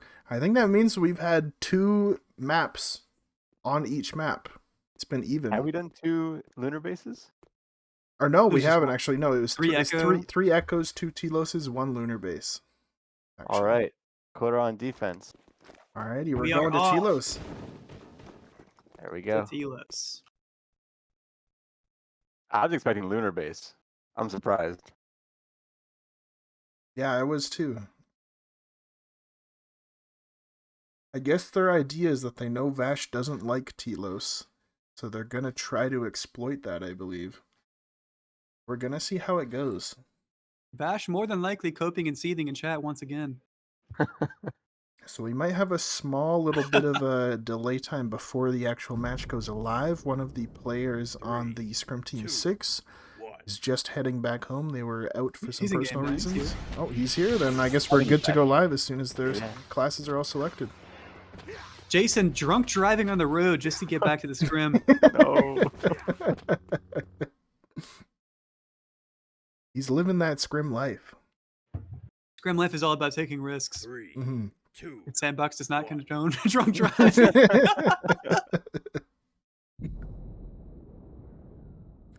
You gotta hit the pipes and the pills in the comfort of your own home and not expose anybody else to dangerous activity. Mhm.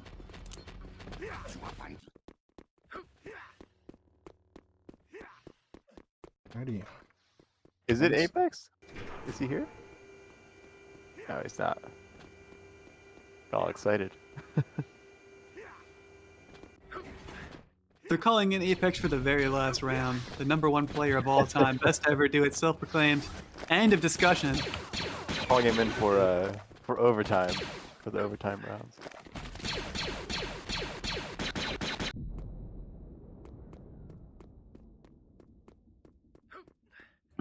We are seeing Katora on Soldier once again, ready to hit his conks. Riker once again clutching a burst weapon with dodge. True Let's see if he classic. keeps that KD pristine as he did last time. 1. Looks like AODemons are keeping the same split as they had for classes. On Telos is their previous scrim, Vash on Bounty Hunter, Kodar on SPD, Katora Soldier. ASAP Rocky, Goated Pusher on support. Infernal on Alrighty. Commander. Fang on Team Mando. 6 is ready.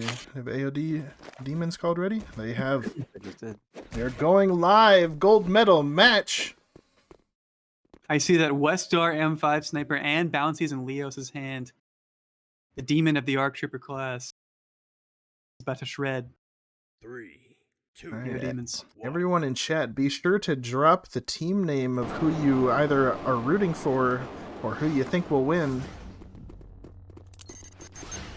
Odar hitting the gritty on this SPD, glitched the fuck Rocky out on sensing out Mustang. the split. Bash going for the early TD, it gets pushed back, that's not a problem. That's just pressure they're applying to get back to the shuttle safely. Vortex going for the early hack here. Ramp is open. Ramp is being rushed They're with rushing Vix. ramp. Quick throw hero coming in, making space. Quick throw in the Mando. Bash goes down. Get out of position, getting back into the safety of his teammates. Here we can see the ramp rush really being executed. Rocket coming out. It gets pushed. Dang is down. AODemons are down 2 already, or down 1. That was a proper ramp rush execution. Now Scrim Team 6 just has to start working them on these angles. Clone Now they need gets to- conked there, goes down. They need to push Kodor shuttle. likely running radar, camping in the. Friends anchor beginning to push Kodor shuttle versus here. Frenzy. 2D versus Wolfie. They need to get Frenzy some might sort swap of for melee to ions. knock him down. Kodor crouching. I went for charge shot. Kodor is goes down. Frenzy is very, very hurt from that interaction. But they Shuttle have is taken starting to shuttle. push in. They're going to begin to pinch the AODemons here. They're just caught in this little area. Commander goes down. He's got another life, though. He's going to respawn on their left-hand side. Rocky goes down. 2 left. AOD. Rocky goes down, but so does the ET. Just the ET and the soldier caught in this little corner. They're about to get ioned and cleaned up. They managed to avoid it. Inferno goes down, and so does Katora. And the first round Leo's goes to cleaning up their Scrim Team spawn. 6. Really great execution of that ramp rush. Even though they lost a quick throw here, they got inside. And once you get it inside, you get a foothold. It's really tough for Imps to push them out. Not always about surviving for a lot of entry classes. Sometimes it's just about making space. And Fang could not do anything when he was knocked on the ground like that. Mando does not have any get-ups. Melee Mando is crying in the stream. Katora getting picked early on. Good damage on Kodar. He's already at 2/3 HP before he can even fall back. We can see Riker pushing up on ramp here, getting that classic angle to counter the BH, stopping the Ruptor from being a viable option over here across the gap. It's like they're not doing a ramp rush. Taking it slow this round. We can see Vix waiting outside of shuttle, letting Leos do his work on bounces, seeing if there's a possibility to push in the shuttle here. Testing for weaknesses, seeing if they're committing people to the top of ramp and deciding which way do we want to push. Is it possible to get some early picks before we commit?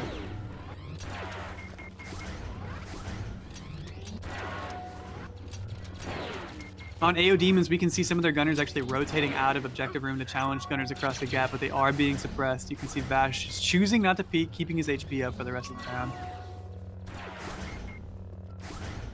Scrim Team 6 has plenty of time to play with here. And they're doing that exactly. They're using this time to just try to find a weakness in the defense. It's like they're trying to bait the fire nade out from the commander here. It's not been successful so far, and they're taking some chip damage.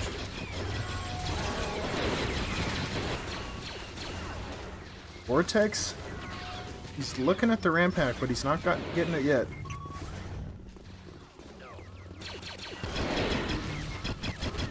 Looks like they're trying to bait most of their forces towards shuttle before getting this hack. Vortex is going for the hack.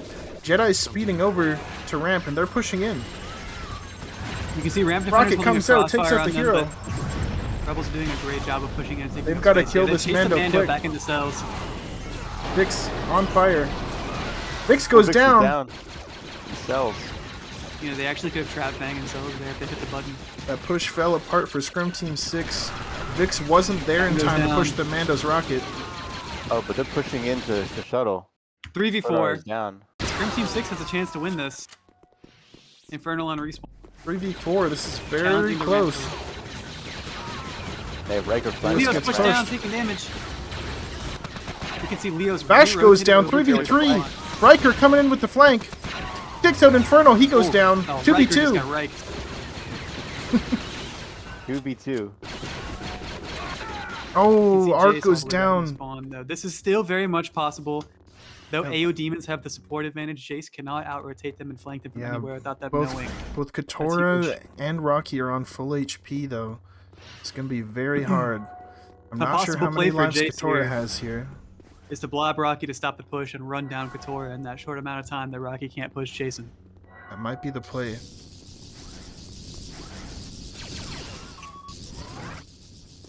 Looks like Choosing he's instead to opting- ion the soldier. Must be trying to whittle him down on his HP. I think he feels like if he can kill this soldier, then he'll have the ability to take out the support in the 1v1 using his conks.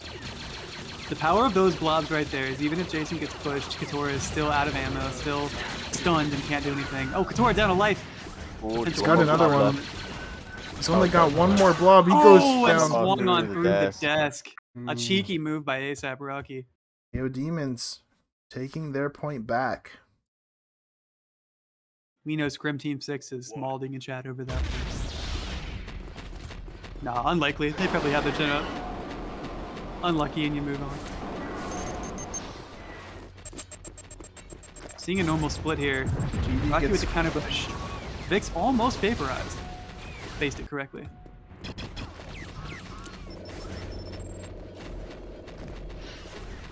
Looks like they're going for the early ramp push.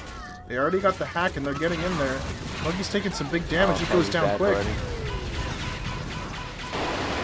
Mando They're in gonna the have to flush deadly that Mando crossfire. out of position if they want to do anything here. ET goes down. Clone goes down. This Rocky's push is taking an falling amazing amount apart. of damage. Rios is down for the conk. Vix is Amazing getting conk second flanked. here. Vix is definitely going down. Oh, they got pushed out of ramp rush. That was tough. The positioning from Fang just absolutely decimated that push. They tried to push in and kill him in medbay, but he just held them all off. Fang has brought his outdoor gear and has pitched a tent in cells. He's not afraid to camp that good crossfire. What a conk. Katora on point with his conks this match. The frenzy left. Team 6 only with one person left alive. There's a Wookiee with lots of HP, but he's gonna get melted by this SPD here. Scrim team, AODemons take their second Oh wait, point. sorry. My bad. 3, 2, 1.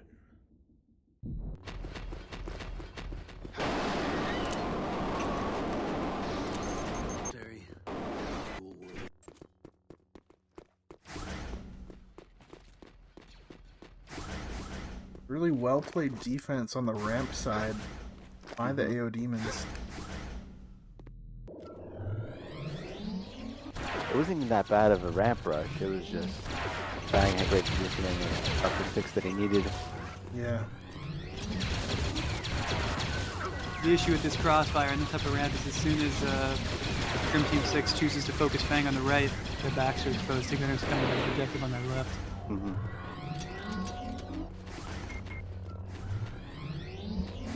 Looks like they're gonna hold off on the hack and put some pressure on ramp here. They're getting the ramp hack. Vash and Flaying playing very, very patient. It might have been a bait. I don't think they actually got the ramp hack. Fire nade comes out. They were able to bait it. This is very good for Scrim Team 6. If they can wait out this fire, now they have a lot more offensive power here.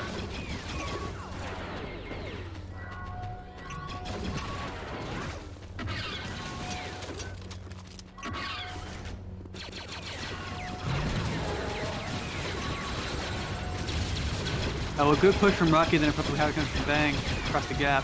Almost lost alive, but that's a Kodar is sitting at half HP. Infernal on respawn, he's actually got another fire nade that might stop the shuttle push as soon as he gets in position for it. Oh, they're all in. They're all in. Kodar's getting Nade's melted. coming in both sides. The fire nade hits. Ion is huge! Rocky's down. That Ion was better.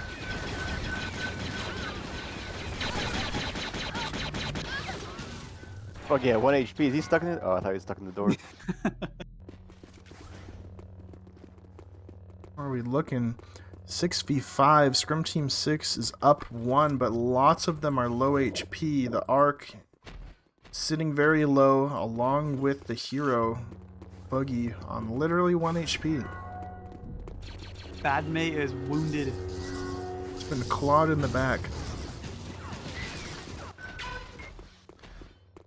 But Kodar is also very hurt. Vix putting some pressure on that soldier, forcing him to fall back. He goes into the open, he gets killed. They're gonna have to farm his respawn unless they have rally. Frenzy wishing he was on the melee look over for that respawn farm right there. Katora entirely out of lives. 6v4, Scrim Team 6 in a very good position. At this point, you would wonder if they might need to rotate some people towards ramp and get the hack. They have plenty of time to do so, Jaden. Being down on the support as well, Scrim Team 6 has the ability to push in with some utility and actually make something happen. Vix cannot be pushed down. He does not have command. Oh, Vix is down from that check. Arc gets killed from suppression. At a crucial moment. Rocky gets blocked by the door. 2v3, 2v3. Scrim Team 6 still up 1 here, but it's looking quite dubious.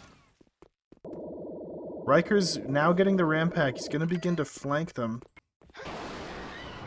Fang's getting positioned though. Fang is ready for it. Fang is sitting at full HP still.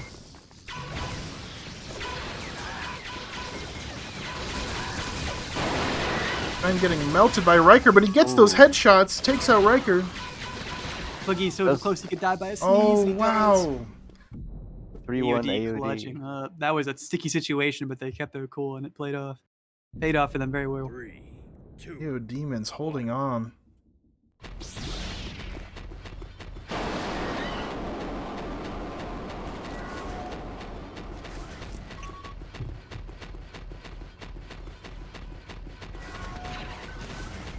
Bash chooses not to throw a TD to Cantina because it hasn't been working. Soldier gets pushed. He might lose a life early here. Does make it back.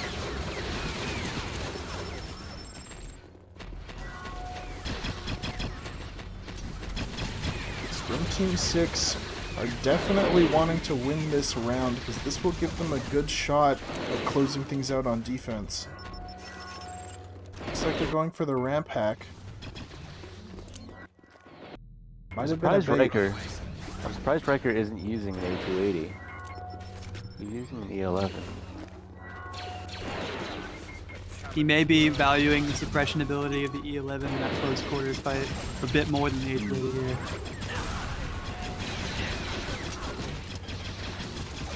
Scrim Team 6 stacked up outside of Shuttle. They may be committing to pushing a Shuttle this round. You almost wonder if Frenzy should be swapped into that melee look, similar to what Vash was doing when they were playing Telos earlier, AODemons versus, I believe it was, Hillbillies. We can see here that there just isn't really a close player up on that melee look. I don't think that AODemons would necessarily feed the Wookiee as easily as the other team did. Especially with Infernal with that fire nade. At the very least, it would allow them to put more pressure on ramp and then also be attacking Shuttle at the same time with that melee look. Can't tell if they're getting their hack or if they're baiting it. Fire nade comes out, blocks off the push.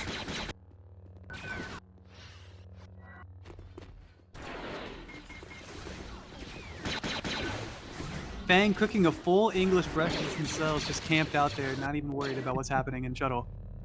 He's typing. He's having a good time.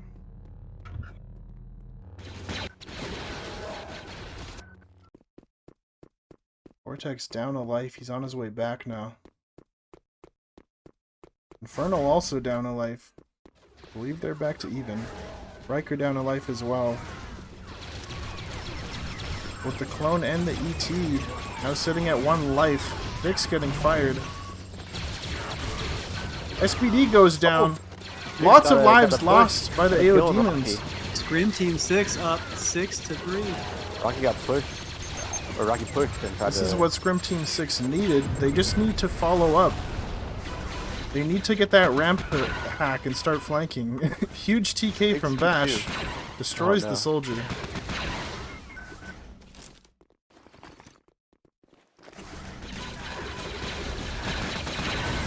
Oh! Denied by the doorway. That's going to fall next, and that is Team half. 6 comes back to take 2 on offense. Not too bad of a half for Scrim Team 6. At 2 wins on Telos offense is more than acceptable. That first round where Jace was sabered through the desk may have made all the difference here. Yes. Telos is doomed.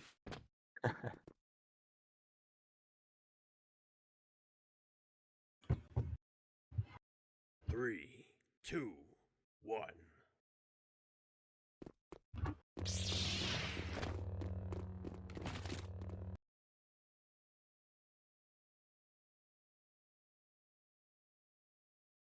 Three, two, one. I'm kind of hoping one team will try to push Cantina on defense. I doubt it's gonna happen, but I'd love to see it happen. Looking at their spawn currently, we are seeing Vash on a melee look once again, trusting his fists over his guns. I think we'll see Likely a Wookiee attempt in shuttle here. But what's crucial about that was that Frenzy, who is likely to playing SBD, was the Wookiee going up against Kodar on SBD. And none of his slaps were hitting Kodar because Kodar just crouched, ate that damage, kept shooting. We will see if Frenzy copies that. Of course, he understands that already, but if you feed this Wookiee here, it's going to be GG.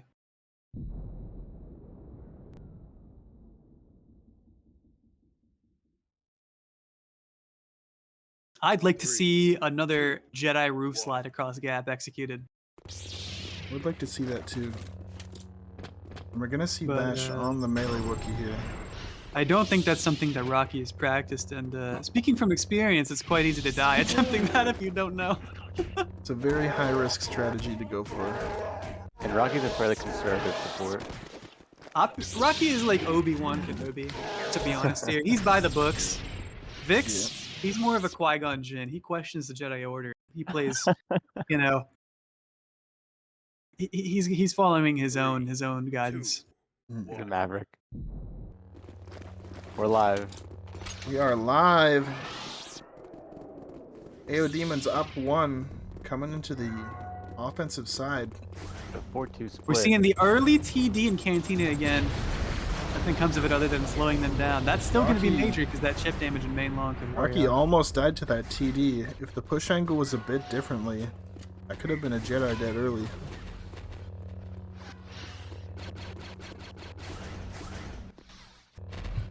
Now we're going to see if the melee Wookiee's going to work against Scrim Team 6. They're definitely a bit more coordinated, and they're going to be calling out that Wookiee.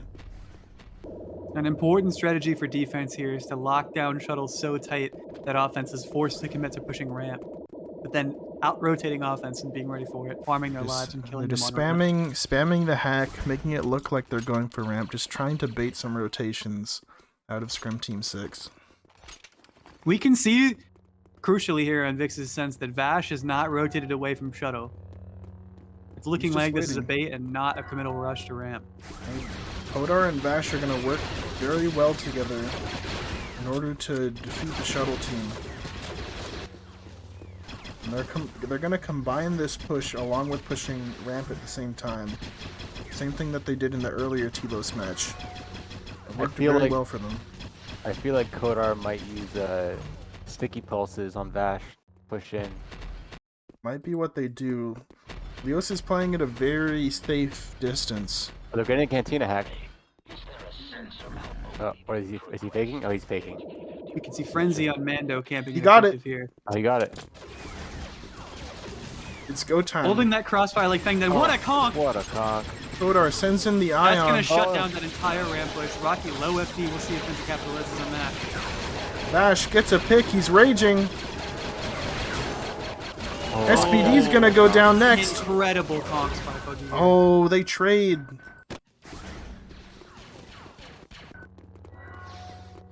The shuttle push, they traded 2 for 2, but the ramp push just didn't work out.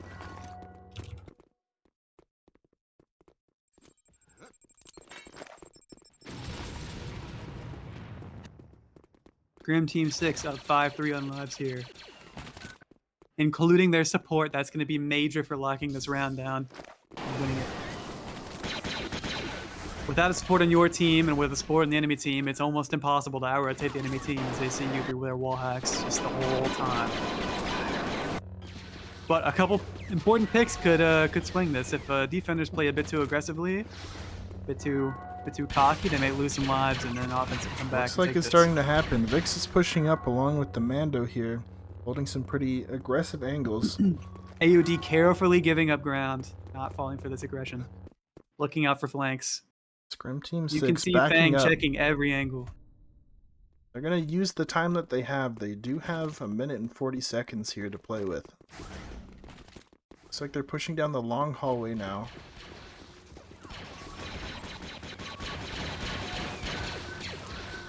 Putting some pressure on shuttle.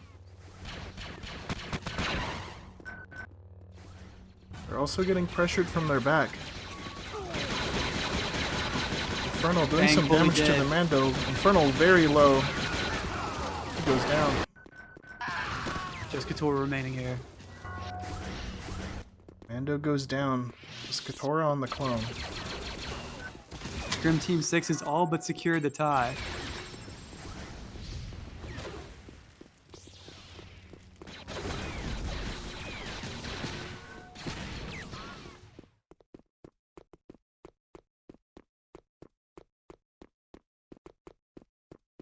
A live question from commentators from viewers right now. Which of the supports is doing a better job of adapting to the team's momentum? That's a good question. I honestly don't know. Just from looking at stats alone, Vix is getting quite a few more assists than Rocky is, which would be a good sign that he's being active in a lot of these fights. 3, 2, 1. 3-3, Scrim Team 6. An important part of this as well is half the time that Rocky goes down, Vix is still up. If you can play patiently like that and pick their support, all of a sudden the ability to out-rotate them, even on defense, is much, much higher. I think we've seen good gameplay from both supports here, but I've got to put Vix above Rocky for now. But Rocky can always bring it back. Yeah. See what happens in these next few rounds. These are going to be very crucial. They need to take back the lead so that they have more rounds to play with.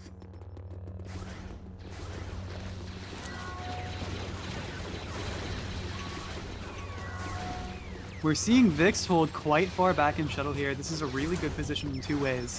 For one, he can keep nades coming across the gap into the back line, hitting that BH. As you can see on Sense, he's looking at them right now. The other is he can also keep nades from pushing in on the SBD from possible shuttle push. Very strong positioning from Vix. Looks like they're getting ready for a ramp rush.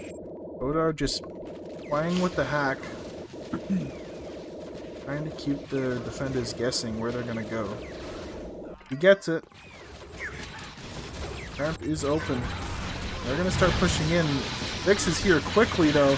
Misses the clone with a pass-through.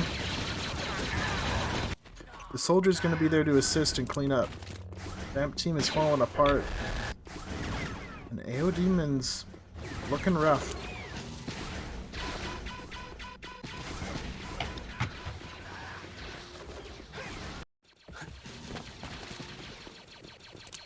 Bang's coming back with a Sonic nade. He might try to throw that for when they push in. But now a 2v6, just Katora and Fang versus the entire Scrim Team 6.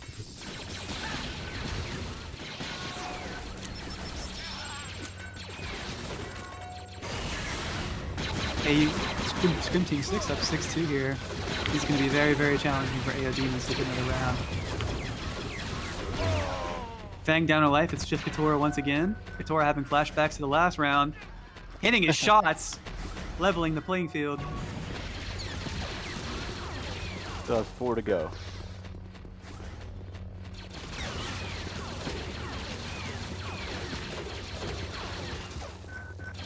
This is not Katora's first time playing Clone Trooper in a war.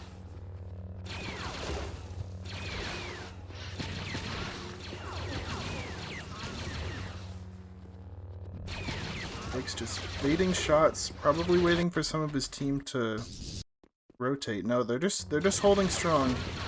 Vix is Something just to note, wasting time. if you haven't scrimmed before, when one player is left alive like this and it looks like it's challenging to win, you can actually just buy time to have your team reorganize and strat for the next round.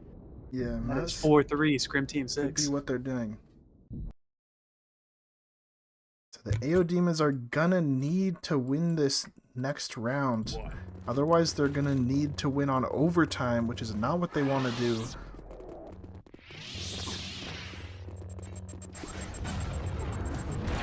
TD comes in and gets pushed away by Rocky.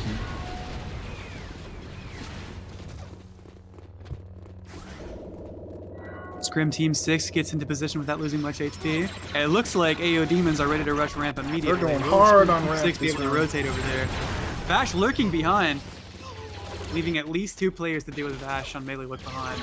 Scrim Team 6, AODemons has actually taken a lot of ground in OBJ. They get a soldier life, and now they're just working them with these bouncies. Kodar getting a lot of damage in. Riker in a very, very powerful position for that DLT. He can be pushed out. Good ion by Kodar. Mando's gonna die here. Oh, he's still alive. Goes down. AODemons have taken a lot of ground. Alright, now they need to Important slow position. down. Let's see if they can capitalize. They're up 1. They just gotta push the advantage here. Winnable round for AODemons. Rocky looking a little bit low on FP, committing to regenning. Just Rocky and Kodar holding it together there. They might rush on Kodar. Rocky swinging his lightsaber. They get Riker. Hitting a massive Vortex goes down next, along with Fuggy. Speeding into swing on Infernal. Burning. Infernal pushed. 2 left alive. Just Last Leos one left, Leos. SBD, Cholin, Shuttle. He's got to deal with 5 people. Vash pushing up on him. And he's Ion. This is looking like a 4-4 tie. Back to 4-4. a tie. It is neck and neck. I It's am a biting my very- nails and punching my drywall. Very crucial round to win here. Whoever wins this next round is going to have a guaranteed shot at winning the game without having to go to overtime.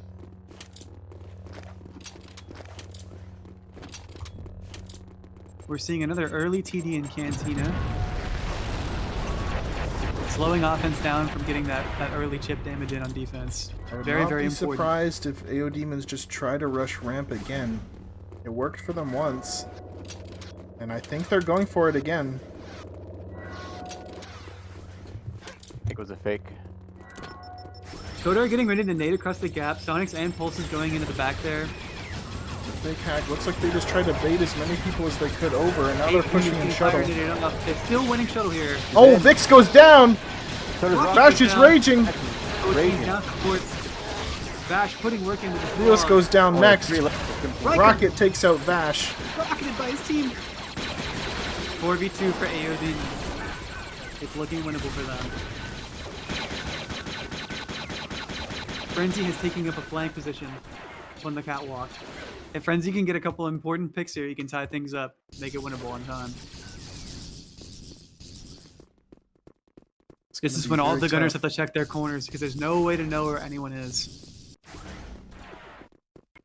Just playing slow. Turn those game sounds up and listen for footsteps. Frenzy already used his rocket. Knows. Fang does not know there's a Mando directly above him.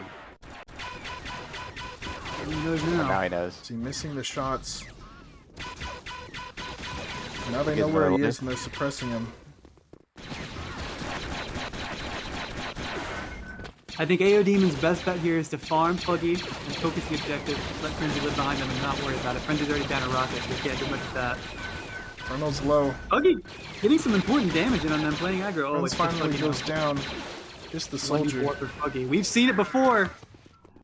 It's respawning. We've seen a respawn soldier farm an entire team here. All of the AODemons. A sweep to disrespect him. Fang All of the breaks Fuggy's AODemons were ankles. very low there. But he doesn't manage to kill 5-4. them. AODemons. This could be it. This is match point for AODemons. If Scrim Team 6 wins this round, they'll be able to go to overtime and have another chance at winning. I'm excited to see what happens. Match point. Another early DD in Cantina. Slowing the team down. They're aggressing Cantina. Imperial team aggressing Cantina. They're doing it. AODemons pushing up around side, possibly able to flank into Cantina when they get there. That's the only thing they can do to stop this rush. Team 6 needs to get some picks to make this play worth it. Riker hears the Sonic Nade, is unharmed, turns around to deal with the flank. Their side team is in Cantina dealing with the flank. It's a total melee, it's chaos. Vic's missing, swinging, hitting his sets. And Scrim Team 6 are Vix winning has this Fang round. trapped in betting room. Fang goes down. Looks like Scrim Team 6 is 6v2. coming back to secure this tie. 6v2 Katora and Fang left on AODemons. We love seeing the meta challenge, folks. I'm so happy it happened. We're gonna see What a an con. overtime round here. More Steph Curry comps by Fuggy. Just Keyless is Katora good. left. That is a 5-5 tie to bring first place match into overtime here. I'm going to go to each. I'm going to talk to each team to make sure they understand the rules. Take a couple minutes. I'm gonna use the bathroom. Viewers, make sure to mark those questions down and get hype for overtime.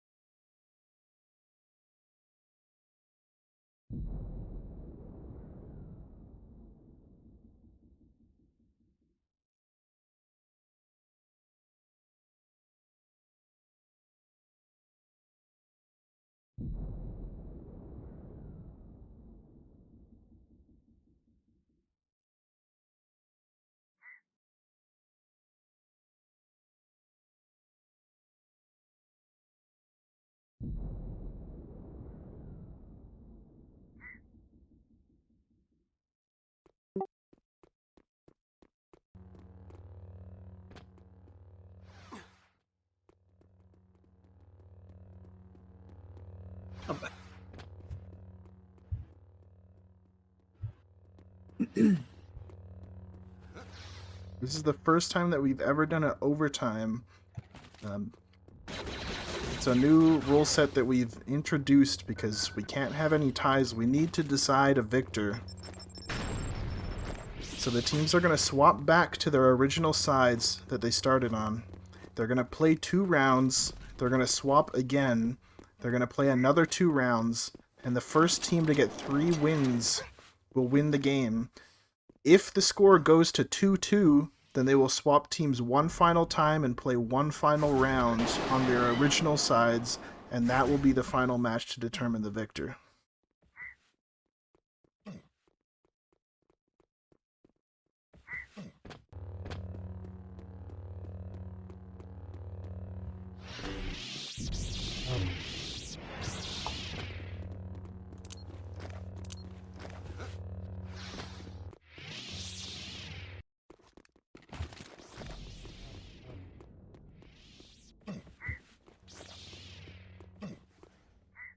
Information's just being shared with all the players because they need to all be on the same page before we start this overtime round. Need a quick refresher because this is the first time we've ever had to implement these rules. All right, we got a new round. Let's wait for the call ready. Both teams understand the rules. I'm excited. 3, 2. I'm shivering my timbers right now. Ready? When you good?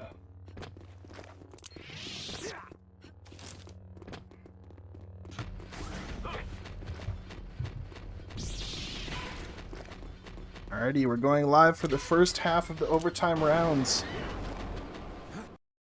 This score is going to be put back to 0-0. We're now into overtime.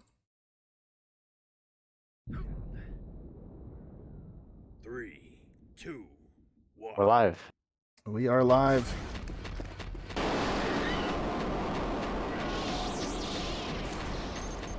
What you're witnessing is Scrim history. This is the first overtime round to ever happen, according to my knowledge. Near death on Vix from the TD. Was so close. I think they're doing a ramp rush. Looks like Scrim Team 6 is committing to a ramp rush, pushing Fang out of position. He gets quick throwed. Lucky running and flashing down Fang's mouth. Fang is dead. Did not get the rocket off. Flash is going to go next. Now.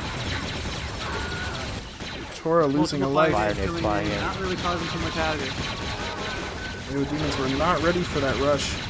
Let's see if Scrim Team 6 rotates people back to push Godar. Rocky Godar getting goes down blocked, next. getting some ship damage in on him from base. Rocky's dead too. Looks like this first overtime round is going to go to Scrim Team 6 at this rate. 6v3 for Scrim Team 6. Oh, the friendly nade there did not help. AODemons still have a shot. Trapped in his spawn. Another friendly nade. Godar holding it down, he's down. Just Infernal against the world. He goes down. 1-0 for Scrim Team 6.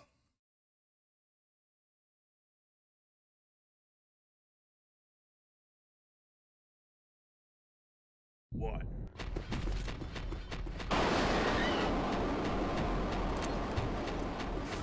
The pressure is on.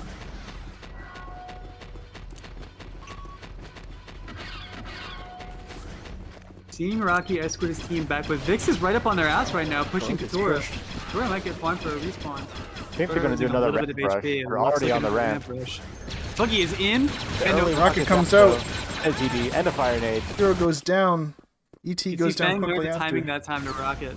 And intuition to call out. Vix being burnt alive. They gotta save this Mando. Vix is dead. Oh, Vix goes down. Frenzy follows. Huge round for Fang. This time the ramp rush did not work out. AODemons were very ready for it. Very You prepared. can tell Fang directly adapted to his experience in the previous round and changed his play. And it worked out for him. Especially with that rocket timing. Yeah. And they had a TD there, and they had a fire nade there. They were set. I don't expect Scrim Team 6 to do another ramp rush next round. Although we are changing at half.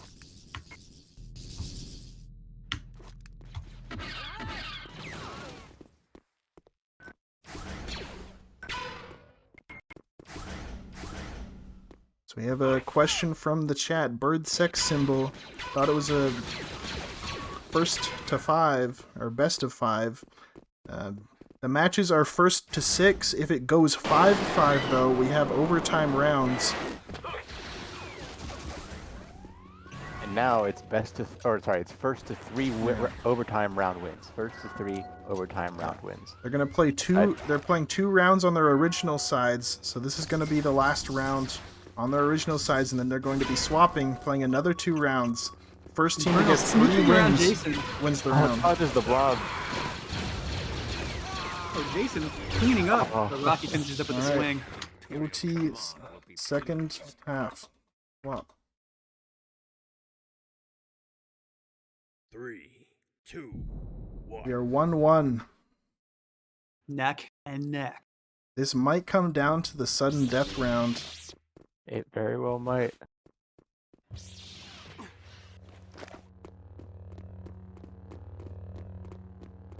Two teams with lords of movie battling on each side. All veteran scrimmers here. Hundreds of scrims under their belts. 3, 2. I sure hope that someone on each team is getting their POVs. The comms are probably insane right now. The tensions must be massive. I hope these players have been practicing with their Kegels, because I'd be clenching. Yeah. Already when you are good.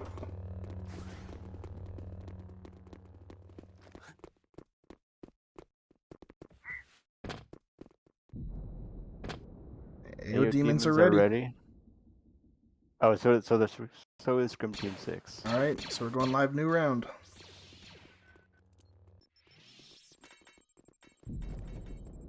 We are live with the second half of overtime. First team to get 3 wins wins the match. If the score goes to 2-2, they're going to swap one final time and do one last sudden death round on the original sides that they started on. And that's going to decide the match. I'm seeing Kodar with balances and a rocket. He may be trying to pressure that SPD a bit more than they have before. Power of that rocket is going where the Sith is not and getting a free kill.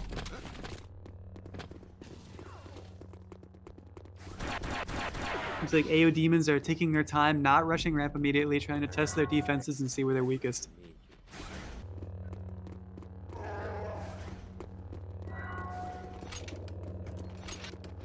Like they're teasing the ramp, but they're going back to shuttle. They baited it. Back and forth bait. They successfully baited it. They can pressure shuttle now. They're throwing some nades to cut off the team from falling back. They did open the shuttle door. The rocket flank. They opened up the ramp door, which allowed for the ramp team to start flanking. Not good for the AODemons. That's the kind of coordination that'll get you killed if you get the ramp rush at the wrong time. Or open the hack at the wrong time, rather. That hack timing is crucial for this. Now, still Team 6 is an extra peak angle. This is going to make pushing shuttle way more difficult. As well as ramp.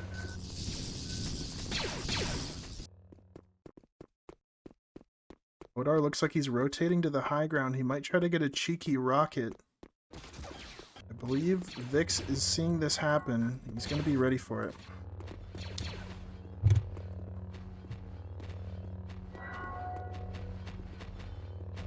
Riker not in position to get a Raptor shot on him.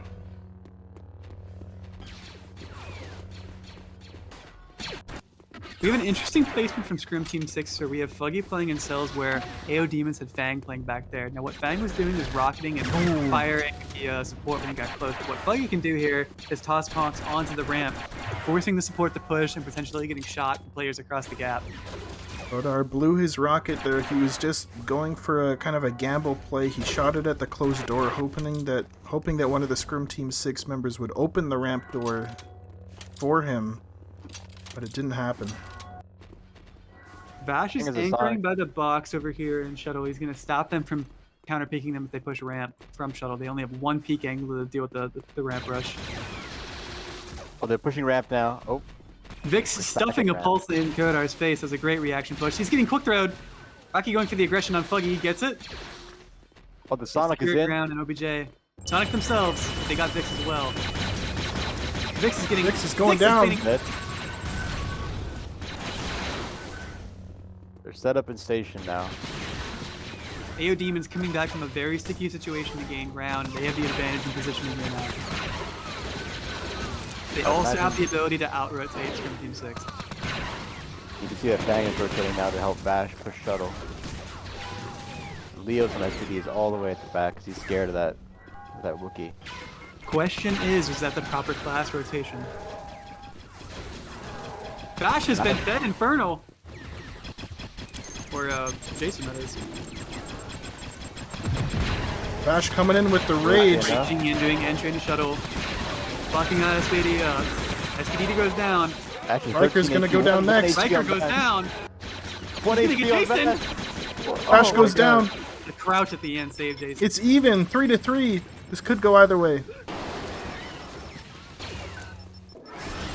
Rocky's going in, he gets a kill. Buggy down into lives entirely.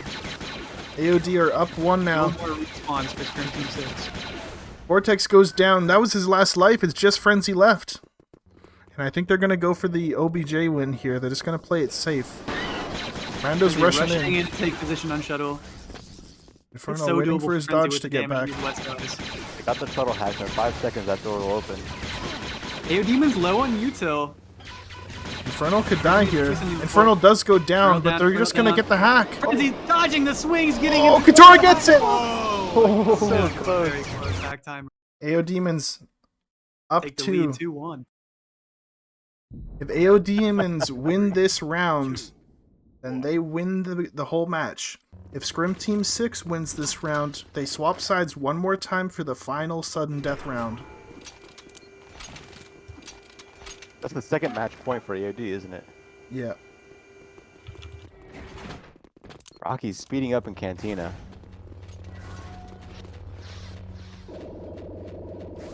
Looks like they might go for a ramp rush. They are. Bash gets the hack early, and they're going for it. Scrim Team 6 rotating probably in time. The AODemons have taken ground. There's no one in cells to defend. AODemons have gotten the Oh, this objective nade is going to be bad. Bash dodging fire. Dancing on holes. Even on lives here. AODemons have a good position now on Scrim Team 6, being up here in this room. They can just start working on bouncing. They're getting the hack. Weird move, in my opinion. Okay, that shuttle hack. Oh, Rocky goes down! And push around the timer. This is not looking good. Looks like Scrim Team 6 is going to be able to farm that turret as soon as it appears. Leos is going to go for it now. Rocky's going for it now. Now they can just hold that final room. The turret is gone. 3 AODemons playing in a Vash goes room. down. They are down on lives. 6-3. And we might be Boogie going being to sudden farmed to death. spawn. Will Fang and Katora clutch up here? 2v6.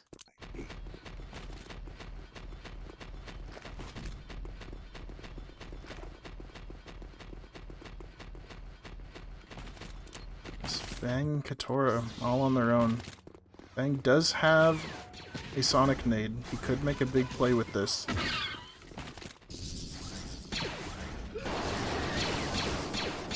Frenzy taking an aggressive position up in the catwalk, hitting a railing. Fang sets a mine. Fang goes down. Katora. Katora goes down. Scrim Team 6 comes back Oh, man. to put this into double overtime. Sudden death. I'm gonna check in with the teams to make sure they know that there's only 1 round left. Yeah. Be right back. Sudden death round is coming up. Teams are swapping back to the original sides that they started on.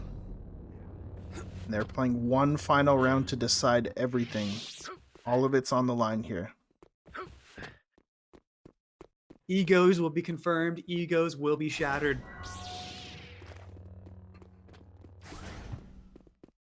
Some players may quit the game for good tonight.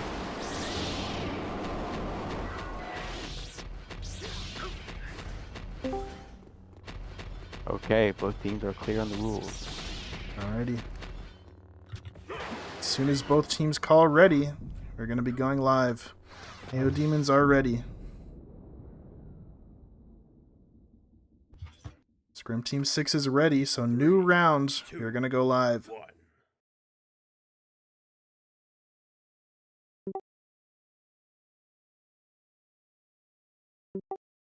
We are live with sudden death. This is the final match of the night. Whoever wins this is taking it all for the gold medal.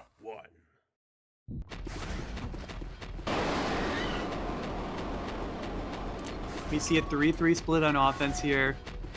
Dodge class is going side to contest. AODemons AOD have safely the getting back to defensive objective, advantage. looks like.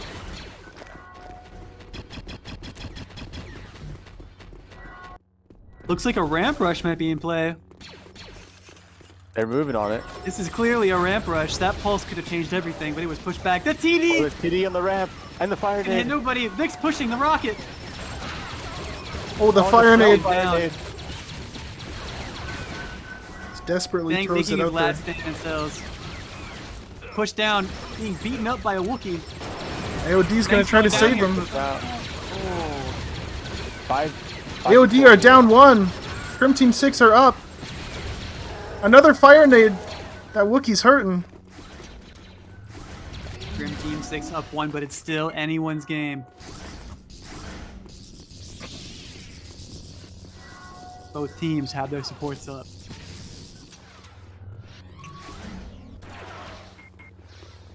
Leo's putting in work with the bouncies. They don't want to hold that position if they can hit that shot consistently. Soldier gets pushed, but no one can punish it. This is a bad spot for AODemons because Leos can crouch peek this box and hit bouncy damage from all Vix of is them. going Those in. arc pistols are heavily hit. He's putting pressure on. He's backing up though. Just trying to bait some ammo out of this soldier, looks like. But Vix is low. He might get FP checked here in a moment. He's just gonna hide for the moment, get his FP back. The clock is ticking.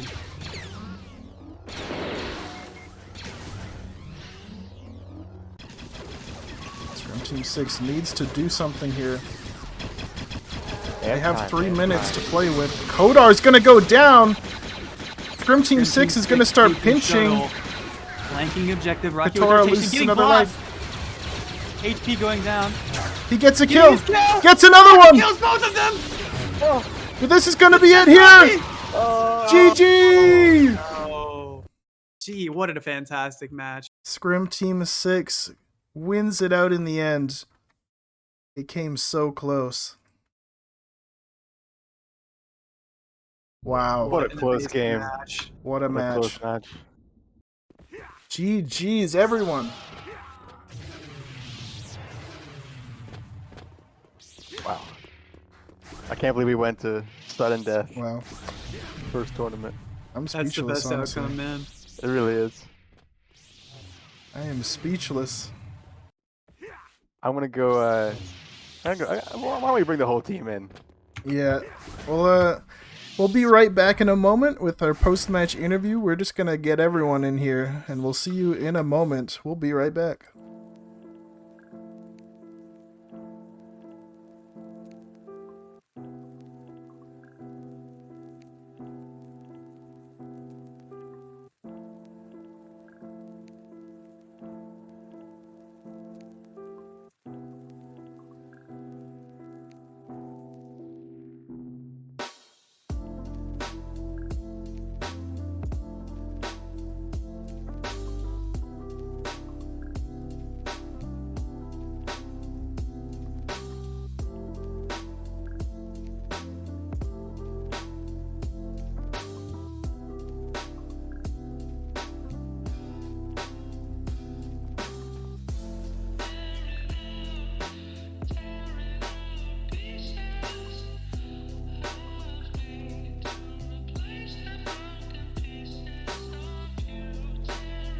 One.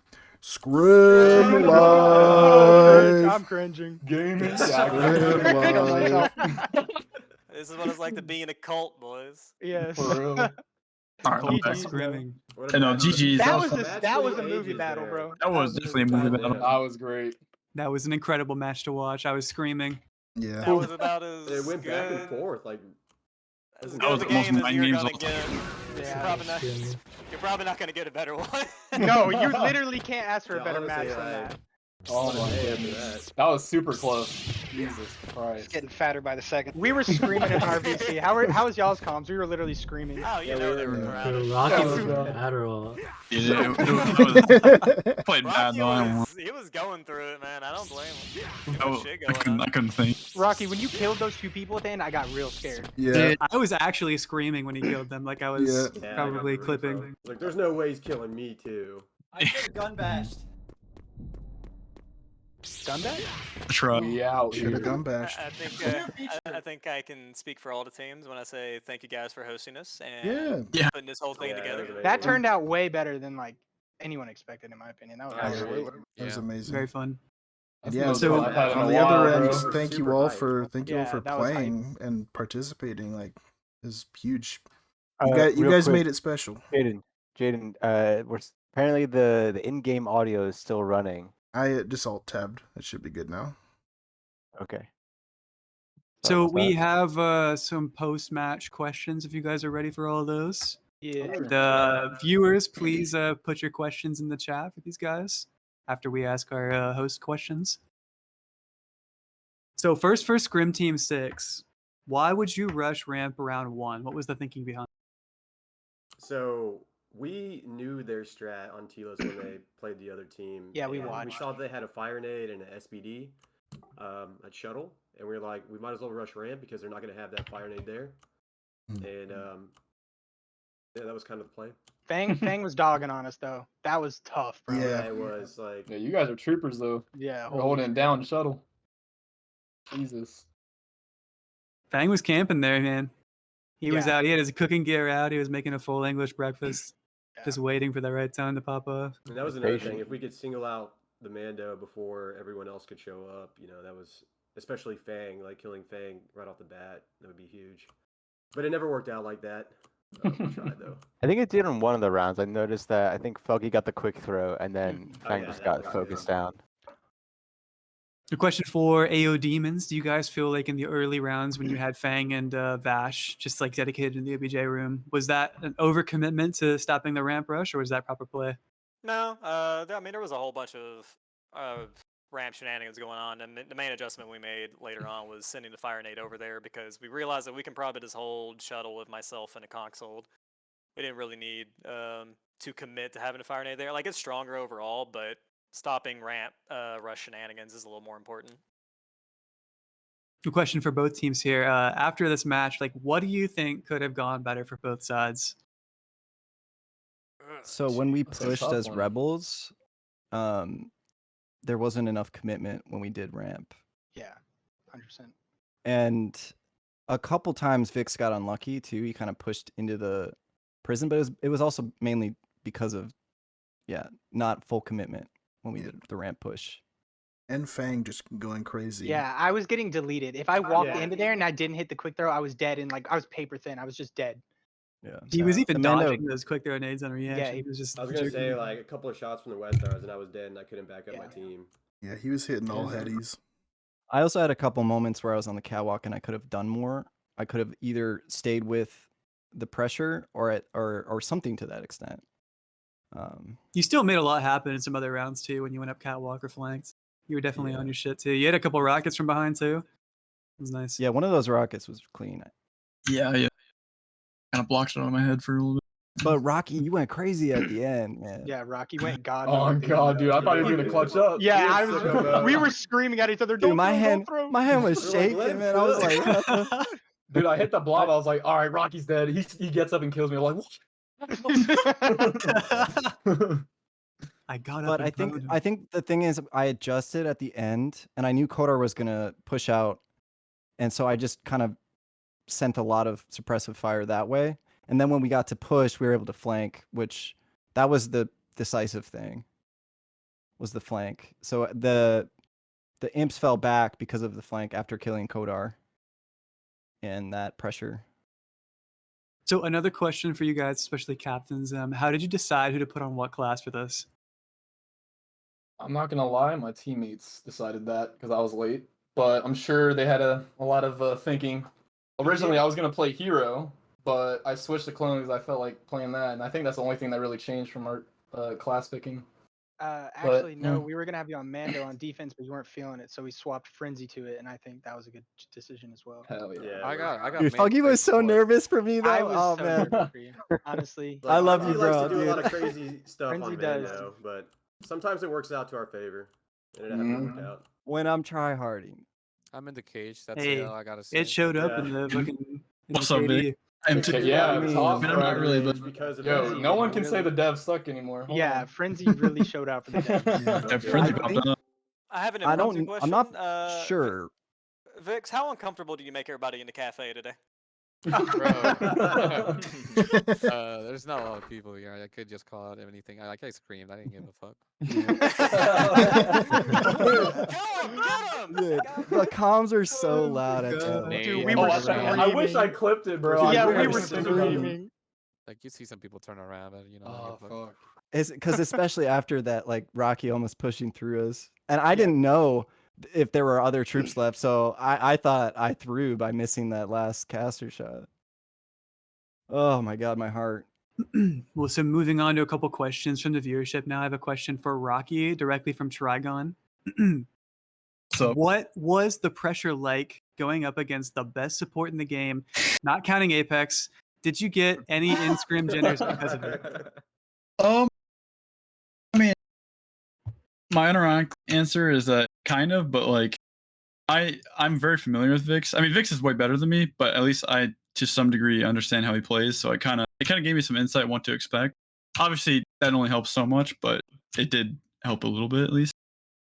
So I kind of was able to prepare a little bit, and I definitely like at times when I was facing him, I would play a lot more defensive just because of how good at dueling he is and all that, and his movement and all that. So it definitely affected how I played, but yeah, overall it was a challenge. We certainly saw a lot less like support and support kills than the previous games there. Mm-hmm. We definitely, both me and Vix kind of kept our distance a lot of the time. A question for Captains from Trigon. How much emphasis did you place on sticking exactly to the strat? And to what degree were you winging it and making up as you went along? We were winging it the whole time, bro. I'm not even trolling. Honestly, we came up with strats on the fly for the most part. Like we said, we were gonna go somewhere, and if we realized that it wasn't gonna work, it was like, all right, let's just do this instead. Yeah, like that rush push where we rushed Cantina. Oh, that was last minute. That was on the We fly. were- I was like, okay, what are we doing wrong? You know, what Yeah. how can we fix it? What do we need to try? And that just is what we came up with. Actually, it was Vix and Frenzy that came up with it. It was like at one might as well try point something we were different. like, we were thinking not to rush Cantina, and I was like, nah, we should definitely do it. And everyone was like, all right, fuck it, we did it. Yeah, we brought up that dependent on the strat as an split. alternative before it ever happened, and we were so happy to see it actually executed and win the round there too. That's really cool. I think in a That's quite 66 cool. it's definitely viable because you got like 3 guys. If they had 3 guys, I think they sent 3 guys to go inside, and then they had 3 men, and we just overwhelmed them. They did have some flanks, but we managed to take care of it. For me, the most interesting. Oh, go ahead. Yeah. You're included in this frenzy. Thank you for being Master Yoda, for telling me all of the different bouncy spots, because that 40, 50, 60 minutes of just bouncing different angles, that was probably what got me in the mood to scrim. Yeah, we even got into Lunar Base and just found Yeah. all the angles. We stratted on Lunar for like an hour and didn't even play. Oh my god. Because at the last minute we were like, Bash hates Telos. Like, If we what win, if we we lose gotta the play pistol Telos. duel? They'll probably choose Lunar Yeah. Base. We're gonna pick. Oh yeah, Telos. what did you guys want to choose if you won? Yeah, if you would have won. We had no preference actually. We were flipping back and forth between Echo and Telos. Oh, if you would have picked Echo, we were worried about Echo. against Yeah, I'm not Telos. gonna lie. We were like, we gotta win the That's pistol. the irony duel. of it. We didn't want to pick Echo because you guys played it. every That's other why we scrim. did that, so we could Oh, like mind double bluff y'all games. not to play Echo. crazy. I would have been fine with Echo because we were gonna be definitely putting Bash in Med Bay and be like, have fun. That's exactly Yeah, why and we we didn't were wanna play Echo terrified against of you that. guys. We're like, Kodar and Bash are menaces on Echo. There's no way we're playing it. Oh, I was gonna be sitting in main of Rockets, so whoever you sit main was gonna fucking die. Right. Oh my god. So I we have a can go question. Go ahead. After this loss, is this the death of AOD? But we just brought it back to life like a fucking corpse hanging on by dear thread just for this instance. This It's is just a not- meme. Teammate It's just retired. a meme, dude. The marionettes going back in the closet may come out at a later date. Yeah, put that shit back in there. We said, you know what? Those were the tags for a gag. Next tournament. Seeing all the undead AOD angels. names though, that was cool. Like seeing all So- the AOD on one team. It's That's like being cool. some old ass veteran. You see your fucking outfit like 40 years later, like, oh, one more time for Putting the those high waisted basketball shorts on, busting them out. the fucking Shout out to pacey-ass the legs. EWs playing. Wakanda forever. Oh my god. Oh goodness. All right, in the cringe. We can move on to other questions from viewership if there's been any new ones, Jane. There was one that I saw. Let me scroll up a bit. Joker lol. Got lost. Joker lol. I guess since you asked about the strats thing for how we were handling that. It was from Chrissy9. Oh, is there an MVP vote? Yeah, we'll be doing all that. Yeah, Don't worry. for Scrim First Team Frenzy wants to 6. know that. For Scrim Team I'll have to 6. get it. Do a poll on the. Yo, I got the most kills. Yo, We'll handle it. We'll handle it. Yo, We'll hold handle it. up. For Scrim Team 6, what was team morale like going into the last round before overtime? So that last round where you could either lose the match or tie it up. How was your morale going into that last round? All right, let me sum it up. We're gonna get him. Yeah. Exactly, bro. That's exactly what we said. We're just We like never it's now or stopped. never. It was fucking. We committed. Gas to the floor all the way. I will say all that there the way. were some concerns, like how are we going to deal with this, like each round after we lost. But Yeah. you know, we decided to switch it up, and it kind of played to our favor. Nice. I would was say, saying before the what scrim started, before the match started, I was like, I really hope that someone does the Cantina push strat. Yeah. And I'll no one say- was doing it the entire scrim, and finally you guys pulled it out in the last We were round of not regular time. ready for that. Like, No, caught we us were so off we were guard, so man. unprepared for that shit. You came in and my belt buckle fell down, exploded, spaghetti flew out of my pockets, and I was just like, holy shit. No, but Vash, when you pushed me, I was like, I'm about to feed him rage, and my team is gonna hate me. I heard that. I heard you. I heard But you screaming. missed. He did a barge, but he went past me. I zoomed by Oh. you, yeah. That's what I mean. I wasn't ready. Like I was sweating after tilted. that. I was like, oh my god. I was caught off guard for that one. I screamed in chat. I was like, I'm about to feed Vash rage. So many Everybody small run away. moments that would have had major impacts to win rounds or lose them. And it just got so close at the end. That was crazy to watch. That was why that match was so ridiculous because I do have if to you say, if you like replayed that whole series like 10 times somehow for the next week, I have no idea who would win most of them. Yeah, I couldn't Yeah, tell it you. was That so was close. super Find them close. out. It was I do definitely not wanna- the So back and forth. I want to shout out Hillbillies and Underdogs though, because I'm just happy they made teams and like put up a good. Oh, for sure, yeah.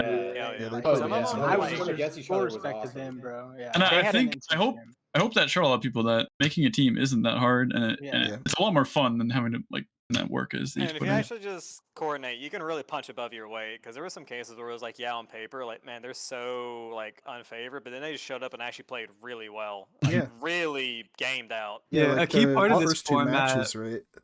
Went 6-4 and 6-3, like pretty close Yeah. considering. Yep. We were And I actually gotta hoping say, the for community- overtime. For the overtime, gotta for Hillbillies say- and Underdogs. Sorry. Okay, go ahead, Frenzy. Okay, I'll shut up. Go No, ahead. no. Say it again. Say it again. I Say it love again. Say it community. again. It's fine. Say it again. I didn't. Go ahead. Oh man, I'm done. I fucking Oh. swear. I'm just saying. No, you that hang up. We were hoping for the overtime because Mooch was not here, and we were like, oh fuck, it's a 6. Oh yeah. We were rooting for were the team to go to scared. We overtime were so gonna we could put wait in for Mooch to James, get and we're back. like, oh James. nah, Dude, sorry." I was going 90 on the highway trying to get home. There's no way I'm missing this movie battles too. There's no way. I You kissed get my pulled back, girlfriend cop, you're goodbye. like, I gave you gave don't my parents a understand, hug. officer. Texas State Trooper has to hear about some lunatic screaming about movie battles too in his damn ear. Florida man gets an altercation with cop due to movie battles. Yeah. Too. For some reason, I keep associating Police Mooch with from the the police Texas to man. get back home. Yeah, literally.